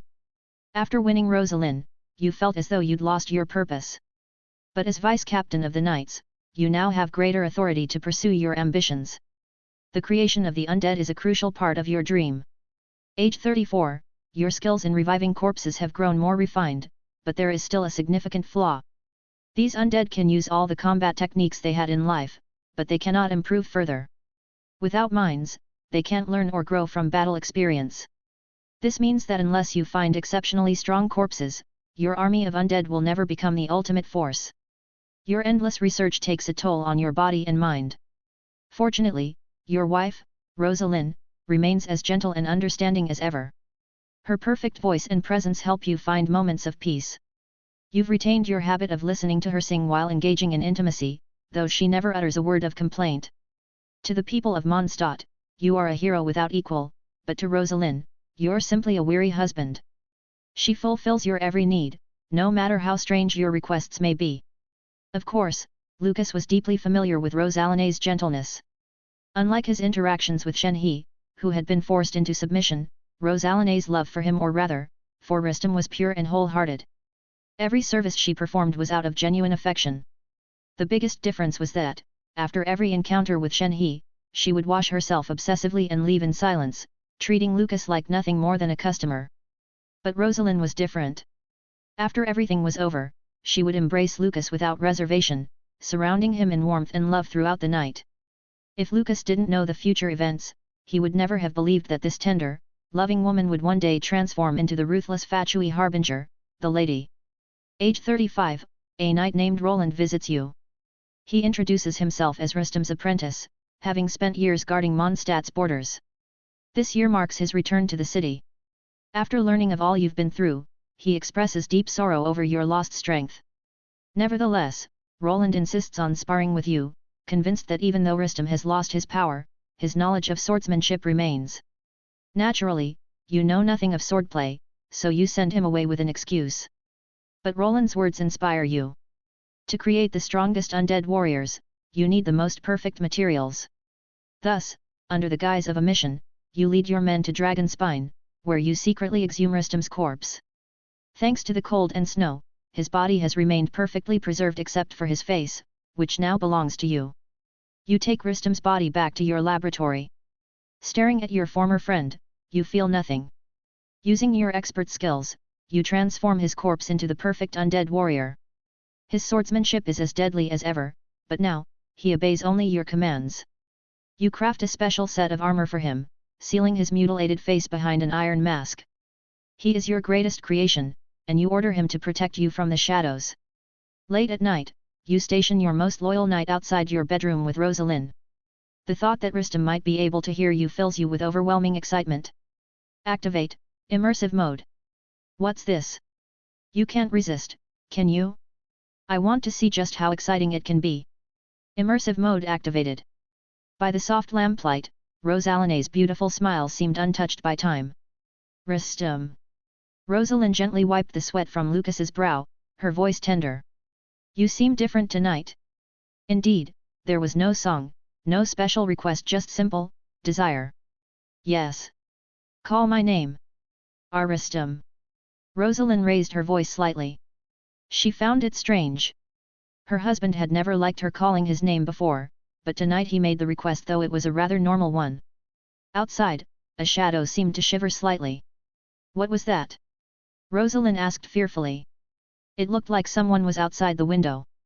For some reason, the figure seemed familiar to her. You're imagining things, Lucas smiled. It's probably just the shadow of a tree. After all, who would dare sneak into the vice-captain of the Knights of Favonius estate? In reality, there had been intruders before. As Mondstadt's shadow, Lucas had made plenty of enemies to protect the city's stability. Many had sought his head, but those who infiltrated his mansion were now part of the undead army, or new materials. My dear. Rosalina's sweat glistened under the dim light, sparkling softly. I want a gift. What gift? The end of Lucas's battle was fast approaching. A child, Rosalind closed her eyes. Our child. I'll give you one. I'll give you everything. As the night deepened, the lights dimmed, and silence fell. Only the armored knight, standing vigil outside their room, remained motionless. Beneath his iron mask, his eyes glowed faintly. Age 35, after your tireless efforts, Rosalind becomes pregnant. The anticipation of a new life temporarily lifts the burden of your work. You decide that once the child is born, you will abandon your research on resurrecting corpses. How could you hold your newborn with hands tainted by death? But tragedy strikes. Rosalind has a miscarriage. Despite your being one of the best doctors in Mondstadt, or even all of Tivat, you are unable to determine the cause. You comfort Rosalind, telling her it was just an accident. There will be other children, someday. Though Rosalind was deeply saddened, under your gentle comfort and care, her spirits slowly recovered. Meanwhile, after the fall of Kenria, monsters began to appear all over Tivat, especially hilly churls, whose numbers grew exponentially. Outside Mondstadt, monsters roamed frequently, and to save Mondstadt from this crisis, you had to dedicate even more effort to the creation and development of your undead warriors. Yes, although you are not the real Rustam, after years of acting and pretending, you've started to believe that you are Rustam. Even Rustam's desire to protect Mondstadt has become your own. Although your methods are far from clean and must never be discovered, your goal is indeed to save Mondstadt. As long as you achieve your goal, does it matter if you aren't understood? At least Rosalind, she surely understands you. As long as she does, that's enough. Age 36, your research has finally made progress. You discover that Rustam's strength is continuously improving, suggesting that your undead warriors can indeed evolve further. You begin to experience more frequent stinging pain in your face. Although this sensation has been present for a long time, the frequency has increased significantly. However, you pay little attention to it, as performing cosmetic surgery is now a trivial task for someone like you. Age 37, Rosalind is pregnant again. Determined to avoid the previous tragedy, you temporarily resign from your duties as vice-captain to care for her with the utmost attention. You've created countless lives in your work, but the little being growing inside Rosalina's womb is your greatest creation. As one of the greatest doctors in history, you eliminated almost every possible danger to Rosalind. But despite your efforts, fate played another cruel joke on you. Rosalind suffered another miscarriage. Without warning or reason, the baby was stillborn. Looking at the deformed, pitiful lump of flesh, it resembled the twisted corpses you had worked with in your lab. Suddenly, a thought clicked. You returned to the cold cellar you hadn't visited in nearly a decade. Inside, your old enemy, the Mad Doctor, was still trapped in the jar of nutrient liquid, suffering in eternal torment, unable to live or die. His body had withered to the point of resembling a mummified corpse. You administered a prepared solution to restore his consciousness, but the long years of torment had reduced him to a shell of a human being, devoid of emotion. You asked him why your wife kept miscarrying. He said he would only tell you if you ended his suffering. You shattered the jar holding him, and the room was immediately filled with a putrid stench. Without the liquid to sustain him, the mad doctor would die soon enough. True to his word, the mad doctor revealed that reviving corpses is an act of blasphemy, and thus, you were cursed by the gods. You would never be able to have children.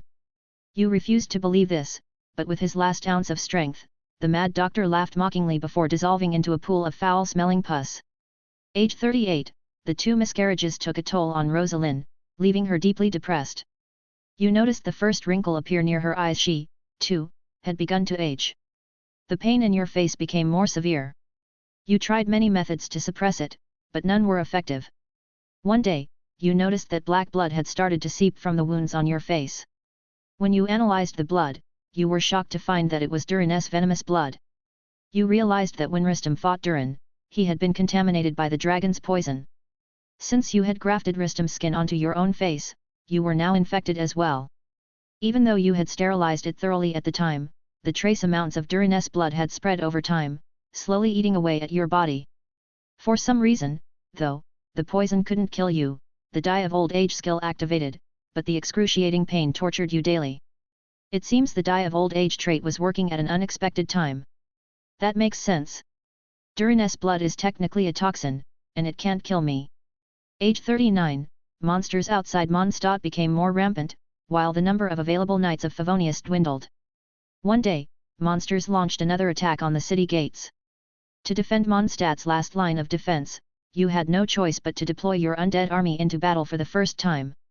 Thanks to your research, the undead army's power had grown significantly. After an intense battle, the monsters were slaughtered, and your masterpiece, Rustem, claimed countless enemy lives, staining his armor with their blood. As the commander of the undead army, you were once again hailed as a hero of Mondstadt. However, the fierce battle seemed to agitate Rustem's corpse. He suddenly swung his sword and began attacking the Knights of Favonius. Roland, Rustem's former student, quickly raised his sword to block Rustem's attacks. Finally, after your intervention, Rustem was calmed. But Roland accidentally broke Rustem's mask during the fight.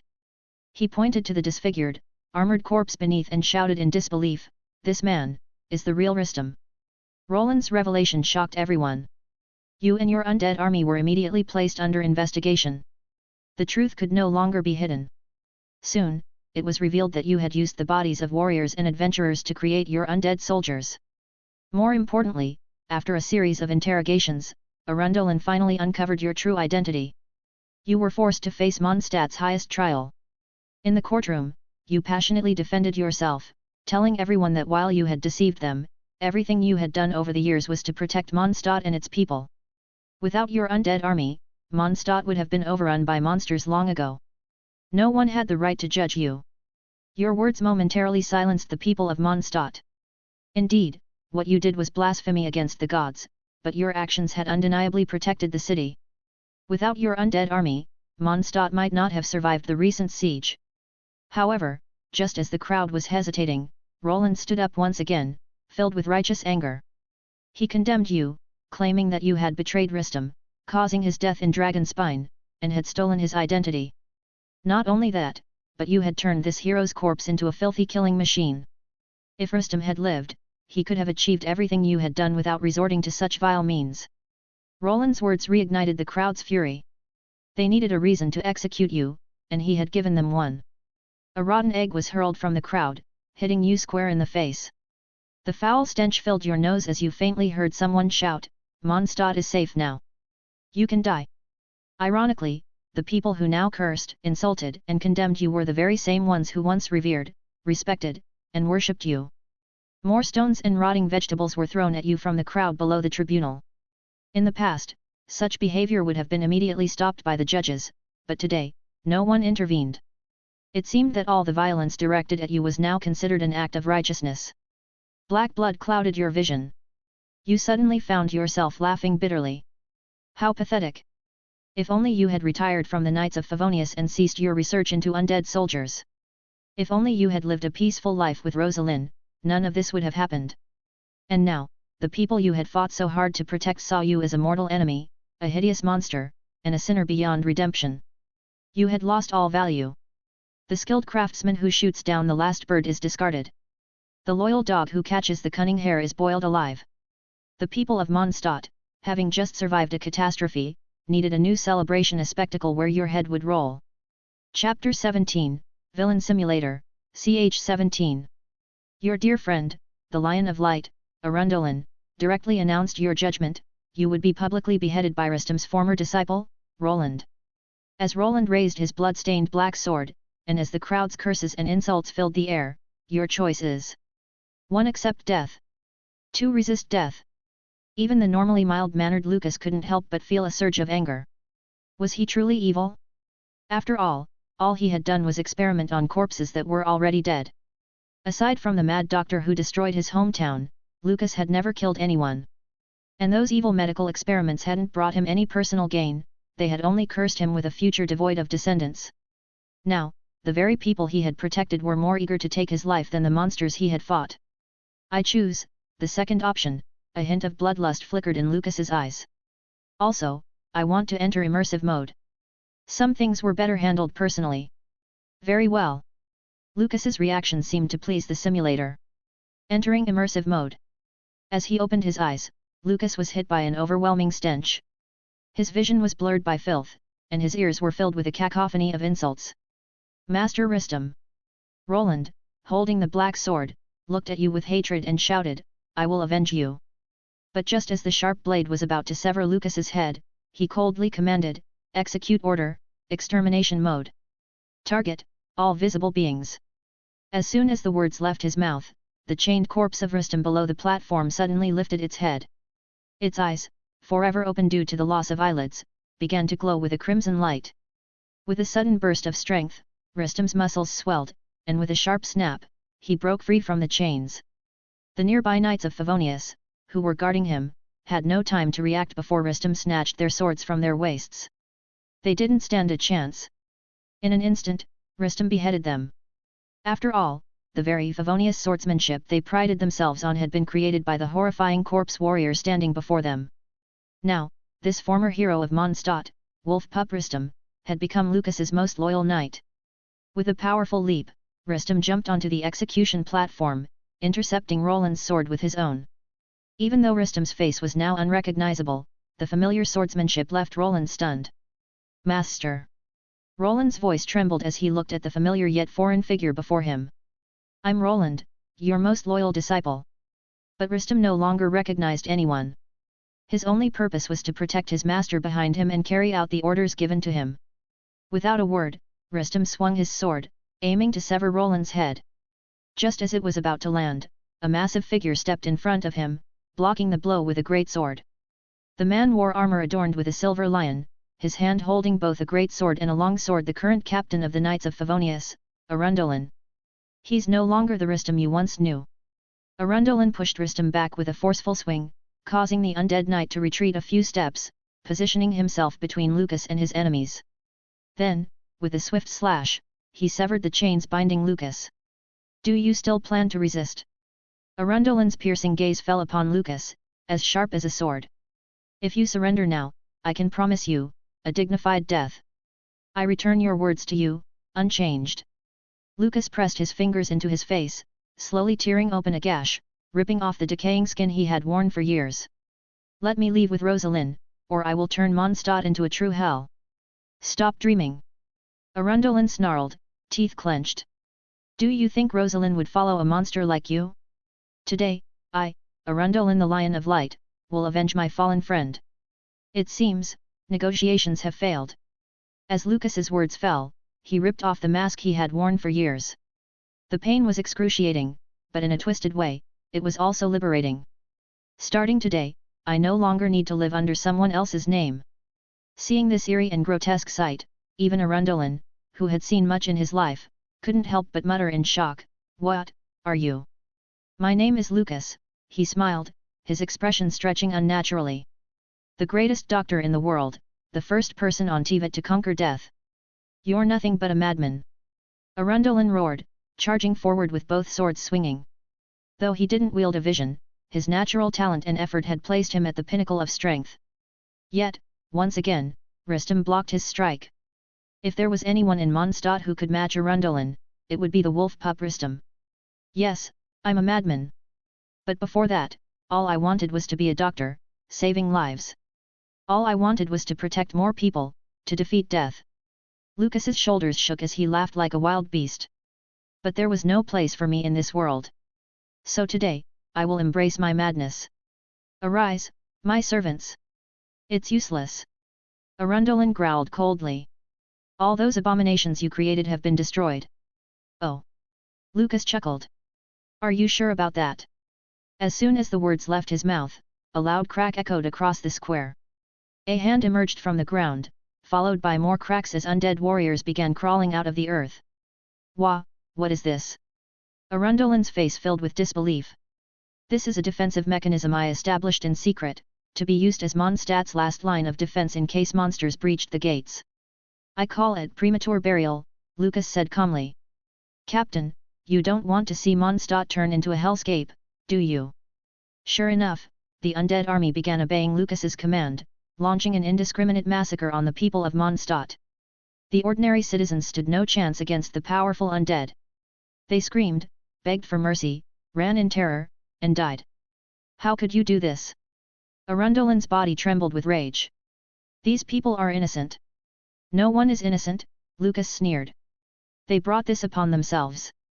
You irredeemable villain. Unable to contain his fury any longer, Roland raised his black sword and charged at Lucas again.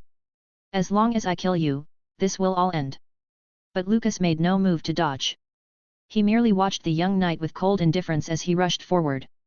If it weren't for Roland, perhaps his crimes wouldn't have been exposed so soon. Yet, Lucas bore no hatred toward him. Roland! Look out! Arundolin's warning came too late. Just before Roland reached Lucas, a sharp blade pierced his back, thrusting through his chest. Turning slowly, Roland's eyes widened in shock. The one who had run him through, was none other than his revered master, Rustem. Master! Dark blood spilled from the young knight's mouth, and his body collapsed like a broken puppet. But moments later, Roland's corpse began to rise, contorting unnaturally as it stood up. His now pale, expressionless face showed no emotion. He knelt before Lucas like the most loyal of knights. Not only that, but the Mondstadt citizens slain by the undead began to rise as well, joining the ever-growing undead army. What is this? For the first time, Arundolin, the fearless lion of light, showed a glimmer of despair. What have you done? I merely removed a few restrictions, Lucas said as he patted Roland's shoulder. Once you realize your own strength, you are invincible. Indeed, Lucas had underestimated his own power for too long. While he knew nothing of swordsmanship and lacked a vision, his mastery over resurrection and modifying corpses gave him the power to command an army that could never be defeated. The slaughter continued. The already depleted knights of Favonius stood no chance against the formidable undead army. Even the mighty Arundolin, facing the combined forces of Rustem and Roland, began to falter. Everything Lucas had once cherished and protected was now being destroyed by his command. Yet, as he watched the hellish scene before him, he felt an unprecedented sense of peace, as though this was what he was meant to do. What are you doing? A familiar voice behind him made Lucas turn. There stood his wife, Rosalind, gazing at him with a complex mixture of emotions. Even after all that had happened, Rosalind remained the most important person in Lucas's life. Rosalind, my Rosalind. Now, only in front of Rosalind did Lucas's face show a final trace of warmth. Hesitantly, he said, let me explain, actually, I... At this moment, Lucas wouldn't blink even if he had to destroy the entire city of Mondstadt. Yet, in front of Rosalind, the lord of the undead army appeared like a child who had done something wrong. His gaze instinctively shifted to the shattered glass window not far away. Reflected in it was a face that was beyond recognition. It was neither the resolute face of Rustem nor the handsome visage of Lucas. It was a hideous, indescribable chaos, something no one dared to look at directly. Would Rosalind still accept him like this? If she knew the truth, she would surely hate him with all her heart, right?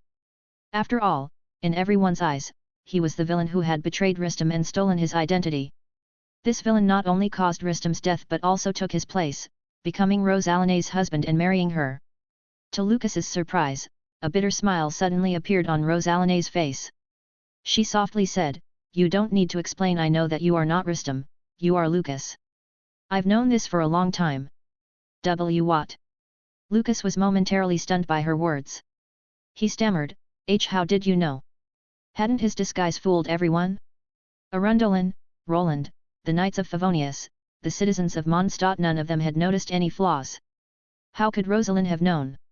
Rustem once gave me an hourglass to measure the time until I returned from Sumeru, Rosalind sighed softly. That hourglass had a special magic, reflecting Rustem's condition. One day, it suddenly shattered, and I knew that something terrible had happened to him. Lucas realized she wasn't lying. This type of magic able to reflect the condition of its owner was one of the innovations he had created back when he was a doctor. It was similar to the Vivre cards from One Piece. If the enchanted object was damaged, it meant its owner had suffered harm. Lucas had never imagined that, after all his meticulous planning, it would be one of his own creations that exposed him. He thought Rosalind would now unleash her hatred on him. But instead, she said calmly, "So, I rushed back to Mondstadt. To my surprise, you appeared unharmed on the podium during the award ceremony. When you proposed to me, I was even more certain you weren't Rustem because Rustem never looked at me with such deep affection. I'm sorry." Throughout everything he had done, Lucas had never once apologized. He had always believed that his actions were justified, that the world simply couldn't understand him. He never felt the need to apologize, nor did he think he owed one. But in front of Rosalind, for the first time, Lucas felt a sense of guilt. You don't need to apologize. Everything that's happened was my own choice. I knew the real Rustem was gone, but I didn't want to accept it. So, I chose to accept you instead. Tears began to well in Rosalina's eyes as she continued, I lied to myself, telling myself that you were Rustem. I knew it was all fake, but the lie was so beautiful. You played the liar for me while I sang, you held me every night. And then one day, I realized something. It didn't matter if you were Rustem or not, because I had already fallen in love with you. When you fall in love with someone, does it really matter who they are? With those words, Rosalind walked up to Lucas, wrapping her arms around him in a gentle embrace. Thank you, Rosalind. Lucas's voice was choked with emotion. Don't worry, no one can separate us now. I'll create a new world, one where it's just you and me. This wasn't a fantasy. With his undead army, Lucas could flatten Mondstadt in 3 days, and conquering all of Teyvat wasn't out of the question. Let's stop here, Rosalind whispered softly in his ear. You've already made too many mistakes. But don't worry, I'll stay with you, forever. What? Lucas hadn't yet processed the meaning behind her words when he suddenly felt an overwhelming heat spreading through his body. Rosalind was burning. No, rather than burning, it was as if Rosalind had become the flame itself. And as she held him in her embrace, Lucas too was consumed by the fire. So, this is how it ends? Chapter 18, Villain Simulator, ch 18. Lucas immediately understood. Rosalind did love him, but to prevent him from carrying out a potentially world-ending madness, she had no choice but to kill him with great pain. The raging flames would soon burn both Lucas and Rosalind to ash, merging them together, never to be separated again. Strangely, Lucas didn't feel any pain from the flames. At that moment, he even thought maybe this wasn't a bad ending after all. At least, he could be with the woman he loved forever. However, at that moment, Rustem, who had been fighting alongside Roland against Arundolin, suddenly stopped upon seeing Lucas engulfed in flames. Without hesitation, he turned and charged toward Lucas. This wasn't a command from Lucas, it was Rustem's own decision. From his dried and cracked lips, a hoarse shout emerged, "Brother!" A sharp blade cut through the air in a long arc, slashing Rosalina's back. However, instead of red blood, a molten, lava-like liquid fire erupted from the wound. Rosalind screamed in agony and collapsed, falling out of Lucas's arms. Rosalind! Seeing Rosalind gravely wounded and lying on the ground, Lucas snapped back to reality, but the flames she ignited still raged on his body. He felt his consciousness gradually blur from the intense pain until everything turned to darkness. Exiting immersive mode. Switching to text mode. What just happened?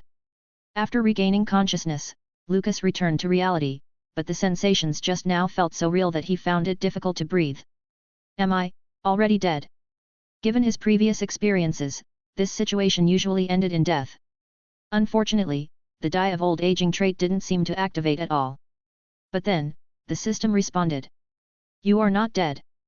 During your prior medical research, to resist the lingering poison of Durin's blood in Rustam's organs, you injected yourself with large amounts of genetic activation agents to enhance your self-healing abilities. These agents and Durin's blood merged and counteracted each other, producing a unique regenerative factor. Achievement unlocked, regenerative factor. New skill gained, regenerative factor. Effect: your body has developed a unique factor that greatly enhances your healing ability, although you will still feel the associated pain while your body recovers. A new trait with such an impressive ability? Could this mean I'll be able to regenerate like Wolverine, maybe even regrow half my brain if it gets blown off? Though, based on how the system works, Lucas doubted it would give him such an overpowered ability. Thanks to Rustam's intervention, you weren't burned to death by Rosalina's flames. However, you did fall into a coma due to severe burns. Wait, was it Rustam who saved me? Seeing this line of text, Lucas couldn't help but feel conflicted. Logically, without his command, Rustam shouldn't have acted on his own. Could it be that he sensed the danger Lucas was in and acted on instinct? It's ironic, really. In order to save his enemy, Rustam had to strike down his former lover. Some time passed, and you woke up in intense pain. You found yourself in the cellar of the Church of Favonius, which also served as a refuge stocked with plenty of supplies in case of disaster. However, there was no one around, not even Rustam. As you began to recover from your injuries, the ground suddenly shook violently. Then, a loud crash echoed as if something had collapsed. Dust fell steadily from the ceiling, and though you wanted to investigate, your body was too weak to move. Fortunately, your body recovered quickly, trait regenerative factor activated. Wait. Lucas raised a question. Can new traits work in the life simulator? Although only the 3 initial traits can be used at the start of each simulation, traits gained within the simulation can be utilized in that session. Makes sense. It's only fair that traits earned during the simulation should apply since they're a direct result of actions taken during that life. Finally, you were able to move again. You went to the cellar door, trying to open it, but it wouldn't budge as if something heavy was blocking it. You guessed that the earlier tremor caused the Church of Favonius to collapse, trapping you inside the cellar. Despite being able to create powerful undead warriors, your physical strength was quite ordinary, making it impossible to force the door open. You tried summoning your undead soldiers but received no response. There were no corpses or tools around to craft new ones either. Thankfully, there was plenty of food and water in storage, enough to sustain you for a long time since this refuge was designed to accommodate thousands of people. Supporting just one person was no problem. You searched every corner for an exit but found nothing. A harsh reality began to dawn on you: unless someone else rescued you, you were likely trapped in this dark cellar forever. But considering your crimes, even if you were rescued, it would probably only be to face the harshest punishment. Your choices are: 1. Hold out as long as possible. 2. End it all. If this were happening in the real world, someone might genuinely consider the second option. After all, not everyone can be a Robinson Crusoe. At least he had an island and a companion, Friday. Meanwhile, Lucas had nothing but the darkness of the cellar. But this isn't real life, it's a simulation. Lucas wouldn't have to endure that torturous isolation firsthand. I choose to hold out. Let's see how long I can survive. Following previous patterns, the longer he survived, the better the rewards would likely be. Besides, Lucas was curious about how long he could last, what had happened to the outside world, why he was trapped here, and, most importantly, what had become of Rosalind. In the end, you chose to live on. You still wanted to see Rosalind again. You didn't hate her for trying to take you down with her. Now, you had all the time in the world to think of a way to resolve your conflict. Age 40, a year passed, and you continued to live in the cellar. Not a single person came to open it, and you hadn't heard a single sound from the outside. This was strange after all. The Church of Favonius was one of the most important buildings in Mondstadt. If they were rebuilding the city, they should have started here. Perhaps the people of Mondstadt were truly wiped out by your undead army, or maybe they had abandoned the city and migrated elsewhere. You didn't care about any of this. Your thoughts were only of Rosalind. You weren't afraid she was killed by the undead because you had commanded your army to protect her and yourself at all costs. As for why Rustam attacked Rosalind, it was likely because protecting you took priority over protecting her. Age 41, you grew accustomed to the solitude. Fortunately, you didn't have to worry about food and water. The supplies here were magically enhanced to last for an incredibly long time. Age 42, perhaps due to removing Rustam's skin, Durin's blood gradually stopped affecting you. Strangely, your body also didn't seem to be aging as expected. Reading these lines, Lucas couldn't help but think, how much longer am I going to be trapped here? Age 42, due to extreme boredom, you began exercising. Previously, you disdained physical training, believing human physical limits couldn't be surpassed. However, now you fantasize that if you can become strong enough, you might be able to punch through the obstacles blocking the cellar door. Age 43, without realizing it, you built up a muscular physique. With your medical skills, you could remove the burn scars left by Rosalind on your body, but you choose not to. Every time you see those scars, you're reminded of her. Strangely, even though the burn marks have long since scarred over, you often still feel burning pain. Based on your medical knowledge, you assume it's phantom pain and don't pay much attention to it. Age 44, the candles in the cellar take 24 hours to burn down completely, and you use them to track the passage of days. This is your 5th year in the cellar, and you've given up hope that anyone will come to rescue you. Age 45, you discover an old sword in a corner of the cellar, surprisingly untouched by rust. Although you've never practiced swordsmanship, you've observed countless of Rustam's battles and meticulously recorded his fighting techniques to test his combat potential. You can remember every muscle and bone in the human body, so naturally, you also remember every one of Rustam's moves. Thanks to the physical training you've done, your body is now much stronger than before, and you begin practicing sword techniques by mimicking Rustam's style. Rustam was the creator of the Favonius swordsmanship, but unlike the sword techniques of Liyue, Favonius swordsmanship is more of a battle tactic with no fixed forms. 1. Slash, 2. Cleave, 3. Pierce, then repeat from the beginning. That simplicity is the essence of the Favonius swordsmanship technique. Everyone who practices Favonius swordsmanship develops their own style. While the techniques you recall from Rustam are extraordinary, without any real swordsmanship training, you can only grasp its form, not its spirit. Age 46, you've made some progress in swordsmanship. Age 47, using Rustam's techniques, you craft your own version of Favonius swordsmanship and decide to name it Favonius swordsmanship, Wolf's Fang, in memory of your former friend, foe, and most loyal servant. Skill unlocked, Favonius swordsmanship, Wolf's Fang. Favonius swordsmanship, Wolf's Fang. Rank, B. Effect, increases critical hit rate by 20% when used. Description, a sword technique developed based on the undead Rustam's fighting style. It still falls short of his original skill and is only of moderate quality, but it's more than enough to deal with ordinary swordsmen. You can unlock skills too? Though it's only a B rank skill, Lucas is still surprised. Considering the protagonist in this simulation spent most of his life without any exposure to martial arts, being able to create a new sword technique purely based on memory is remarkable. If his talent were any higher, he might be able to create something like 9 Yin Manual from the Legend of the Condor Heroes. Age 48, you gradually become obsessed with swordsmanship. Age 49, you unexpectedly find a rat in the cellar, which brings you great joy. First, it proves there's life nearby, and second, it provides some comfort in the 10 years of solitude. Age 50, your body hasn't deteriorated with age, instead, it's becoming even stronger, old but vigorous trait activated. Finally, that trait kicks in. Lucas feels touched. After all, this is his first time surviving past 50 in the villain simulator. It wasn't easy. Age 51, your body grows even stronger, and your once white hair begins to turn black again, old but vigorous trait activated. Age 53, you can easily do 1000 push UPS, old but vigorous trait activated. Age 54, you. Hold on. Lucas interrupts suddenly. How long am I going to be stuck here?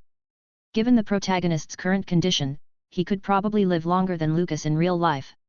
And with nothing significant happening in the story, things are getting a bit dull.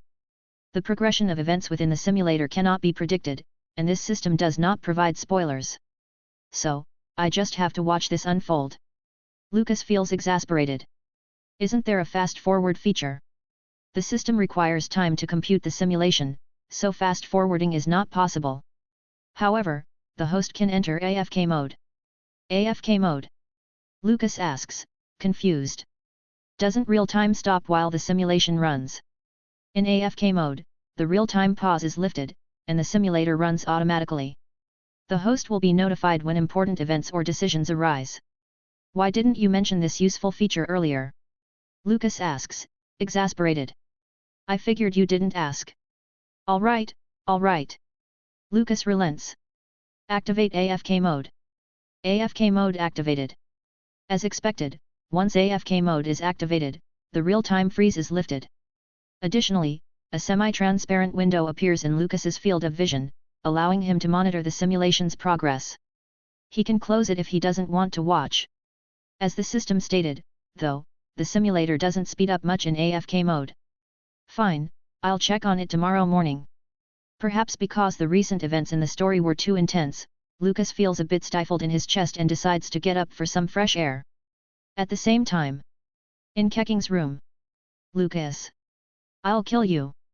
With an enraged shout, Keqing bolts upright in her bed, drenched in sweat, her expression tense and agitated. More importantly, her eyes are filled with a deadly killing intent, something seen only in those who have experienced countless slaughters. Where am I? However, as she looks around the familiar room, Keqing's face shows confusion. She murmurs, my room. How could this be? Hadn't she and her family moved away after being framed at the Tianquan Academy? Even their property in Liyue had been sold off. That's right, this isn't the real Keqing, this is the dark Keqing from the villain simulator who had joined the Abyss Order and become Thunder Calamity Rakshasa. Whether this Thunder Calamity version of Keqing was born from her nightmares or was a manifestation from an alternate timeline where the events of the villain simulator truly happened remains unclear, for now. Chapter 19, Villain Simulator, CH19. The only thing that could be certain was that at this very moment, Keqing's heart was filled with an overwhelming hatred for Lucas. Unlike the Keqing of this dimension, she was not the renowned Yuhang star of the Liyue Keqing, nor was she a protector of Liyue. Instead, after the tragic loss of her family and home, she harbored resentment and dissatisfaction, descending into the Abyss Order to become a vengeful Thunder Calamity Rakshasa. Even the same person can take a completely opposite path in life after experiencing different fates. Is this a dream? Keqing glanced at the mirror beside the bed. The reflection showed her usual appearance, without any eerie stripes from falling into the abyss. Her complexion was as fair as ever, and even her eyes remained clear. She stood up and looked around. The walls were covered with photographs, depicting her growth and family moments. The camera from Sumeru was, of course, not an unusual object for a prestigious family like Keqing's. There was an image of herself practicing swordsmanship with her grandfather. Another of her fishing with her father in Kinky village. And one of her cooking with her mother in the kitchen, accidentally burning the fish. And finally, an image of herself being appointed as the Yuhang star. One scene after another flashed before her like a revolving lantern, piecing together the life of this Keqing from the primary dimension. Thunder Calamity Keqing's eyes suddenly welled up. If none of those things had happened, if it hadn't been for that man named Lucas's bullying, could this have been her life too? She slowly pushed open the door. It was already late at night, and the moonlight bathed her porcelain-like skin. The electro-vision at her waist gave off a faint glow. So, in the dream, not only had she not fallen, but she had also become the Yuhang star and obtained a vision. How envious! At least in this dream, she had achieved her childhood dream. The endless killing had made Thunder Calamity Keqing forget that she once had such a wish. The night is long, and sleep escapes me. I thought I was the only one who couldn't sleep, but it turns out even the young lady is still awake. At that moment, a slightly lazy voice suddenly sounded from behind Keqing. Who's there? Years of life and death battles had honed the instincts of the Keqing from the other dimension. Like a flash of lightning, she instantly appeared in front of the speaker. However, upon seeing the person's face, Keqing's expression showed utter shock. Lucas. Indeed, no matter what, she would never forget this man, even if he turned to ashes. He was the source of all her misfortune. The person who had appeared behind her was none other than Lucas. He had merely come out for some fresh air, not expecting to run into a Keqing whose mind was temporarily overtaken by the Thunder Calamity.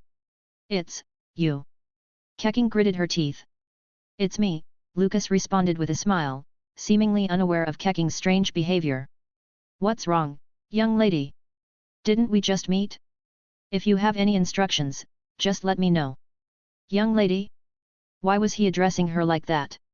Keqing felt a wave of confusion. The Lucas she remembered was an arrogant, bullying scoundrel, but this Lucas in front of her was dressed like a servant, and his demeanor was much more humble. Ah, right. This is a dream. Keqing immediately understood. From what had happened so far, it was clear that everything in this dream was following her desires. A warm and harmonious family, becoming the Yuheng star, obtaining a vision. Even the person she hated most had become her servant. Keh. So that's how it is. Realizing this, Keqing couldn't help but let out a strange chuckle. This is so amusing. Her sudden laughter made Lucas's spine tingle.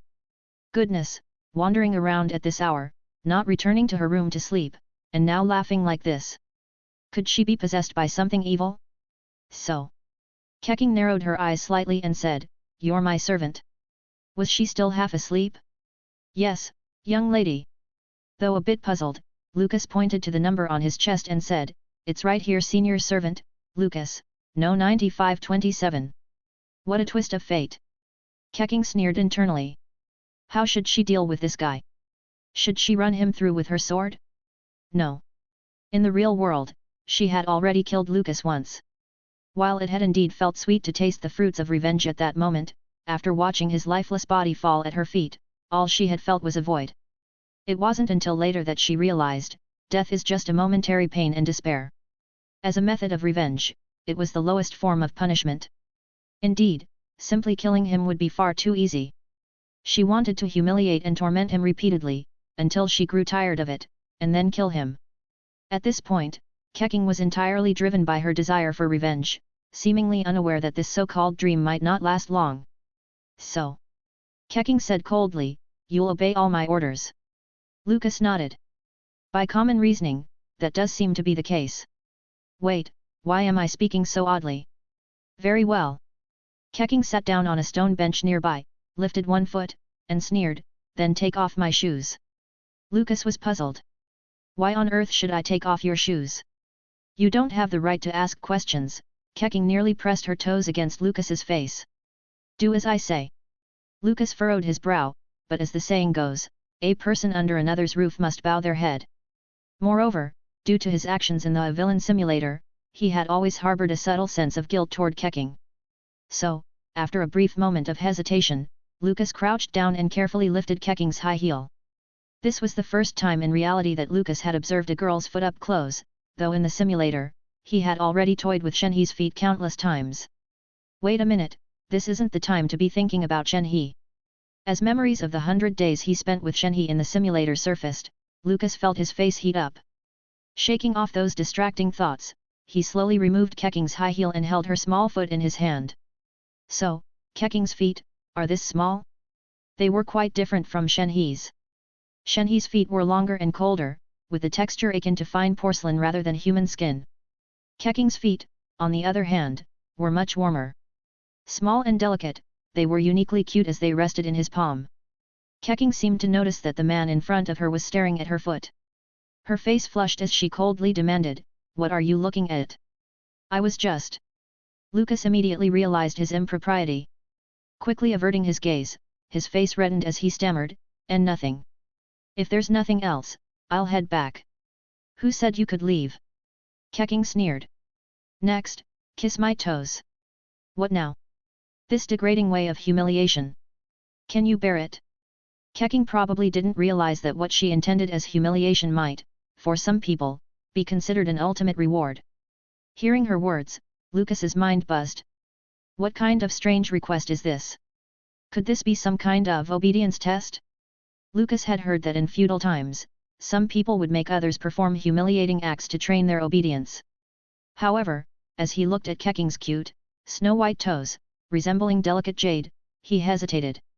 Kiss them, and lose his dignity. Don't kiss them, and lose his job. Finally, after a brief mental struggle, Lucas raised his head and awkwardly said, "I guess. I can't do it after all." Humph. Keqing coldly snorted, her hand moving to the hilt of her sword. If he refuses to be humiliated, then he can die. But before she could act, Lucas continued, "Feet have a lot of bacteria, you know. I don't even know if you, young lady, have cleaned your feet properly. Kissing them without care seems unhygienic. If I catch athlete's foot from this, that would be troublesome." Athlete's foot is a common fungal infection that affects the skin on feet. What are you saying? Keqing's temper flared immediately upon hearing his words. She shoved Lucas aside, shouting angrily, I'll wash them right now. Since her descent into the abyss, Keqing had become impulsive and quick to anger, traits that earned her the title of Thunder Calamity. Without even putting on the shoes she had just removed, Keqing stormed over to the courtyard pond, intending to wash her feet right then and there. Her heavy footsteps startled the koi resting in the pond. Hey, don't wash your feet in there. Lucas hurriedly warned, what if you fall into the pond? It's dangerous. What nonsense. I'm the mighty Thunder Splash. Before she could finish, Keqing lost her balance due to having one foot bare and fell right into the water. Thunder what? Lucas mumbled, thunder fish.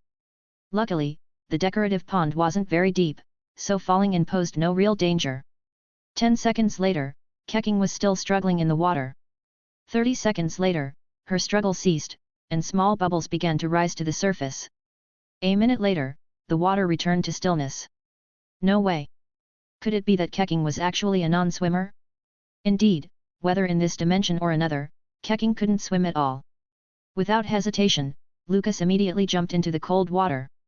Soon, he resurfaced, dragging a dazed Keqing out of the pond. Hey. Lucas patted her cheek, panicking. Are you okay? Keqing coughed out some water, her voice weak. I think I saw my dead uncle waving at me from behind a bridge. The bridge of helplessness? Don't go. Lucas quickly urged, if you cross it, you'll die for sure. My uncle. Keqing murmured, he was saying something. What was he saying? Lucas shook her a bit, his voice urgent. He must have been telling you to stay strong, right? My uncle said. Keqing muttered, what you love is your life.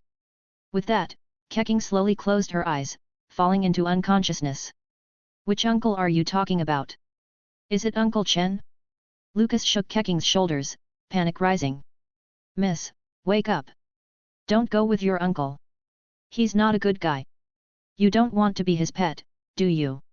It was only now that Lucas realized Keqing had earlier mentioned something about Thunder Rex, right? Staring at the now pale-faced Keqing, Lucas was at a loss for what to do. What are you waiting for? According to the plot, now's the time for CPR. Chapter 20, Villain Simulator, CH20. Not only within the simulator, but even in reality, Xiao Xi was able to give hints. Indeed, there was no other option at the moment. Looking at Keqing's gradually paling lips, Lucas could only lower his head helplessly and say, Miss, forgive me. Half an hour later. Achoo. Sitting by the bedside, Lucas sneezed. He glanced helplessly at Keqing, who was now lying in his bed, and muttered to himself, I can't believe you actually don't know how to swim. For some reason, he felt that the Keqing he had encountered earlier seemed a bit strange. In his eyes, although Keqing was of noble status, she didn't have the temperament of a spoiled young lady. Normally, she wouldn't make such unreasonable demands. At that moment, the unconscious Keqing slowly opened her eyes. Miss, you're finally awake. Seeing Keqing regain consciousness, Lucas finally felt a weight lifted off his shoulders and sighed in relief. It's great that you're okay. What exactly happened? Keqing had now regained her awareness. She remembered sleeping in her own room, so how had she suddenly ended up in Lucas's room? Don't tell me you don't remember anything. Lucas asked, puzzled. He then recounted everything that had just happened to Keqing in full detail. The more Keqing listened, the more shocked her expression became. Because she had absolutely no recollection of the events Lucas was describing. So, you're saying I not only fell into the pond and almost drowned, but I also made you kiss my. At this point, a light blush appeared on Keqing's fair cheeks.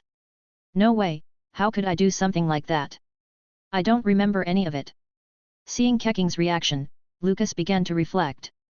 Perhaps the young lady of Liyue Keqing, was just too embarrassed. After all, for a dignified figure like her to nearly drown in a pond would be incredibly humiliating if anyone found out. So, she must be playing dumb, pretending not to remember what had happened.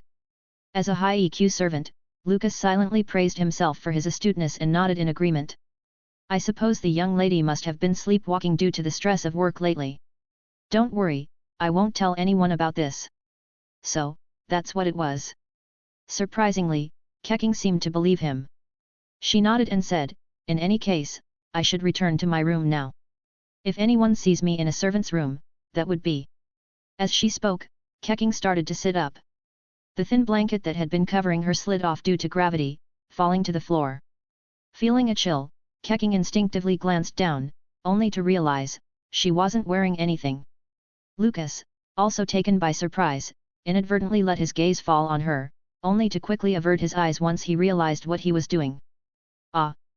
Keqing let out a sharp scream, hastily grabbing the blanket to cover herself. Both shocked and furious, she exclaimed, "You pervert! How could I? Don't misunderstand." Lucas quickly explained, "You fell into the pond and were soaked from head to toe. If you didn't change out of those clothes, you could have gotten sick. Don't worry, I undressed you with my eyes closed. I swear I didn't see anything." But Keqing's face was now so red it looked like it might start dripping blood. "Just now, you saw everything, didn't you? That doesn't count." Lucas protested, "Miss, you really should." Before he could finish, there was a sudden sound of hurried footsteps outside the door. "Miss Keqing."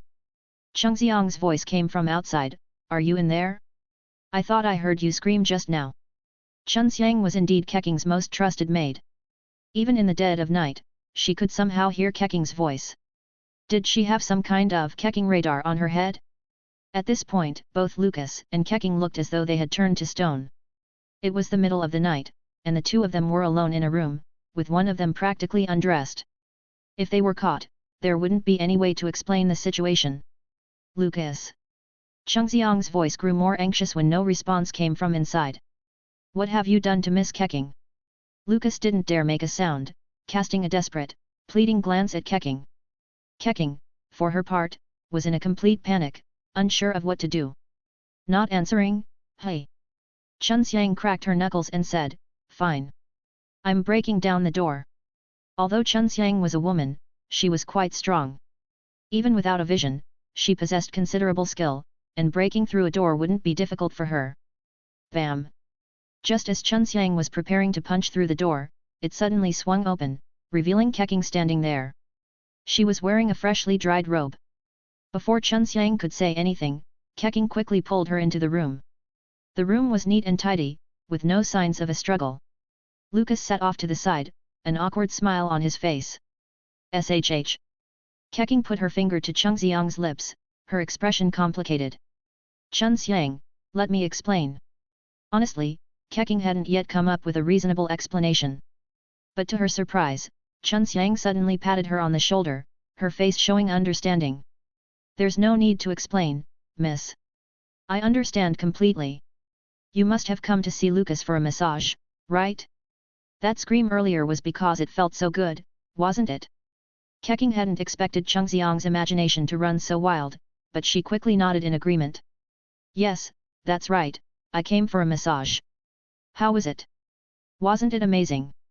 Chengxiang's eyes sparkled. "Honestly, miss, you don't need to be so shy. If you want a massage, just come right out and say so. Why sneak around like this?" It was just a spur-of-the-moment decision, Keqing mumbled, pushing Chengxiang toward the door. "All right, it's late, let's go now. I've got tasks to assign him tomorrow." Before leaving, Keqing shot a glare at Lucas. It seemed that she wasn't going to forget what he had accidentally seen anytime soon. Once the two women had left, Lucas let out a sigh of relief. He had only wanted some fresh air and ended up with so much trouble. Opening the simulator interface, he intended to check the AFK progress before going to sleep. However, what he saw made him gasp. Age 138, you can now swing a sword 10,000 times without breaking a sweat. Your strength has increased significantly, talent, old but vigorous activated. Age 139, this year marks the 100th year you've spent in the cellar. Your strength continues to grow each year, but what's even stranger is that you seem to have been forgotten by death itself. Your lifespan has long exceeded that of a normal human. Age 140, the bread stored in the cellar has become as hard as stone, yet your stomach seems capable of digesting any kind of food. However, despite this, you accidentally chipped a tooth. But you're not worried, as you know the broken tooth will soon grow back.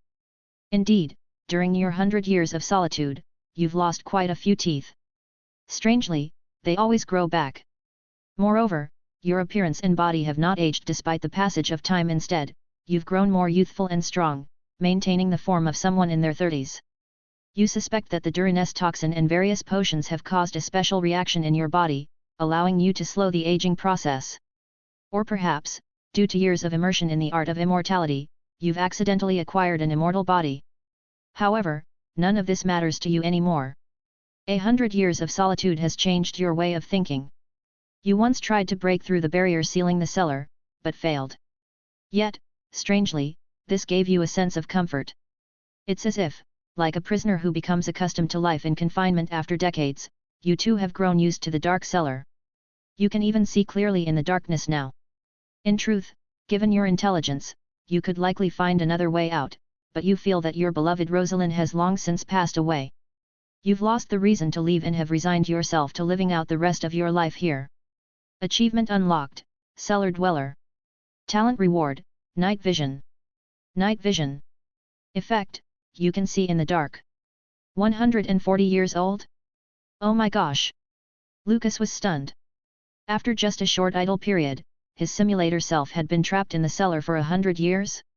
Originally, he had thought that with the talents old but vigorous and die of old age, he'd be lucky to live until 80 or 90 and become a great master.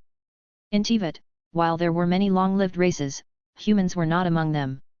No matter how strong they became, ordinary humans could not surpass the limits of their lifespan.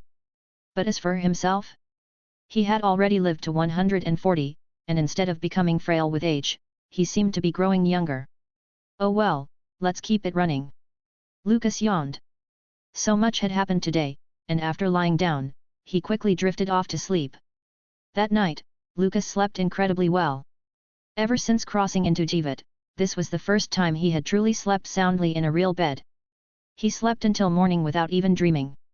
After all, the events in the villain simulator were far more thrilling than any dream could be.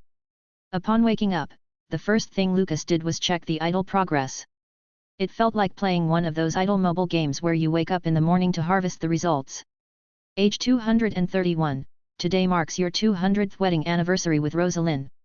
You know that a 60-year marriage is called a diamond anniversary, but you're not sure what a 200-year anniversary is called, since such a long marriage has likely never existed.